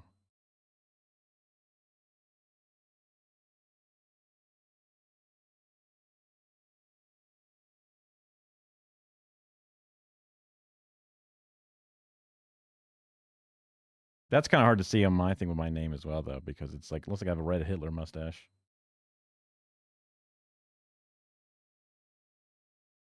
What do you think? Maybe with the name down there, actually, it's better to have the tape.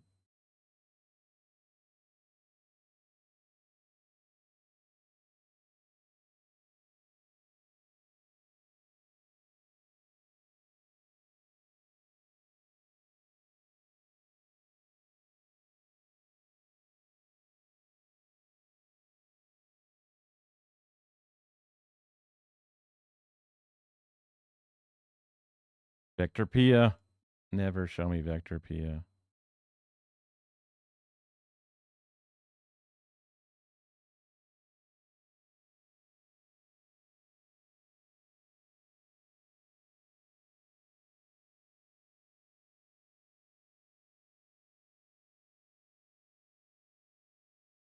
I like the red ones just because red helps show off the effect.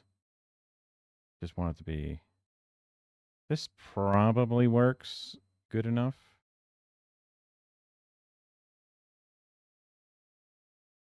This might work too.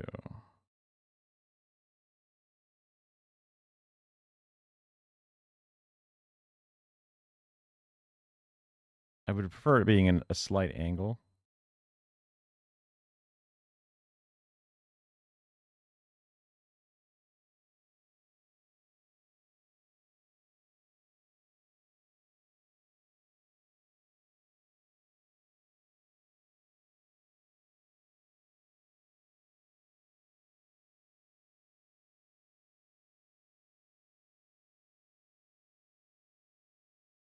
Yellow is my brand color too. I can flip that.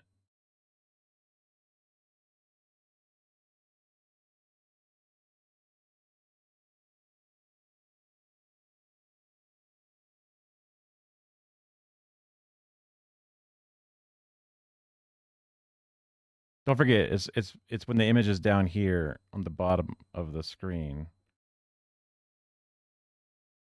Oh, this like when it's down at the bottom.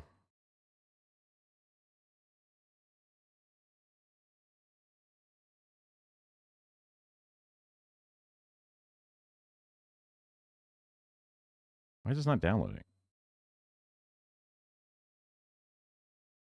Oh, I don't see alphabets in order. I'm a bot. No.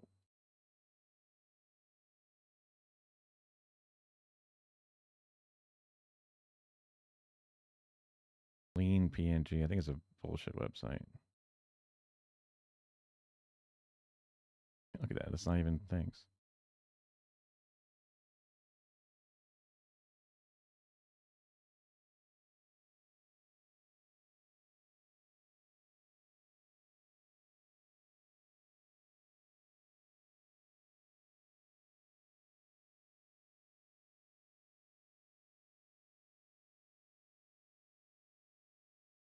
Okay.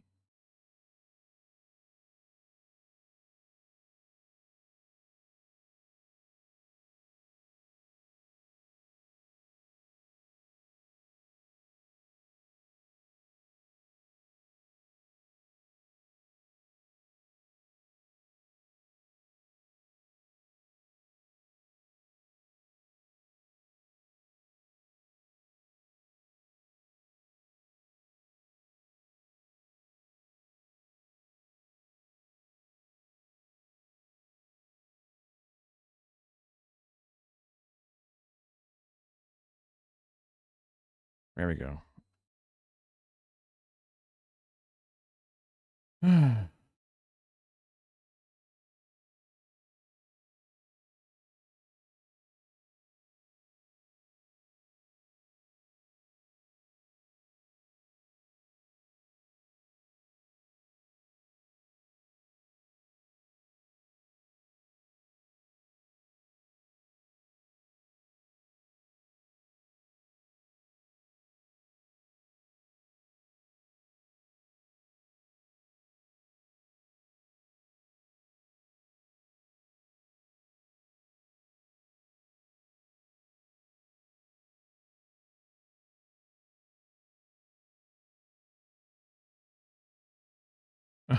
Eyes Closed Part 2.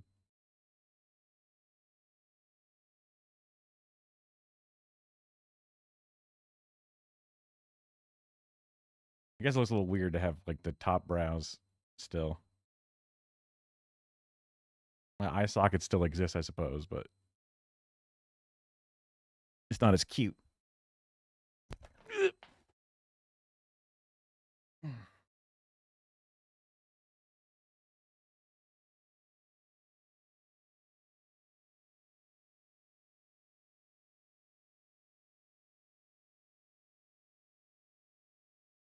Yeah, same.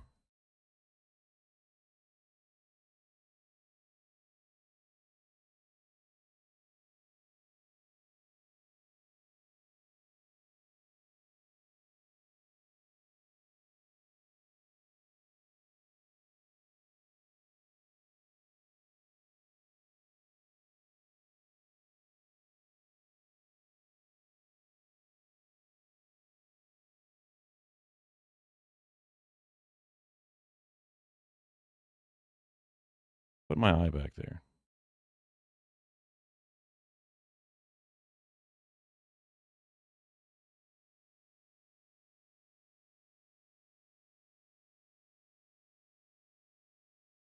Anyway, this is where I add in the PNG of my headphones.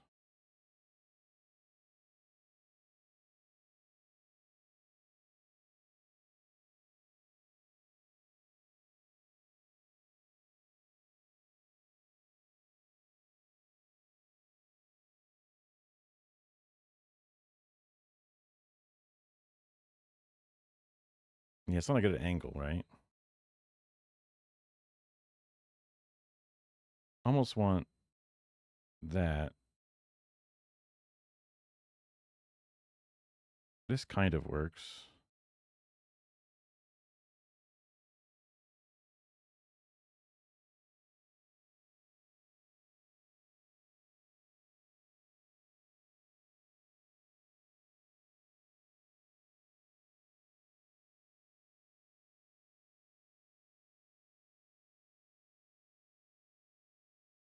I mean, why does it have that? Wait, it doesn't actually have a PNG background. That should be criminal. No, it does. Why wouldn't it look that way? Whatever. Are you shaking your leg in there? I can hear it.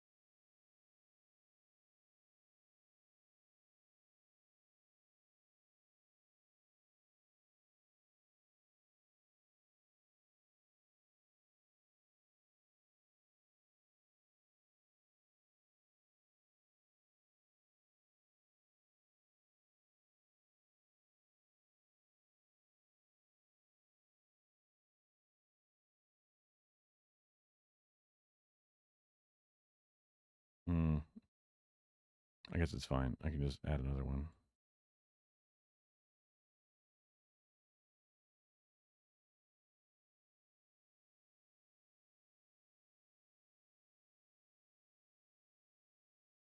No, I hit learn more. Oh, I guess it's not going to do it. Wait. Oh, wait. What? Rasterize. Oh, it didn't do it. Nice.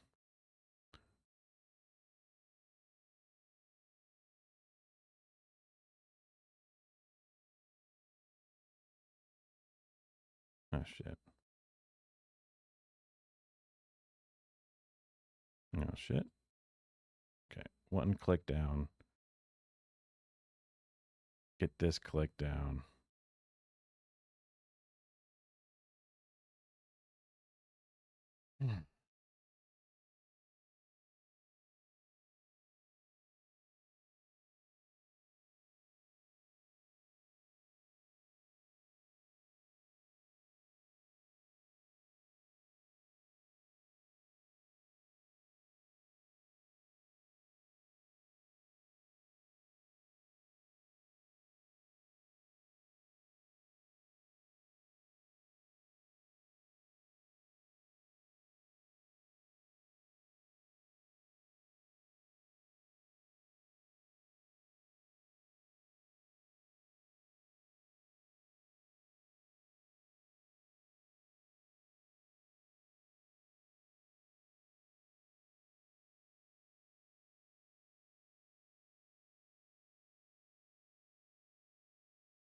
Probably a little small with a twisted perspective, but yeah. Maybe I can blow it up just a little bit.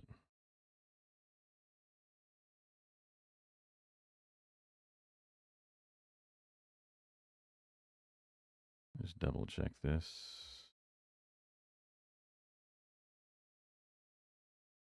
I see where it's over.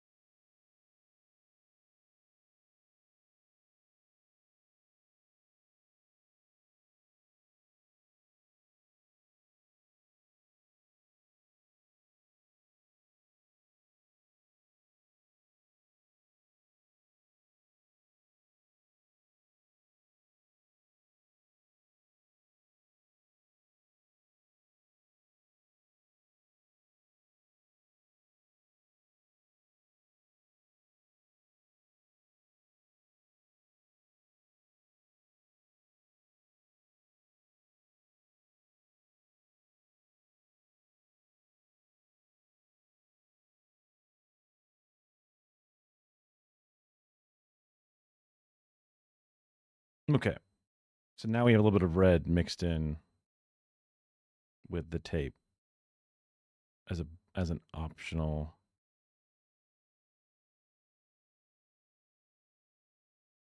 So this one can now be red tape, and this one can now be red tape with muffs.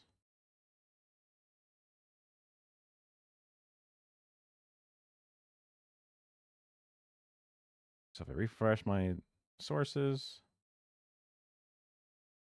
if I'm muted, wait, why didn't it refresh? Oh, I didn't hit save. Bug me.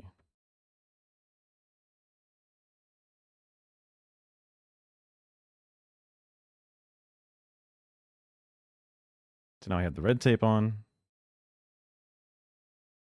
Now I have both red tape and things on. But if I'm just not talking, I'm just sleeping.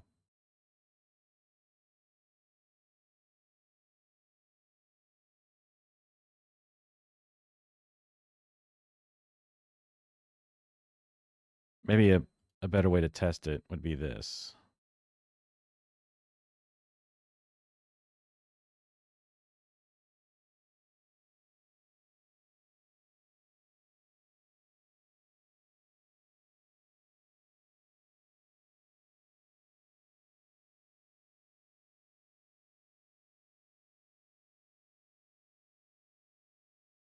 And then save, refresh. So you have just the red thing over there. Which of the two mouth coverings do you think is better?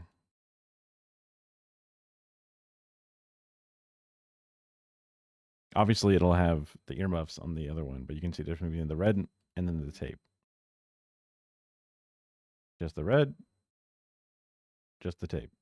Well, tape and more.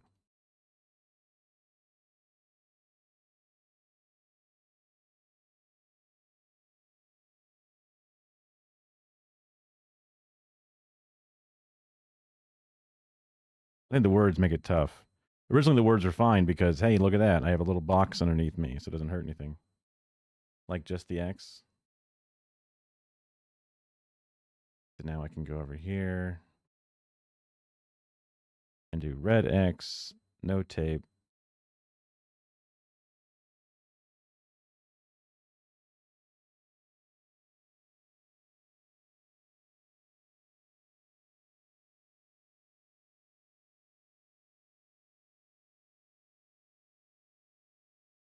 And earmuffs.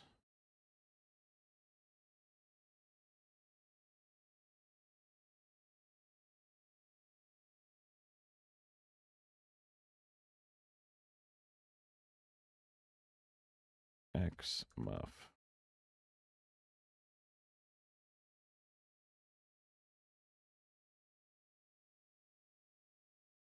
Going back to this, editing it, change this one with the tape to being the X in the muffs.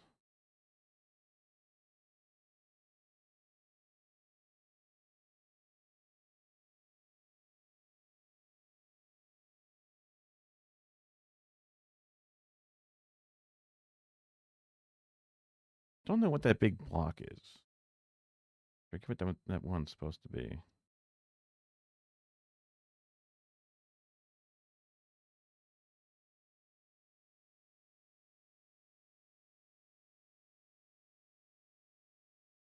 Okay.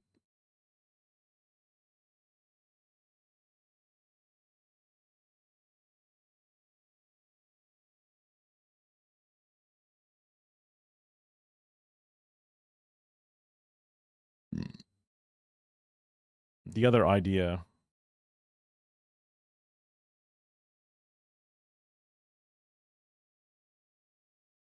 was have my eyes opposite of crossed.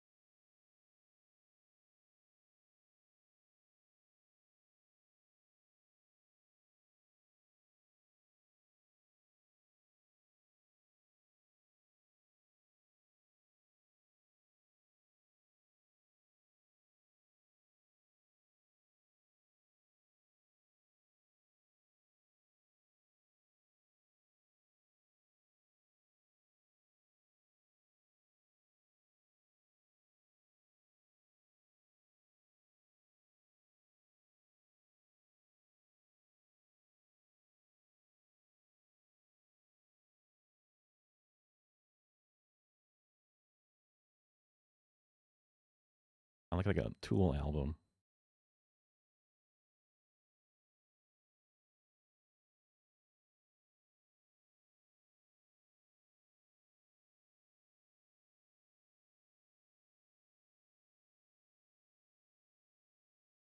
Right, brush. Brushy, brushy, brushy.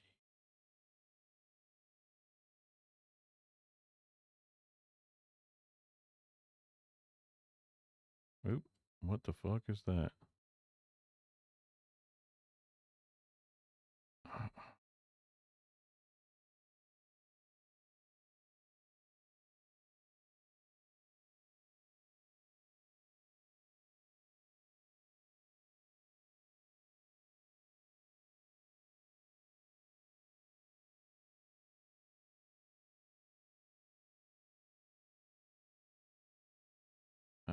Grab color of this.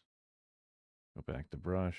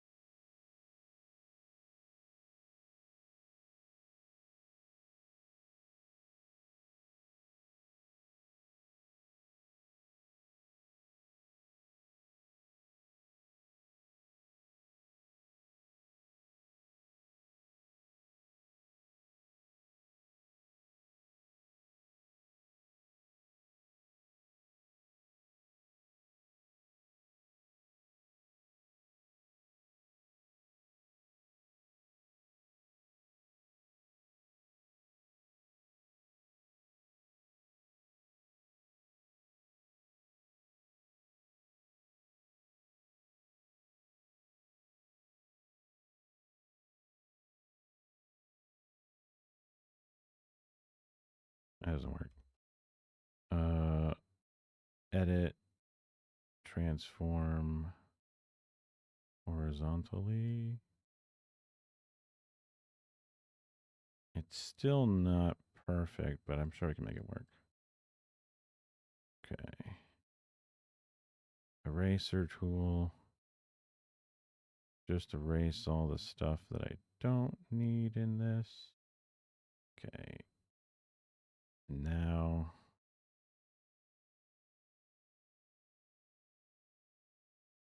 brush.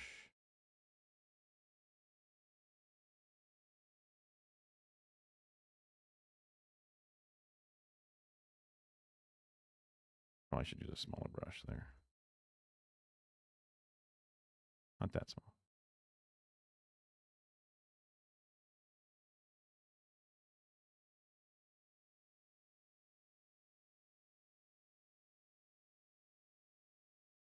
I'm not really sure where.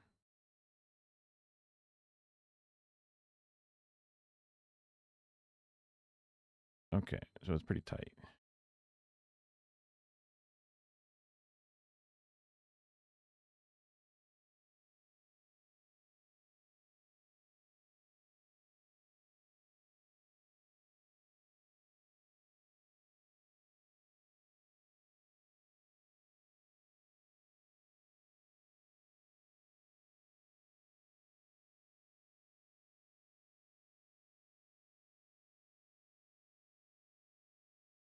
Fix that real quick.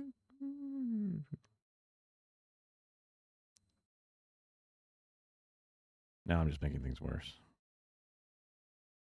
Okay, grab that again. Go back to this. Just don't fuck up that black section. Did not realize that was a part of it.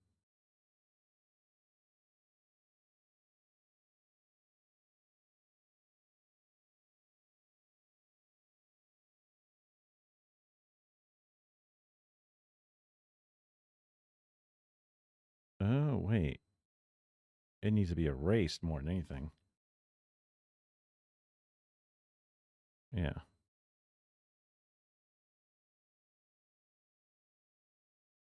Got it. Okay. Back to white.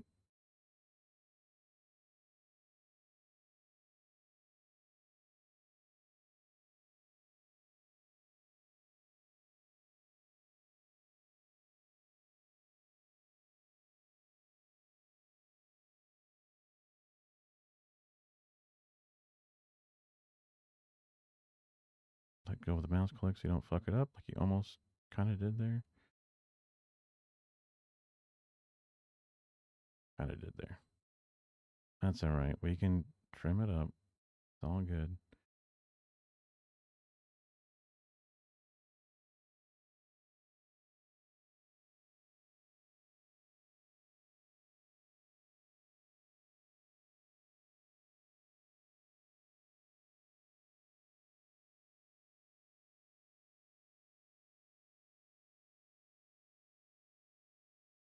Where's my mouse? Oh, it's like a tiny little dot on the screen. I just literally couldn't see it. Perfect. File, export as PNG. XMuff dumb.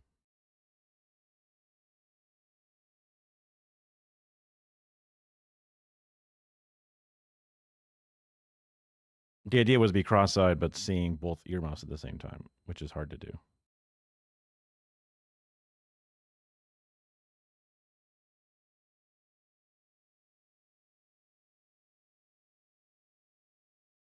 All right.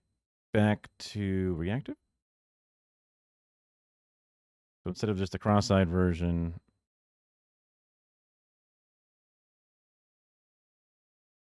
it's extra silly.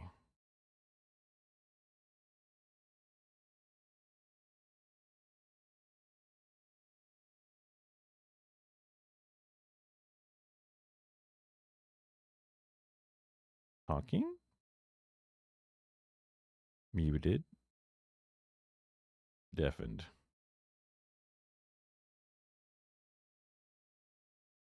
Just muted. Deafened. And it looks like you like just the cross version more. All that effort. That's fine. There's also, it looks like there's an option for play from start, play once, synchronized. So you could have like a GIF or something. So there could be like the head bobbing a little bit left and right.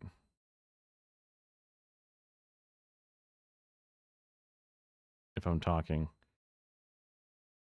Or one where I'm like bouncing a little bit or something.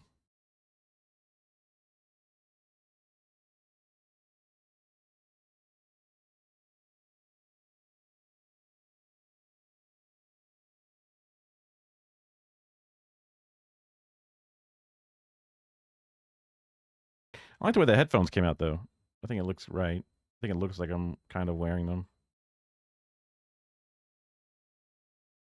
Even though it kind of goes into the hair, it's like, yeah, it just kind of looks right. Silly things. Silly things.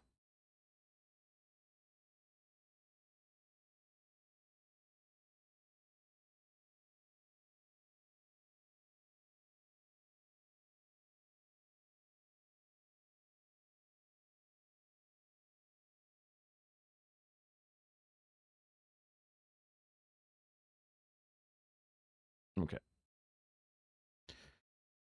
Oh, you're right. This thing crashed. And I lost my train of thought.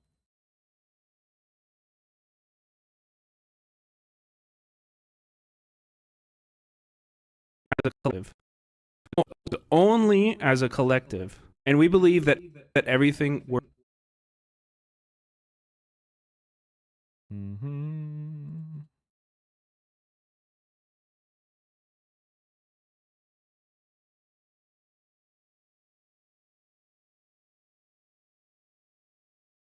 Worth doing is worth evaluating. Stick around to the end to give real feedback on the meeting. I will be asking you guys for feedback on the meeting. I will on the meeting.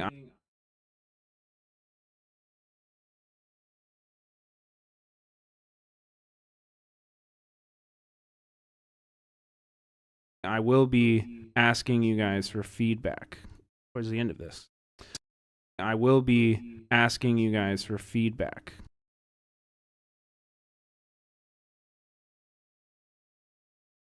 Towards the end of this. So typically,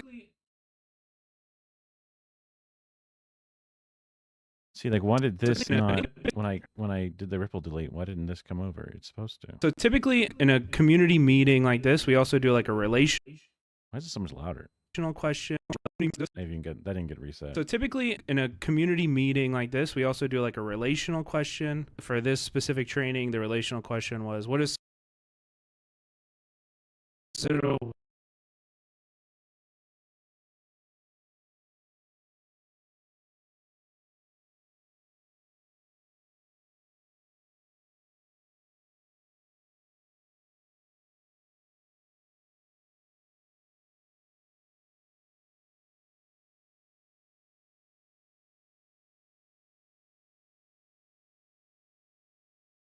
just something that the government slash the state does to make you feel less safe. And then a secondary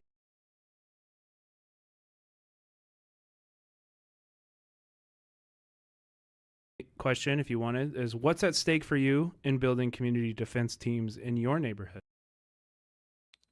What is at stake for you? I think this is really important to kind of like ground and have a relational.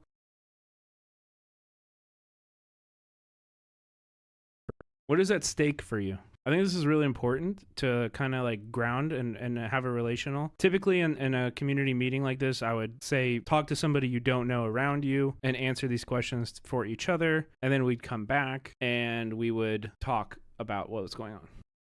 I would say, talk to somebody you don't know around you and answer these questions for each other. And then we'd come back and we would talk about somebody you don't know around you. And then we'd come back, talk about don't know around you. And then we'd come back and we would talk about what was going on.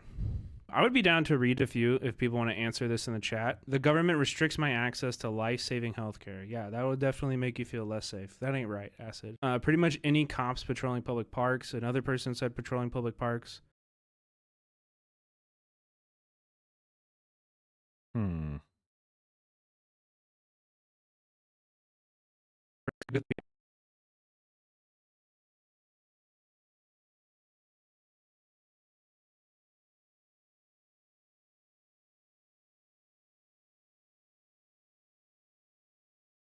I would be down to read a few if people want to answer this in the chat.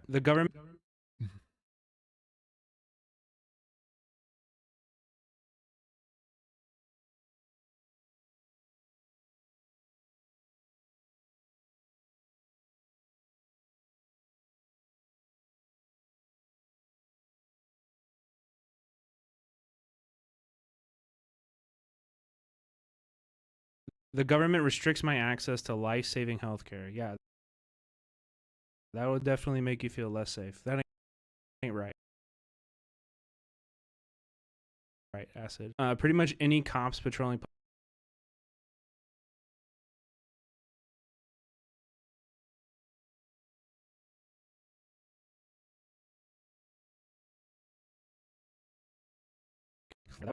Pretty much any cops patrolling public parks. Another person said patrolling public parks. And gathering areas always makes me feel less safe. Yeah. The knowledge that every action of the state always makes me feel less safe. Yeah. The knowledge that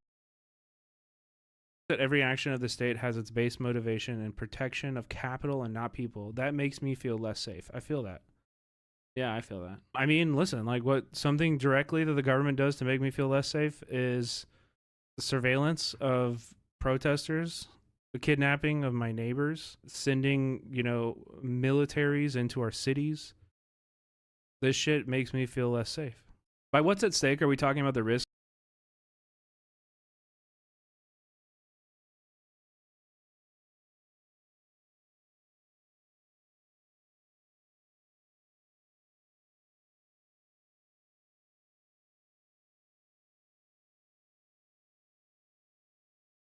By what's at stake, are we talking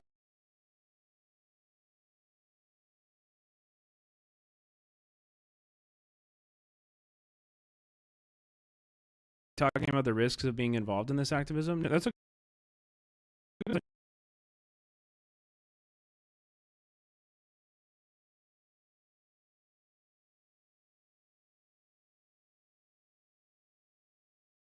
it's the web.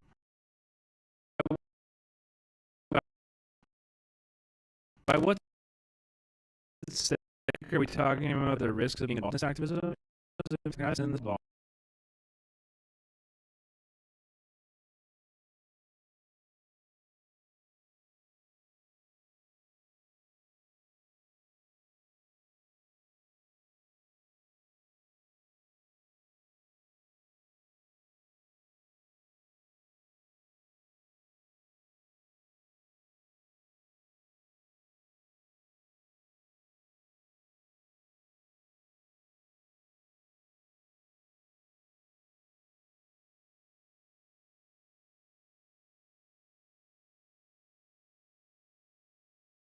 Sorry, retime controls. That's not what I wanted. Change clip speed's what I wanted. And say freeze frame. Now this is a frozen frame of this entire thing. So now I have a much cleaner chat to pull from instead of a moving one. Of course, I need to crop the bottom of this still. Oh God. This sake, are we talking about the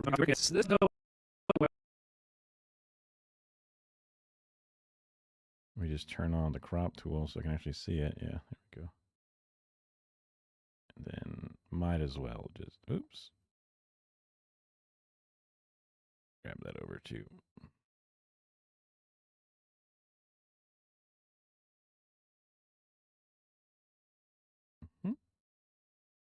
These are all chat responses. So I want to the government restricts my access to life-saving health. do the same thing for all of these.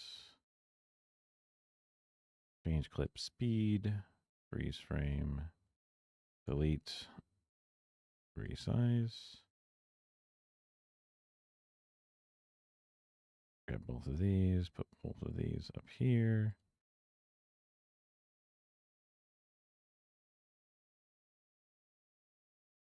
Retime, up, speed, freeze.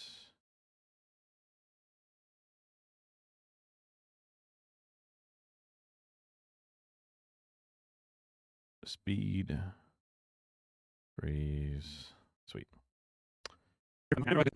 The government restricts my access to. And then I grab the crop from this one and paste it to this one, this one, this one. The government restricts my access to life-saving health. Then from here, go back to the fusion overlay and make this look a lot nicer.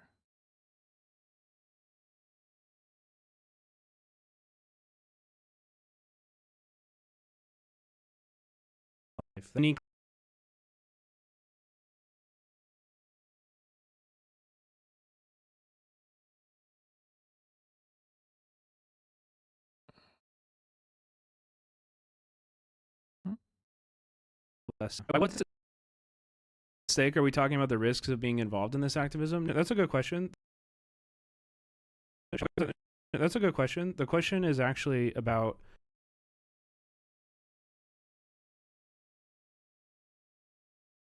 Mix it up. That's a good question. The question is actually. Good question. The question is actually about how is this in your self-interest in building community defense teams in your neighborhood? For me, I understand.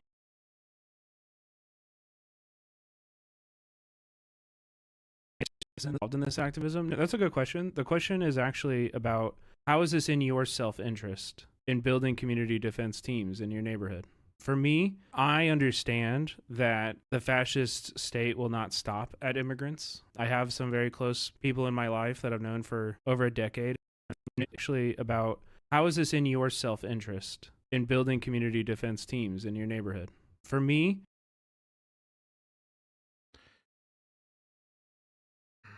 the for me part is really good because it gives a good example of what he's talking about, but it just takes so long and I'm trying to save 10 minutes.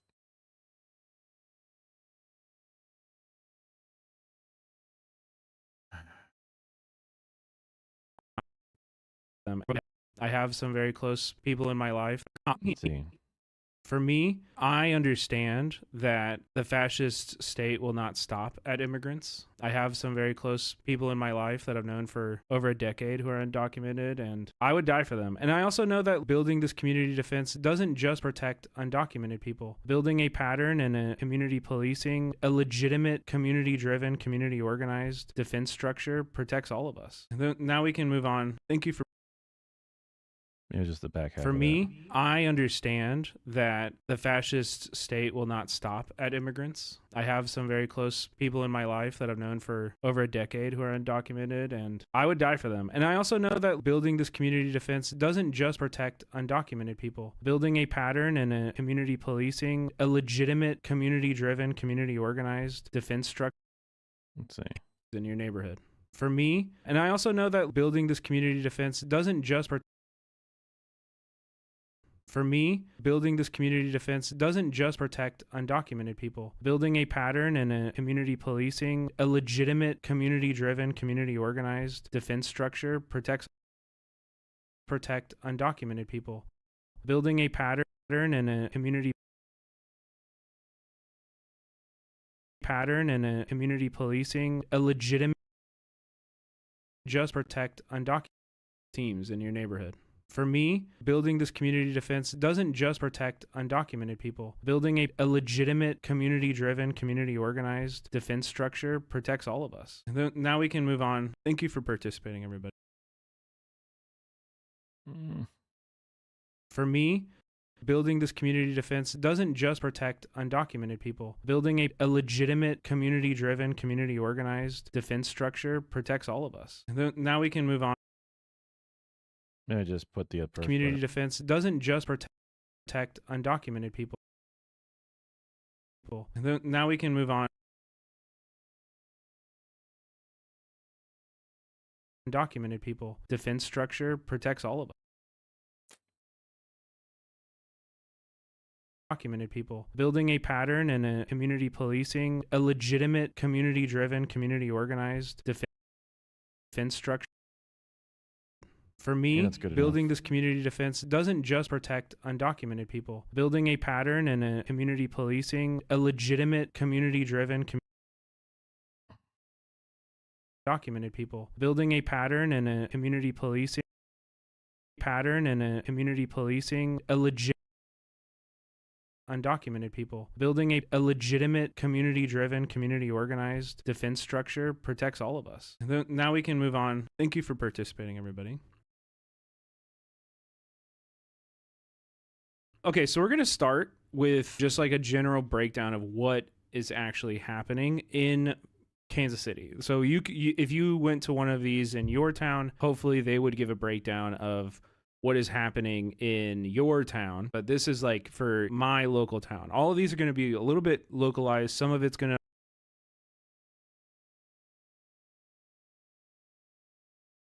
localize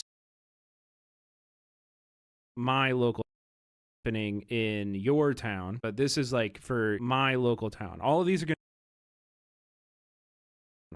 to be a little bit localized. Some of it's going to apply universally. Some of it will be localized here. So, and you might be asking, how do we a little bit localized? Some of it's going to apply universally. Some of it will be localized here. Is actually happening in Kansas City. So if you went to one of these in your town, hopefully they would give a breakdown of what is happening in your town. But this is like for my local town. I'll start with just like a general breakdown of what is actually happening in Kansas City. So actually happening in Kansas City.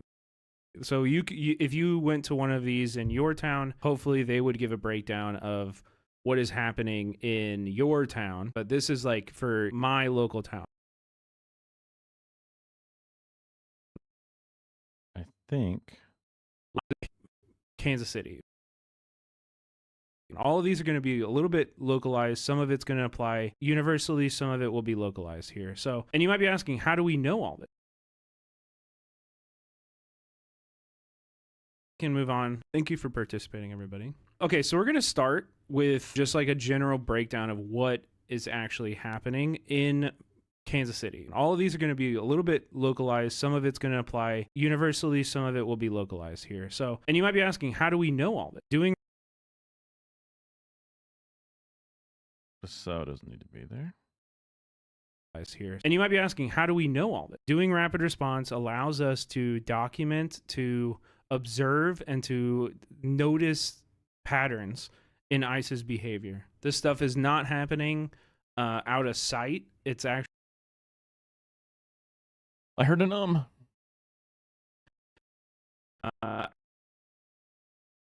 of sight, it's actually being very, very closely monitored. And that's kind of the goal here, right? Just some background on DHS. Didn't get to actually really cover that section that well because A, it's hyper localized. I don't know how important it is, and B, it just eats up time. I think it's more about the training of the thing and then showing the stats, whatever. I think it gets the point across. Again, trying to get the back side of this at least to the first red, and the lower the better, but probably this middle one is my goal, and we're still 8 minutes away from that. So wait, is this actually at? Okay, this should be at 1:30. Whatever. I'm not sure why these. I guess some of these are moving because I'm in entry deleting, whatever. But you get the idea. Where did I leave off? Fuck me. Way back here. Okay. And that's kind of the goal here, right? Just some background on DHS. The DHS is not under the judicial system. While there's a lot of conversation happening around due process, and of course that's something that should always be defended, it's also worth saying that immigrants have never had a right to an attorney. Immigrants are not afforded a lot of the same rights that you would assume a court proceeding would afford because they're not under the judicial branch, they're under the executive branch. Yeah, even children. 12, 6-year-olds, 5-year-olds go into immigration court proceedings without representation. And of course, that's something that should always be defended. It's also worth saying that immigrants are not the goal here, right? Just some background on DHS. The DHS is not under the judicial system. While there's a lot of conversation happening around due process, and of course, that's something that should always be defended, it's also worth saying that immigrants have never had a right to an attorney.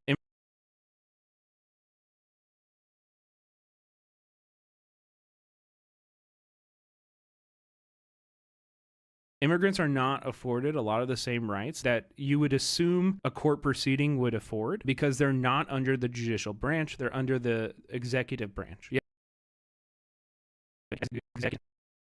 Yeah, even children.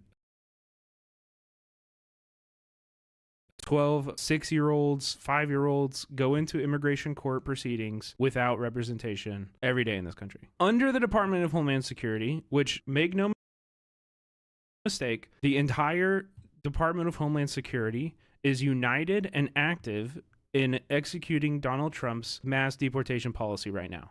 So any of these and all of these can and are being used to facilitate the mass deportation campaign. So you'll just some background on DHS. The DHS is not under the judicial system. While there's a lot of conversation happening around due process, and of course that's something that should always be defended, it's also worth saying that immigrants have never had a right to an attorney. Immigrants are not afforded a lot of the same rights that you would assume a court proceeding would afford because they're not under the judicial branch, they're under the executive branch. Yeah, even children. Under the Department of Homeland Security, which, make no mistake, the entire Department of Homeland Security is united.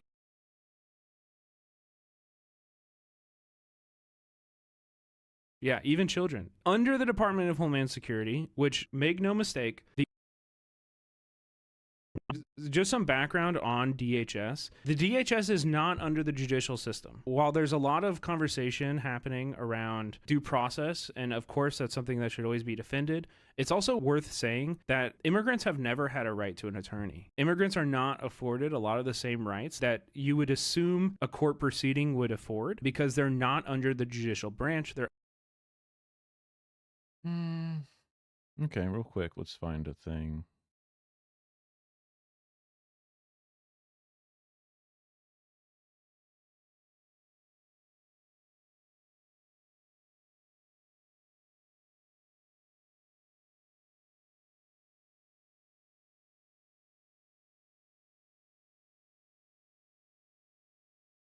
Yeah.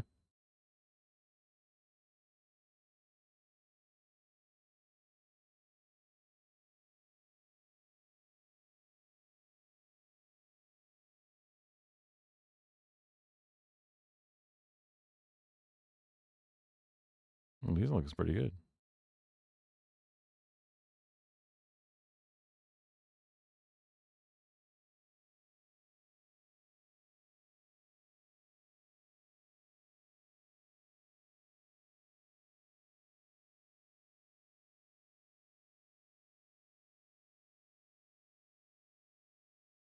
Right, the legal system's like what I want.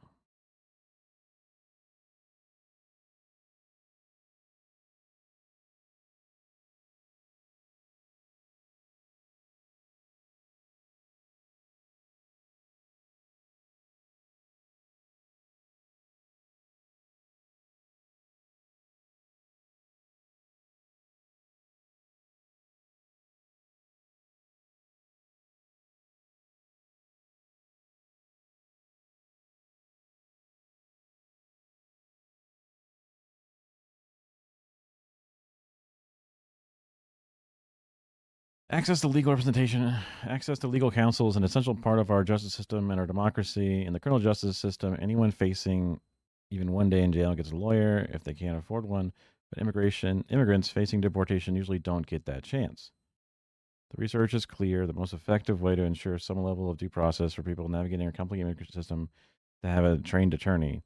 But Trump administration is now working to strip attorneys as many people as possible, all in the name of increasing numbers. Due process guarantees individuals the opportunity.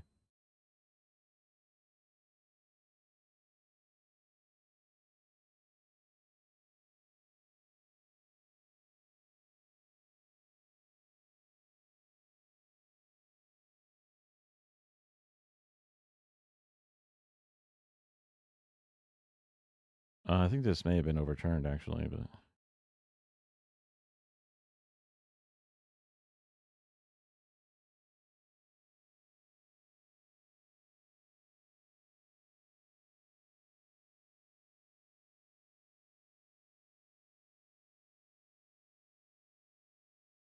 unqualified military lawyers to serve as judges. Great.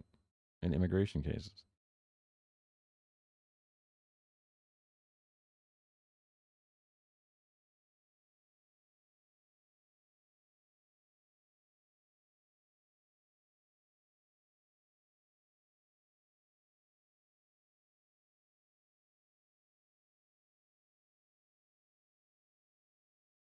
Guess I'll just snip this part here.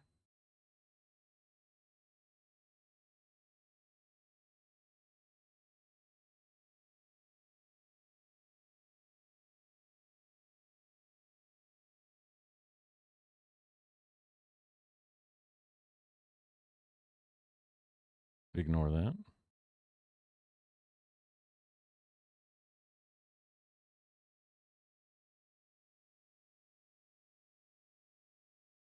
So I save this into the folder that I want to have all that bullshit. Not DSA convention, but rapid response. I'll save this as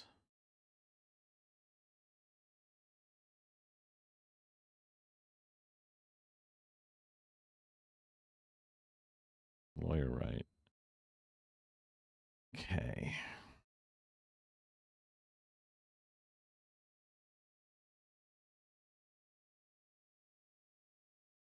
So now in here, inside of my media pool, inside of my proper folder, I drop this in. So that way it doesn't end up in the master.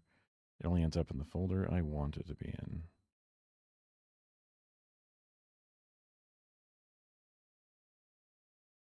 That's the whip highlight. It can go somewhere else. So we bring this in. And then in one of these other folders, the American Immigration Council, ICE, American Immigration Council, copy that, go back to my folder, go back to rapid response and paste it in there, and then paste it in here. Okay. Obviously this comes down.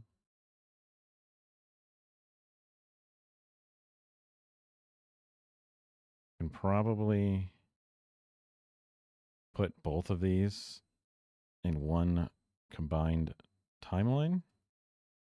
And that helps me do a couple of things. Compound clip, do process. And that's also inside of this, which is nice.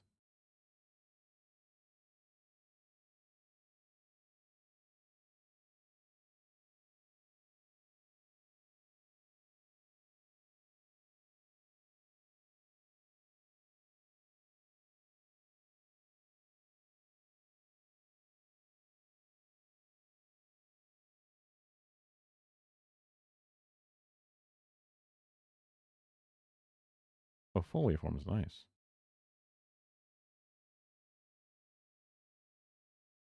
I don't know what the border is in the waveform. I wish I could zoom to the playhead when I zoom. Because sometimes when I zoom, I want to zoom, or sorry, zoom to the mouse location, not the playhead location. But that's a nitpick that I used to, I could do that with, because there would be like a little line here, which is different than the playhead. But that's just a Premiere thing. Okay, so now if I open this timeline, I can then edit both of these, however long I need them to be, and then size them together, and then they act as one piece. So this looks like a decent size of them together. Then when I go back to my actual timeline, this merged clip, I can then add a effect, one of my favorites, whip animate. And this is not the generator, but the actual thing. And then here I can just say size and position. They'll animate in with 1 second start and 1 second stop. It's also worth saying that immigrants have never had a right to an attorney. Immigrants are not afforded a lot of the same rights that you would assume a court proceeding would afford, because then while this is here, I can also do marker.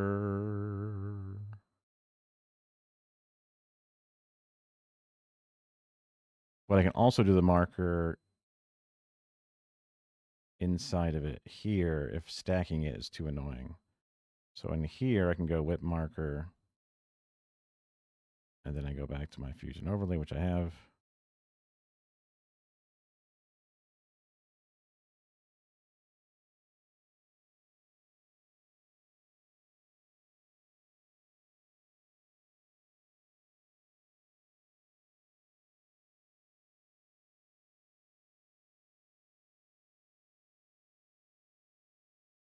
Declare them to be a legal alien and blah, blah, blah without seeing a judge. Just put all this as one line.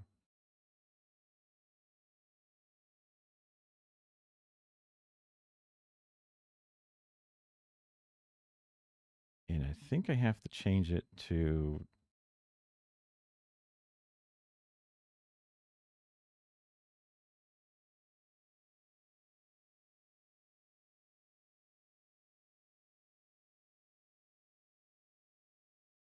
animation length can be like 2 seconds. It's fine.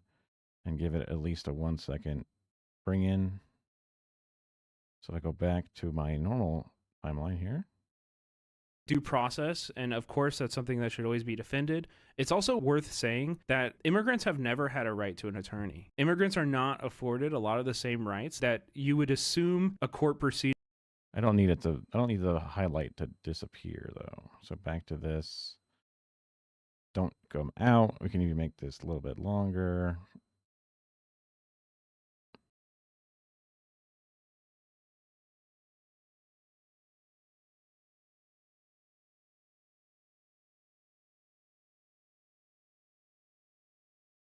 What if it was on a dark background?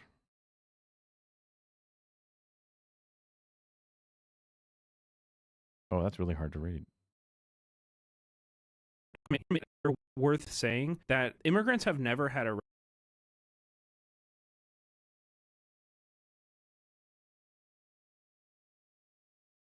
Interesting.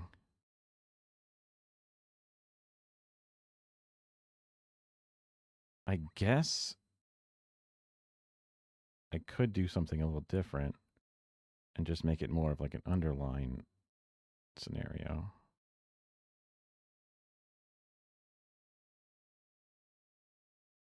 It's also worth saying that immigrants have never had a right to an attorney. Immigrants are not afforded a lot of the same rights that you would assume a court proceeding would afford because they're not under the judicial branch.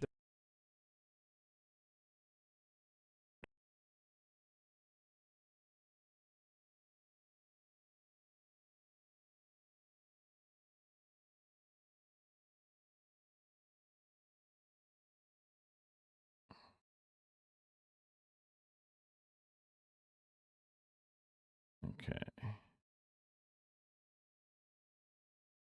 Due process, and of course that's something that should always be defended. It's also worth saying that immigrants have never had a right to an attorney.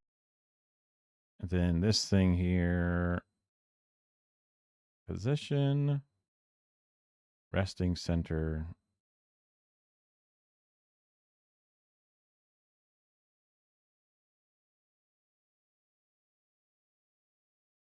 I'll just have it.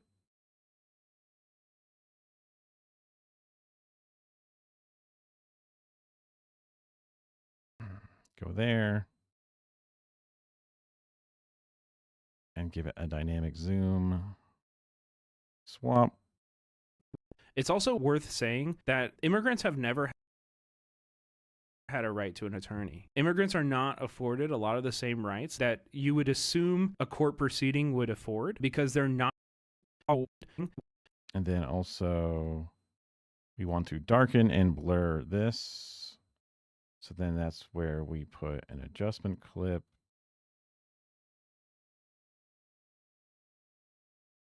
I mean, I could do it on the one that's already here, I suppose, but we got so many little cuts here. Okay, there and here. All right. So then this. It's also worth saying. So once this comes up about here is where I want it to start.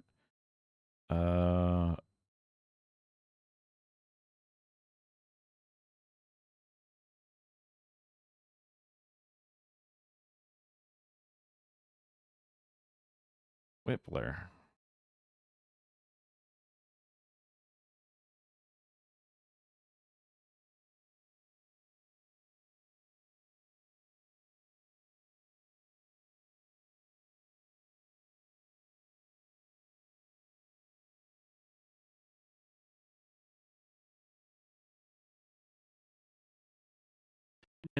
It's also worth saying that immigrants have never had a right to an attorney. Immigrants are not afforded a lot of the same rights that you would assume a court proceeding would afford because they're not under the judicial branch, they're under the executive branch. Yeah, even children. Under the Department of Homeland Security, which, make no mistake, the entire Department of Homeland Security is united and active in executing Donald Trump's mass deportation policy right now.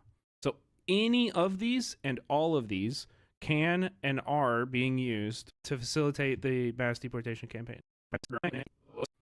So any of these branch. Yeah, even children. Under the Department of Homeland Security, which, make no mistake, Homeland Security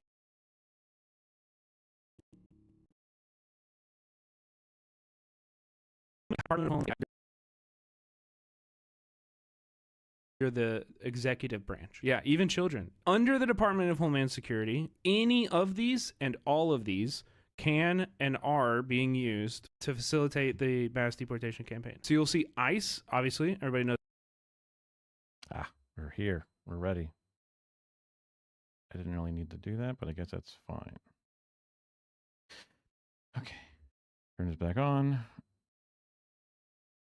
I would like to do ICE. Correct piece of it. ICE.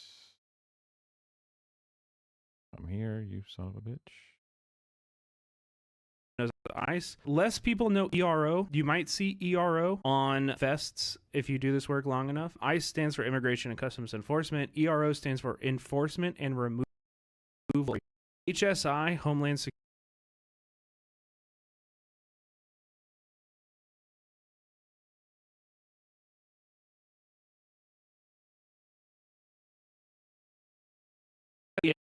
HSI, Homeland Security Investigations, they are also doing immigration enforcement right now. But typically, HSI is actually more anti-terrorism. Also, in this one, I want to have it come in for 1 second, just like the other one did. And I wonder if I should do that earlier over here as well. Talk about what's going on. I would be down to read a few if people want to answer this in the chat. The government restricts my access. The government to life health care. Thank you less affected. Any comment with public. I'm scared that access to life health care.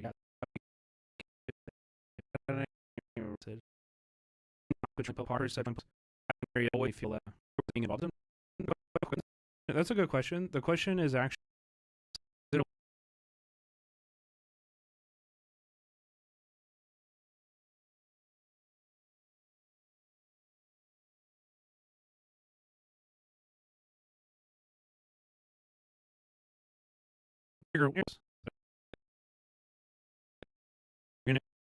we are strong.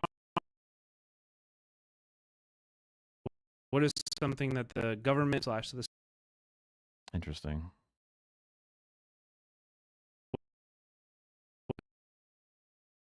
Oh, I'm fucking my computer by showing the preview. I'll leave it off. It's fine. I'll look at it all later when I'm doing it for realsies. HSI home. Well, I'm fucking it a lot, even going over the burgeoning ones. I fill up something really bad.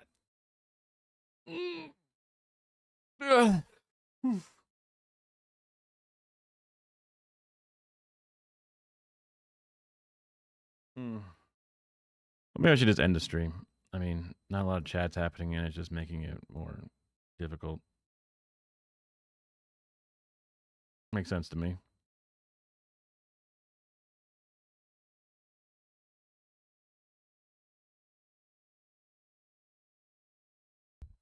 I'm still in Discord. See y'all tomorrow. Hope it was a pretty chill vibe today. And I got a late start. I should never start later than 3 a.m. Oh, I just need to work out, you know? Like my shoulder and my back just hurts so fucking much. And I keep falling back asleep, and I'm not taking my second dose of meds, all the normal stuff. We've been here before. I've changed nothing, and yet nothing seems to improve. How could this be? Anyway, let's make sure those things improve. This thing should be at least draft 1 finished tonight. How did I lose so many frames? I moved my mouse over DaVinci Resolve, and I just dumpster. Again, another reason to just chill out.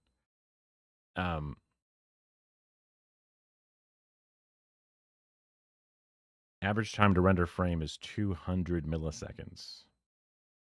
And now, much better, back to normal. Just like that. Nothing, literally nothing changed, in my opinion. I don't know. I guess my mouse is hovering. Anyway, draft 1 of this will be done. And then I'm pretty open and free. I'll probably have to do at least 1 revision, probably. And then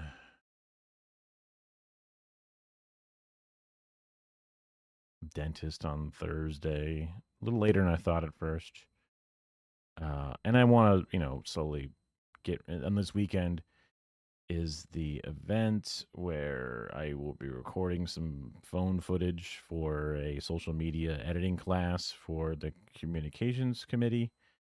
So that way more people who are interested in doing little mini social videos, people who are in other working groups can then kind of be their social media contact. So that way it makes the job of our one social media person for DSA a lot easier. All that stuff. Anyway. Peace out. See you tomorrow.